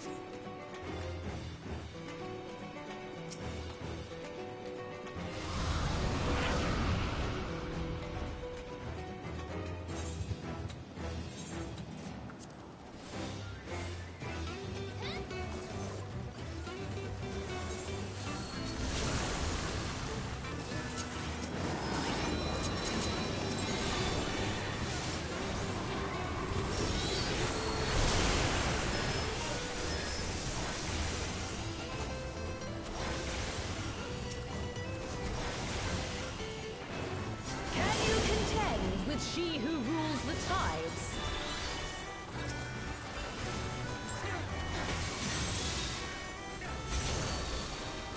My trident parts the very sea.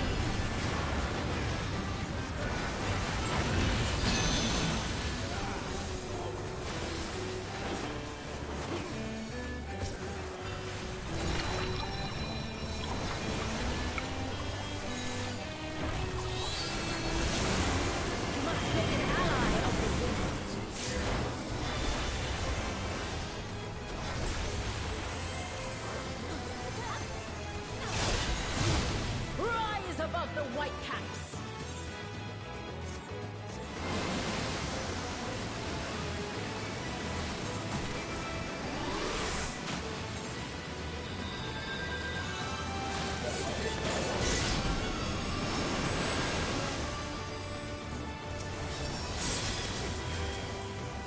Ah, you don't disappoint.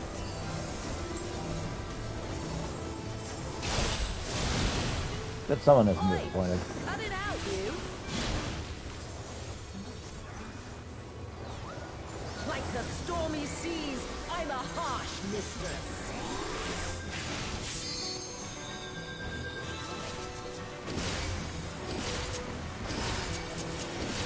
Oi! Cut it out, you!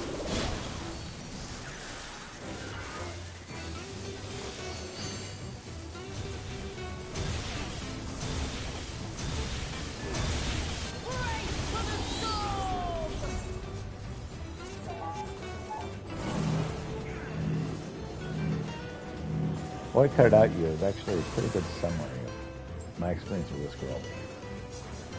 I trust you don't mind if they play too. Come, Pericos, Valios. Join us in the excitement.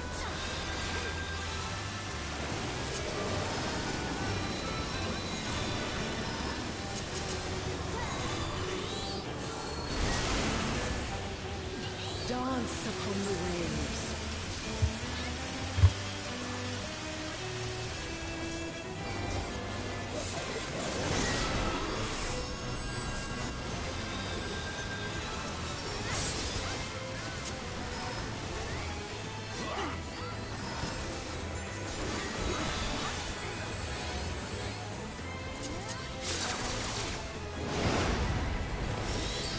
away, my clever serpents.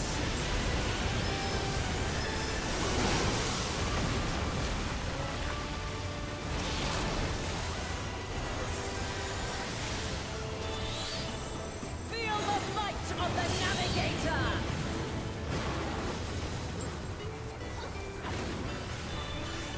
Go on, my pets. Don't be shy.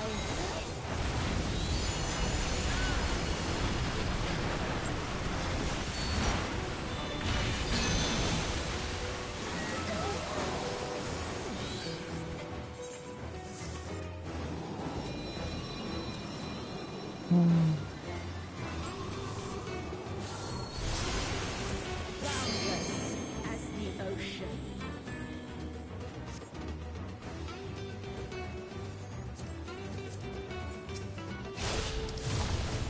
Swim free, my pet!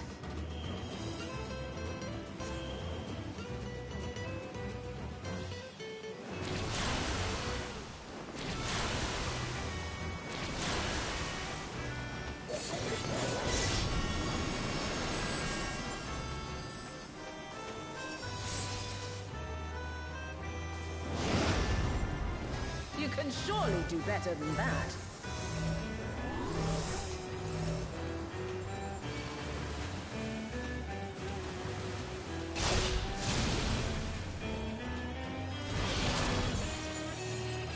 You're bloody brilliant, you are!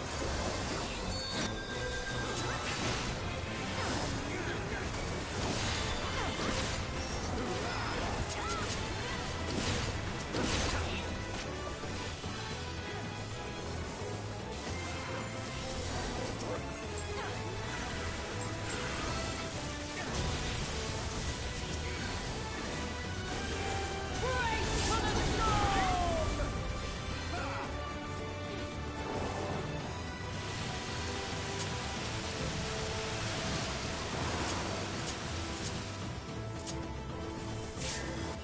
A serpent after my own heart.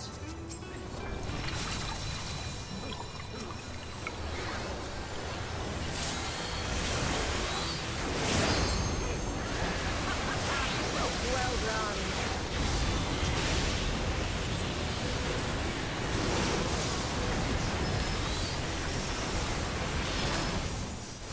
To seek new horizons, you must come together as one.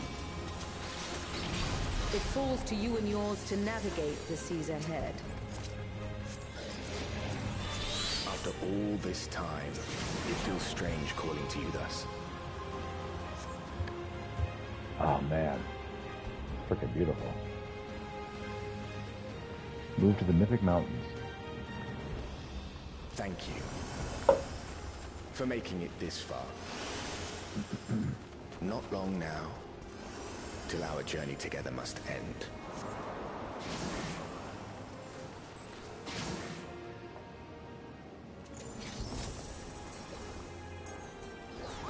I am the last of us to face you.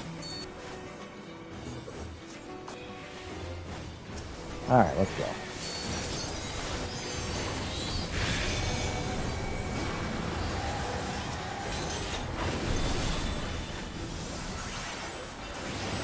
Strong are they who roam.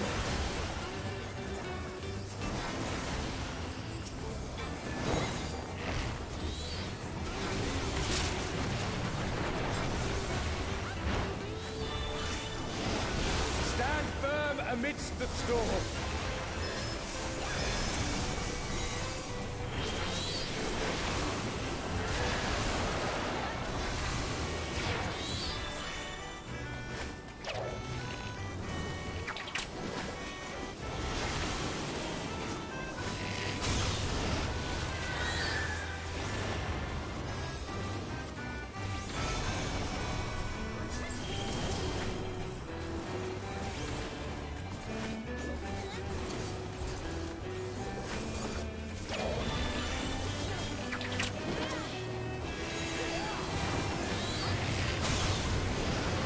Must persevere.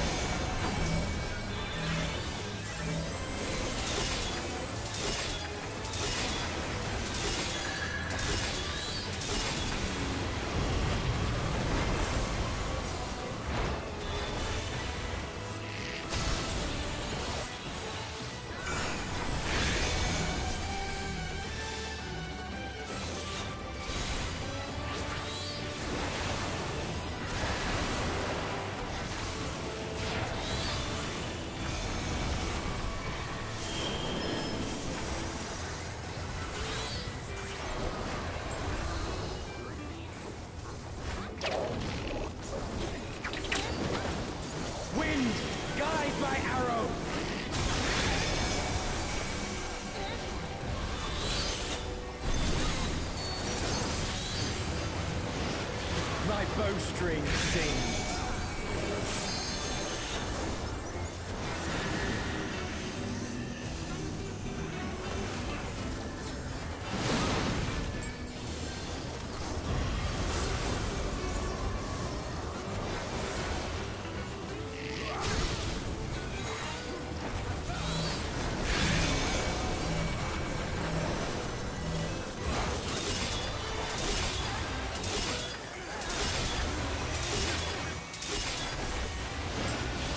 You can overcome this.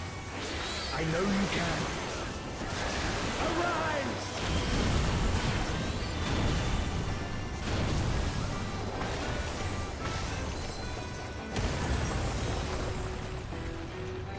Oh, goodness.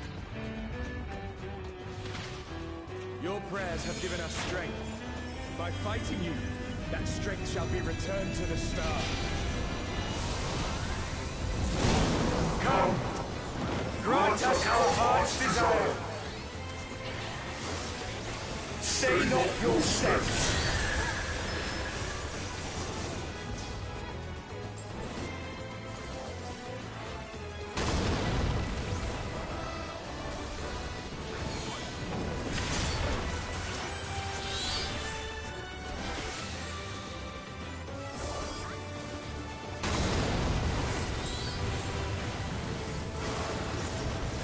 Those who hesitate are lost.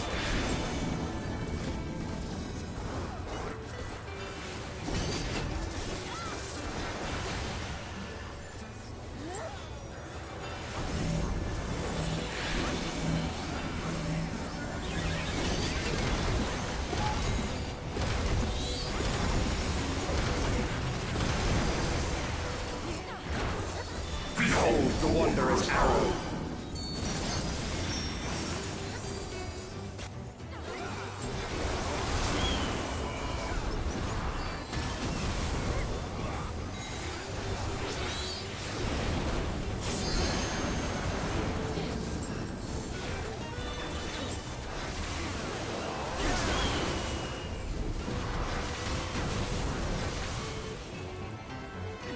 I'm glad that it was you who came to us.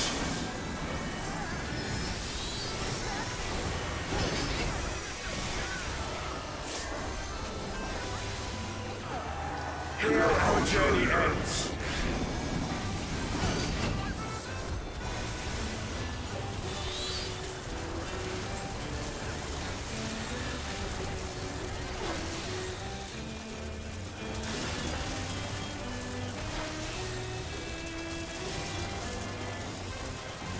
Blessings be upon you on the road ahead.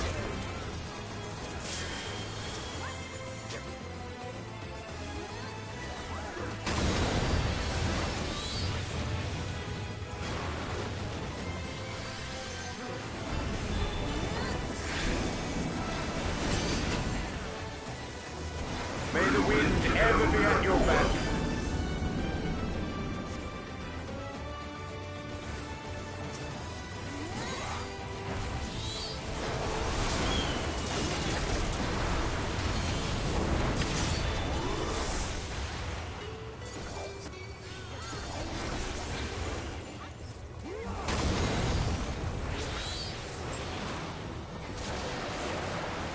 Yes, mankind has indeed grown strong.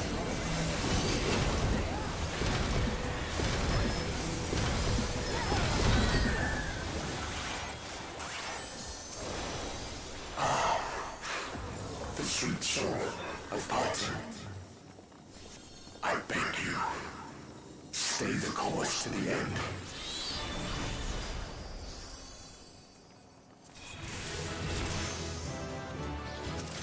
Lever it up.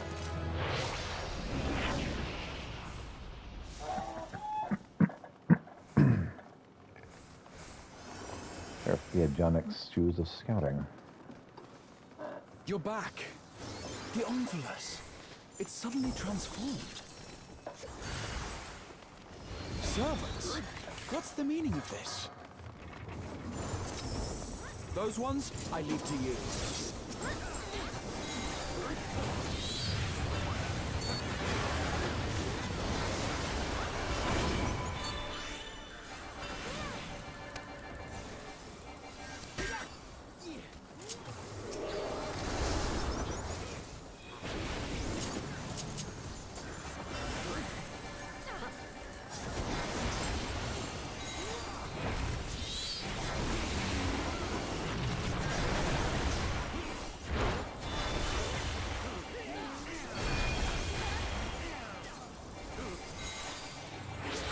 seems we're being summoned.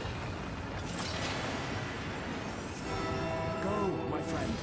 I will stay here with the others.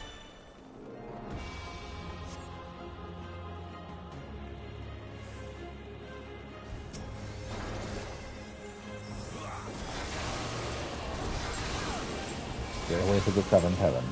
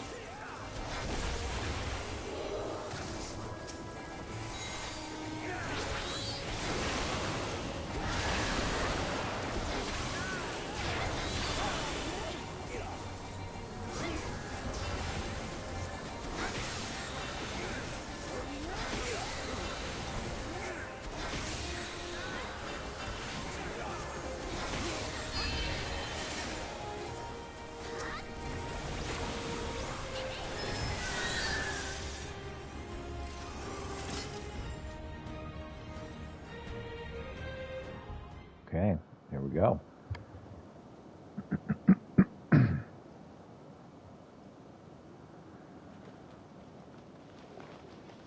The will of the star has entrusted the future to you and yours. As entities charged with ensuring life on Aetheris, we rejoice in this outcome with all our hearts.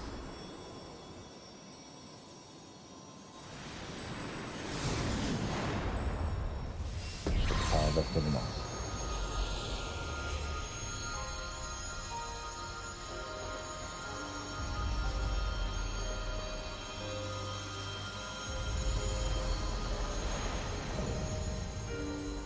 The 12, Eulogia. 'Tis time, beloved children. Time to bid farewell to we relics of the past.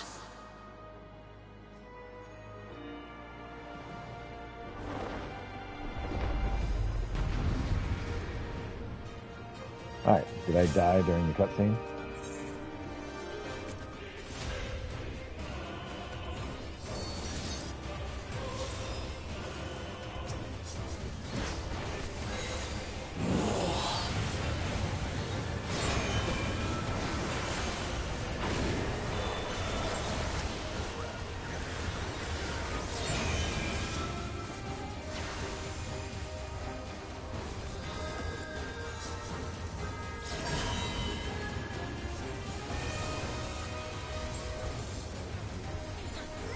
Receive our love and transcend it.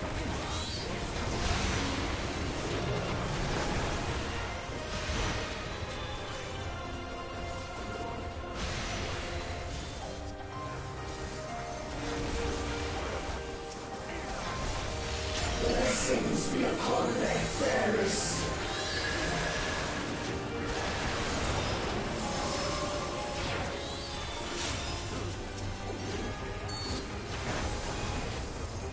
Was your faith that gave rise to this radiance?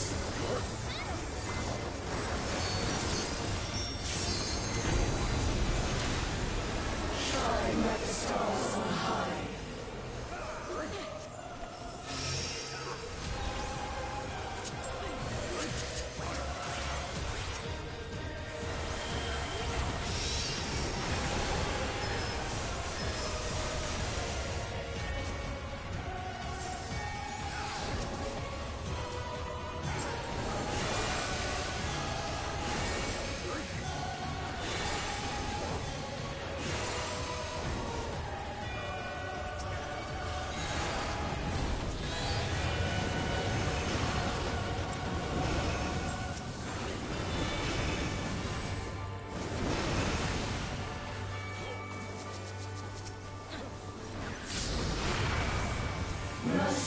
Stone.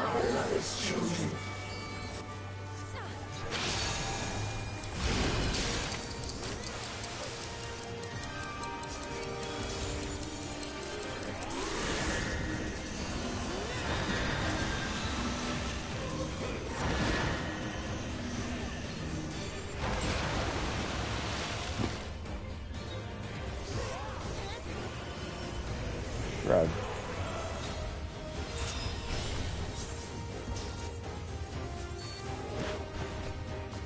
In wisdom lies strength.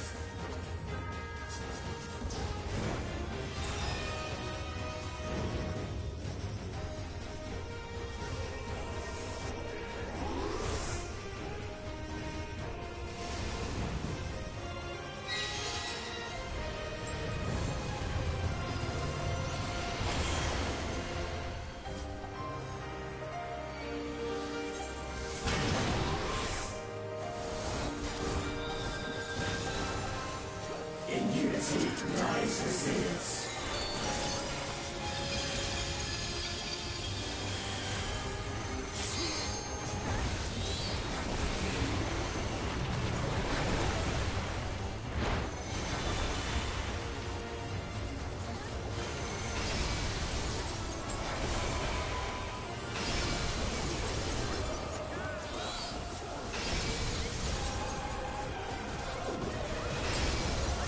Not a single mote of strength shall we hold back.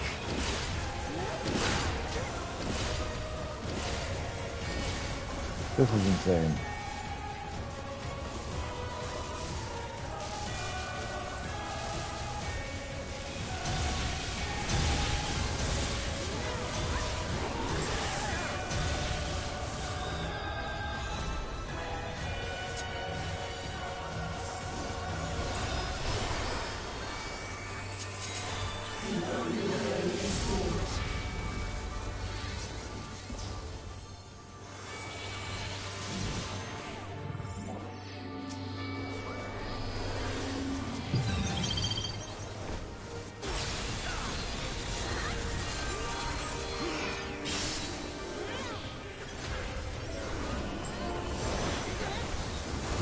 Overcome our final test.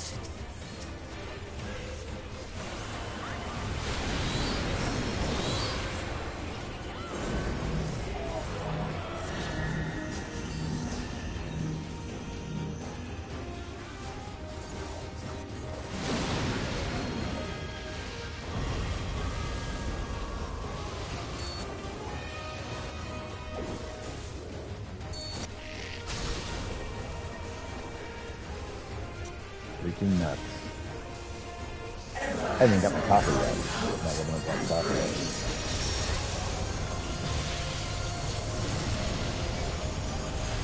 And with hopes and prayers, hear us fall.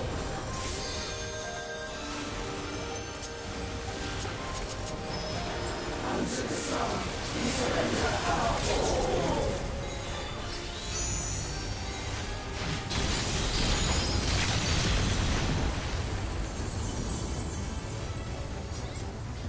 Can't heal myself, so. You have truly come far.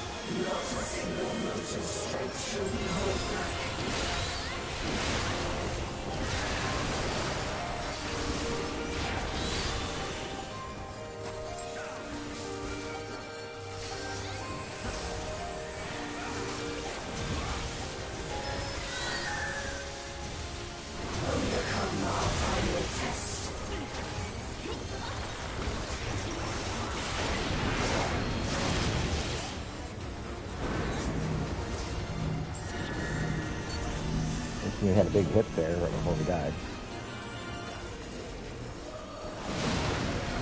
Oh man, he's so dead. He's so close. Go get him. Divine satisfaction. Nice.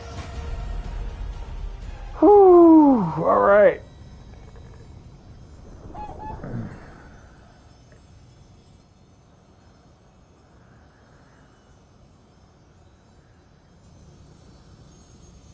Thank you.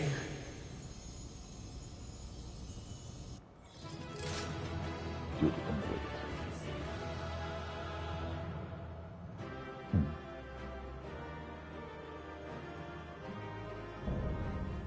Thalia complete.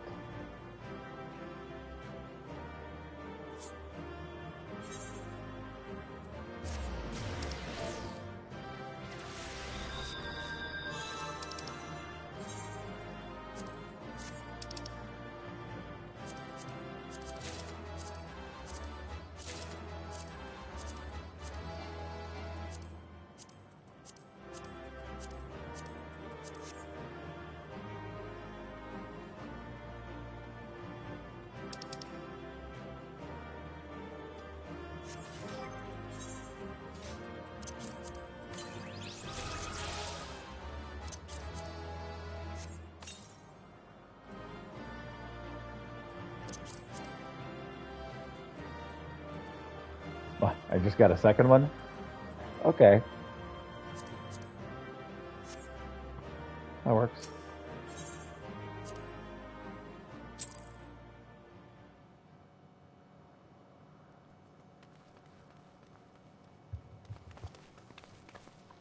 Peter, are you all right? Thanks for clearing the way, Peter. That being, I presume, is the 12? It is. You have done well, children of man. As promised, we shall reveal the truth in its entirety.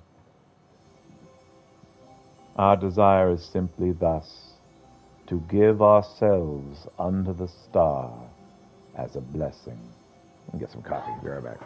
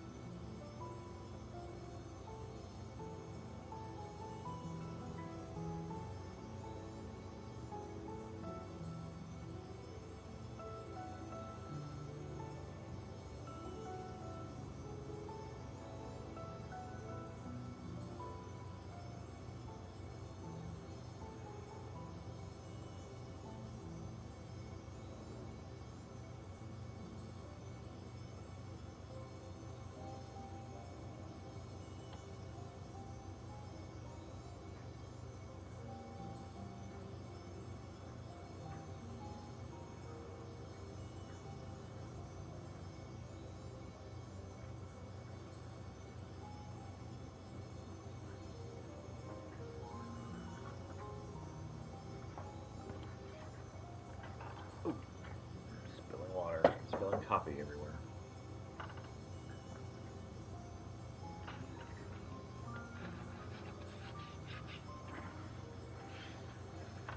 That'll get it.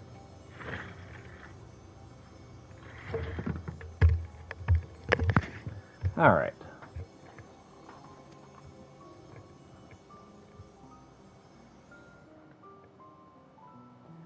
In the 12 millennia we have existed, we have come to harbor tremendous power through prayers. Through battle, our essence shall unravel and return to the star where it may give rise to new life. Such is our final gift to you. You mean you'll disappear? Yes, the fragments of our lost souls will serve as the core of our existence, shall rejoin the life stream. Yet though we may fade from sight, our individuality lost, our stabilizing influence shall endure. The only thing to change is where your prayers find their way.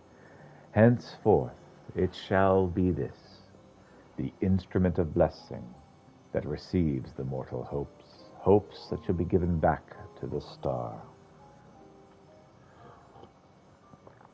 But your presence brings comfort to mankind. Everyone would wish for you to remain. Must you truly fade away? Such gladdening things you say, child. We must confess, what we do for ourselves.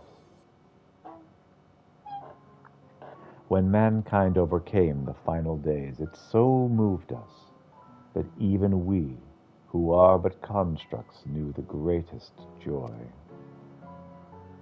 You've shown your unfaltering love for the world, and in return, we would show our undying love for you.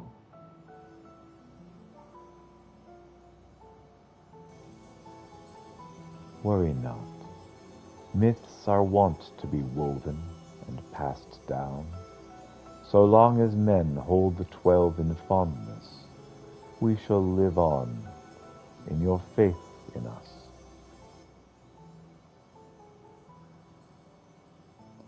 When you say such things,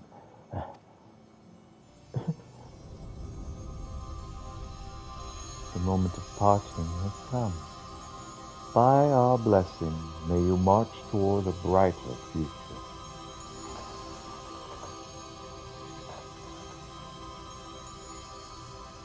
Ho-po-po.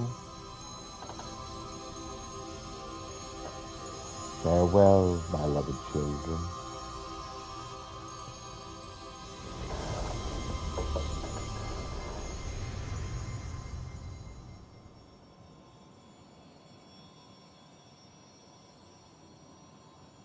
Off they go into the wild blue yonder. When you are ready, brothers and sisters.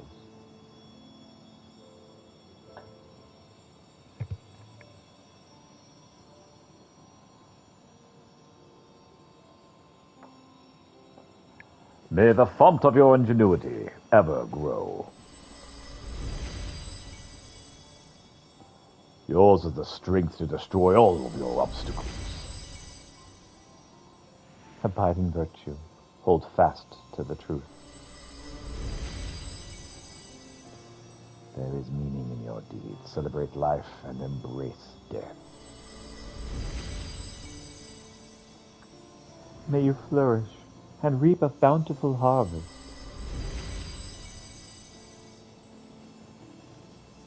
In your limited time, have boundless compassion.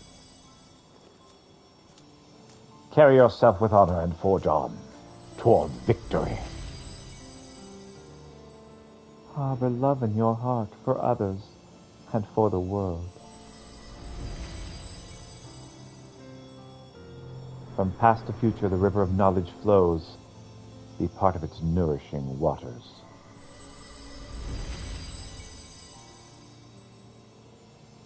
May a wonderful new world greet you beyond destiny's horizon.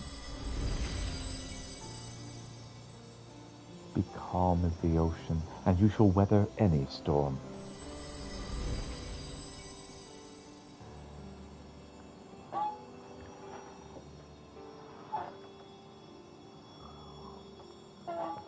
As the wind blows unfettered, may you be free to follow your heart.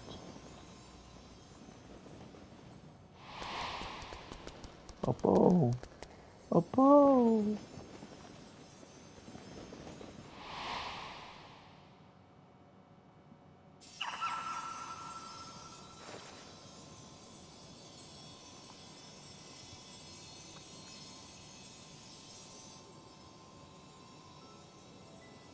You needn't agonize so, Ocean. Remain with them, if that is your desire. But this is what we dreamed of, to return to the star together. I never imagined that I would grow so fond of them. That parting would be so hard.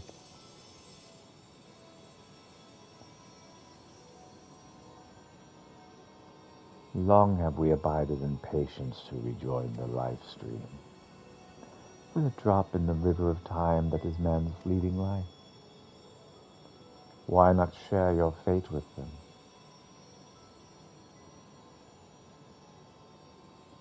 Follow your heart as ever you have, and when the time comes, we shall meet again.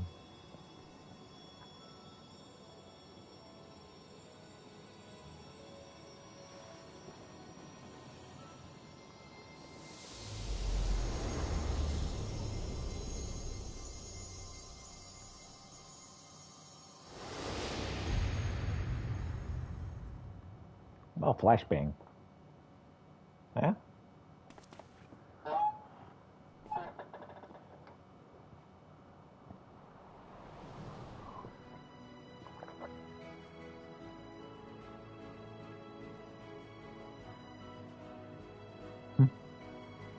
Decided to continue journeying a little while longer.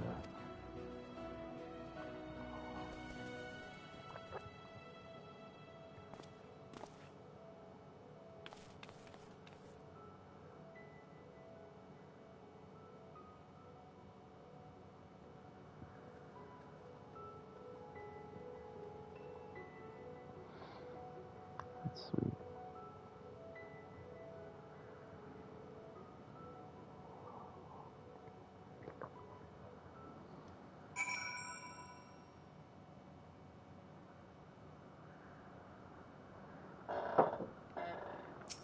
Hey, Crow. Words can't well express my surprise when I opened my eyes to see Derek standing there.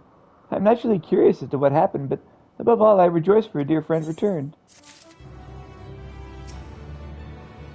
Ook ook. Ook, ook. Oh, I already got Eulogia.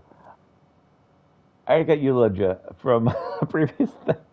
I didn't even know what Eulogia was. Well, that's a lot of MGP, isn't it? Was I even using Eulogia? Nope.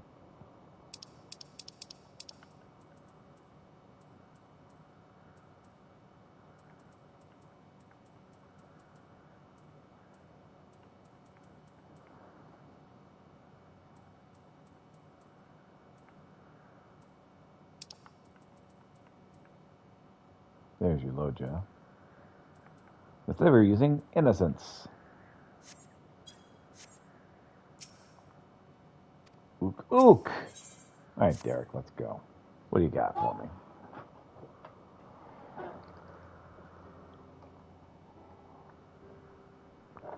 Well, what to say in such a moment?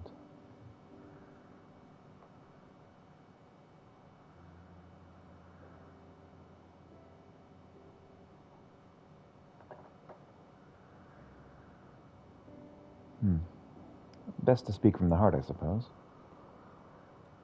I'm glad to be back.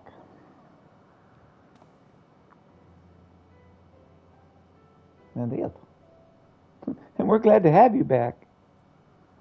Glad hardly suffices to describe it. We're over the moon that you're still here, Derek. How should we call you Ocean? Oh, I no longer have Ocean's power, so Derek will do. I was remade from the portion of my essence that wasn't returned to the star, and I shall live out my days as a man. May I ask what happened? No sooner had the 12 vanished than you reappeared before us.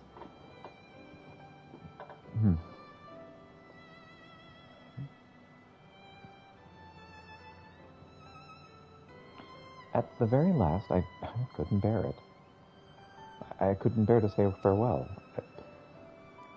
Your earnest friendship had weighed down my steps.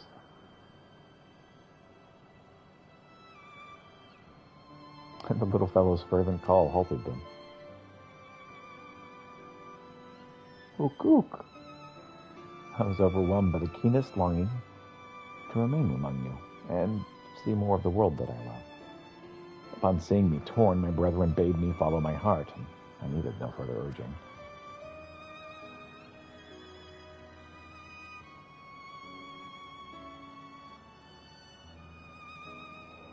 We created the instrument of blessing in the faith that one day the star would no longer need our guiding hand. Thanks to you, that day has finally come.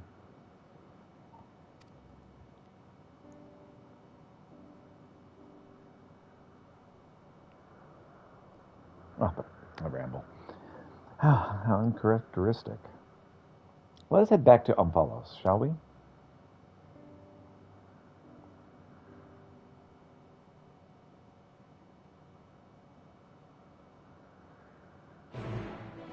Quest accepted.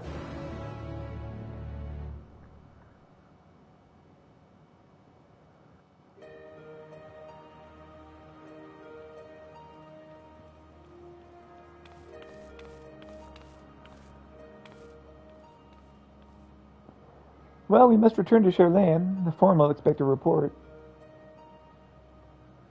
Yet the very truth we revealed to the public, it would shake the very foundation of the worship in the 12. Aye, in penning our report, we would do well to consult the forum on what details are safe to disclose. Much pertaining to the field of mythology will need to be obfuscated, I fear. Worry not on my account. Inspired by our findings, I have a mind to examine the 12 in the context of perception theory. The people's perceptions of deities are wont to be informed by their culture. By comparing the differences across eras and regions, I believe we may uncover heretofore unseen aspects to the 12.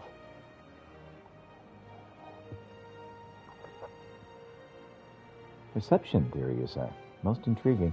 I should like to see the fruits of your research when I visit Charlane.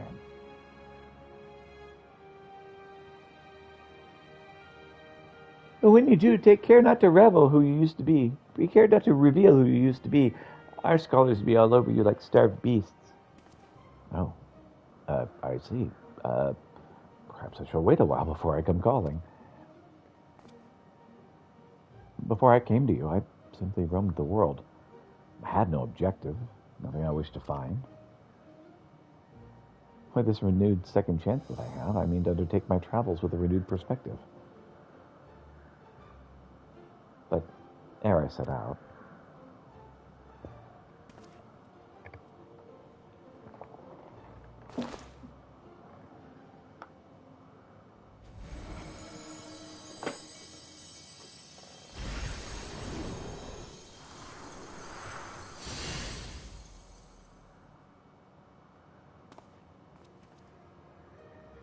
I would move my brother's hopes elsewhere, to a place in man's midst.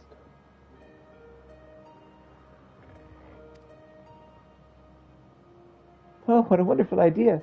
If you don't mind, we should like to accompany you. By all means. We make for the sanctum of the 12 in the East Shroud.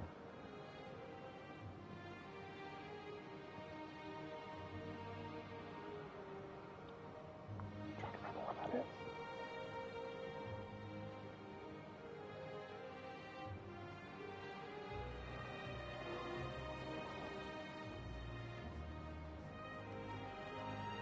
The Bramble Patch.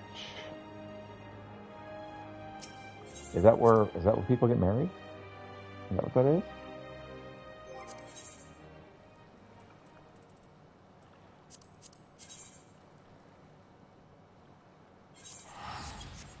It's not. Okay. Where is it? Or maybe this is just on the way there. That happens.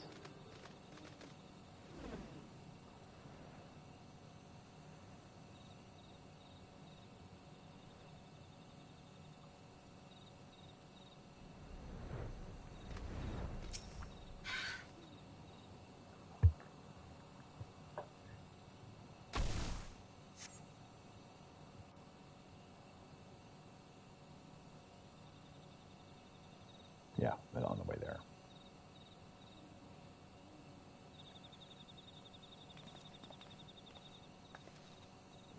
Ah, no matter how many times I visit the sanctum, its majesty never fails to move me.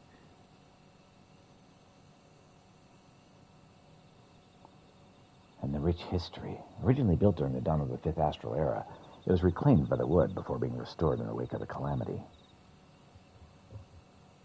Truly, it stands as a testament to the influence that magical civilizations and city-states have had upon Eorzean culture. This sanctum harbors the hopes of men, and now that those of my brethren shall join them. If you're not averse, I would speak a little of my brethren, that is, those individuals whose essence lent them form. As it pertains to another age, some concepts may be foreign to you, but would you be interested nonetheless? Oh, yeah. Excellent.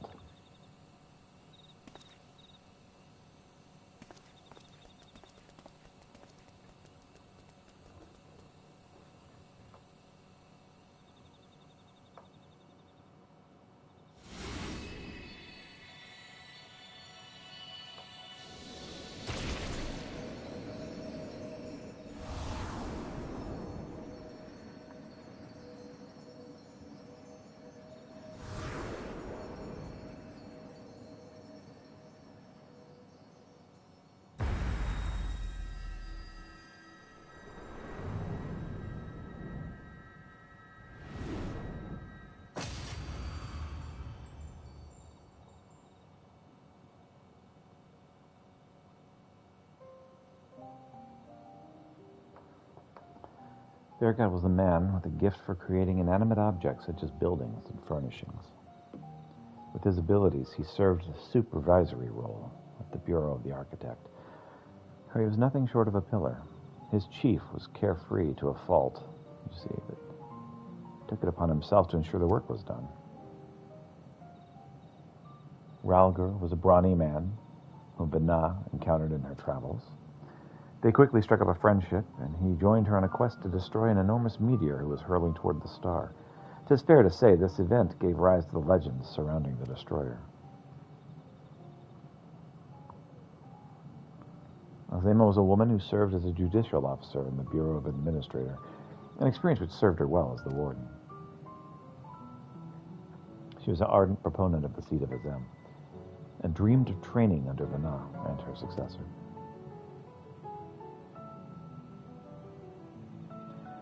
Nadal was a close personal friend of mine. A merchant by trade, he was outwardly gregarious, but also possessed a reserved side and knew well quiet joy in his passion for ore. When men began treating him as a dual-aspected god, it reminded me of the person he used to be. I couldn't help but be struck by a pang of nostalgia.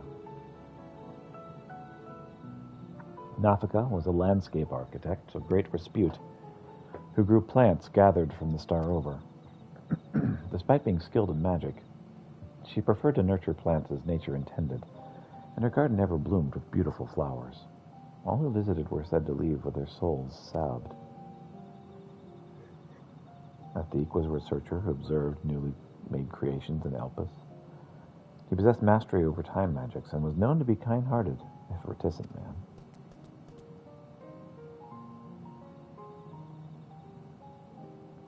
Although it was at his sister's urging that he first joined our faction, he soon became a stalwart believer in the cause and always took the initiative in discussion. Halon was a formidable warrior tasked with hunting creations that were deemed detrimental to the star. For her prowess, she'd been regarded as a leading candidate for the seat of Pashtaroth, preserver of discipline and order.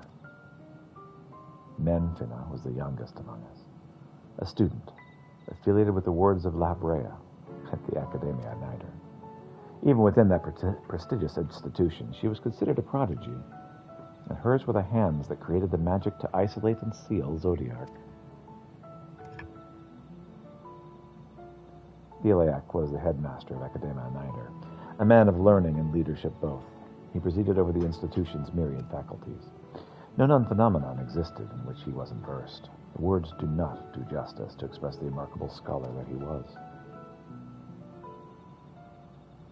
Nemea was an observer in Alpus, like her older brother Altic. She possessed a caring and inquisitive nature and was liked and trusted by her peers. 'Tis said that she began the custom of offering flowers to the departed. Lemelaean was a researcher in Metabeos Thalasi, a faculty for the observation and evaluation of sea life.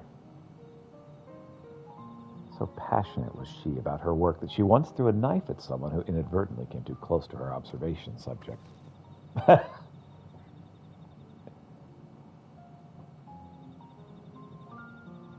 Ocean was a traveler whom Bana encountered in the wilderness. They shared a campfire and discussed at length what it meant to be free. Leaving my hopes as a wanderer in this place, I shall set forth anew, as simply a man named Derek.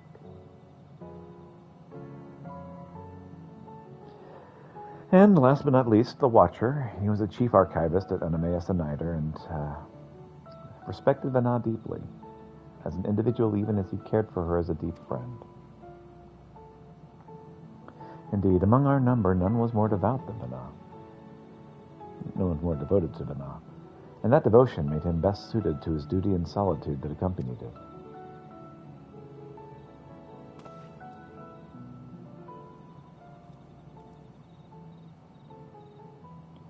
That is all. There's a lot to remember, but I should be glad if they remain with you in some way. Well, we're grateful that you would share with us this new aspects of Hydaelyn and its 12. Thank you so much. Well, 'tis past time we headed back to Charlaine. It wouldn't do to keep Oljika waiting. I assume you'll be traveling via Limsa Lominsa?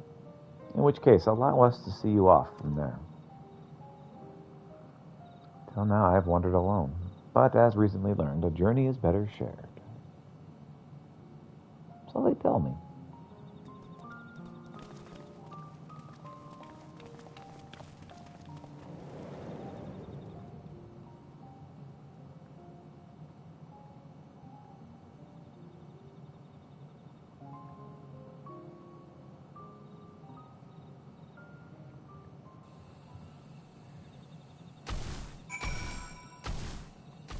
Okay, that's where we're going to stop for today, for lunch.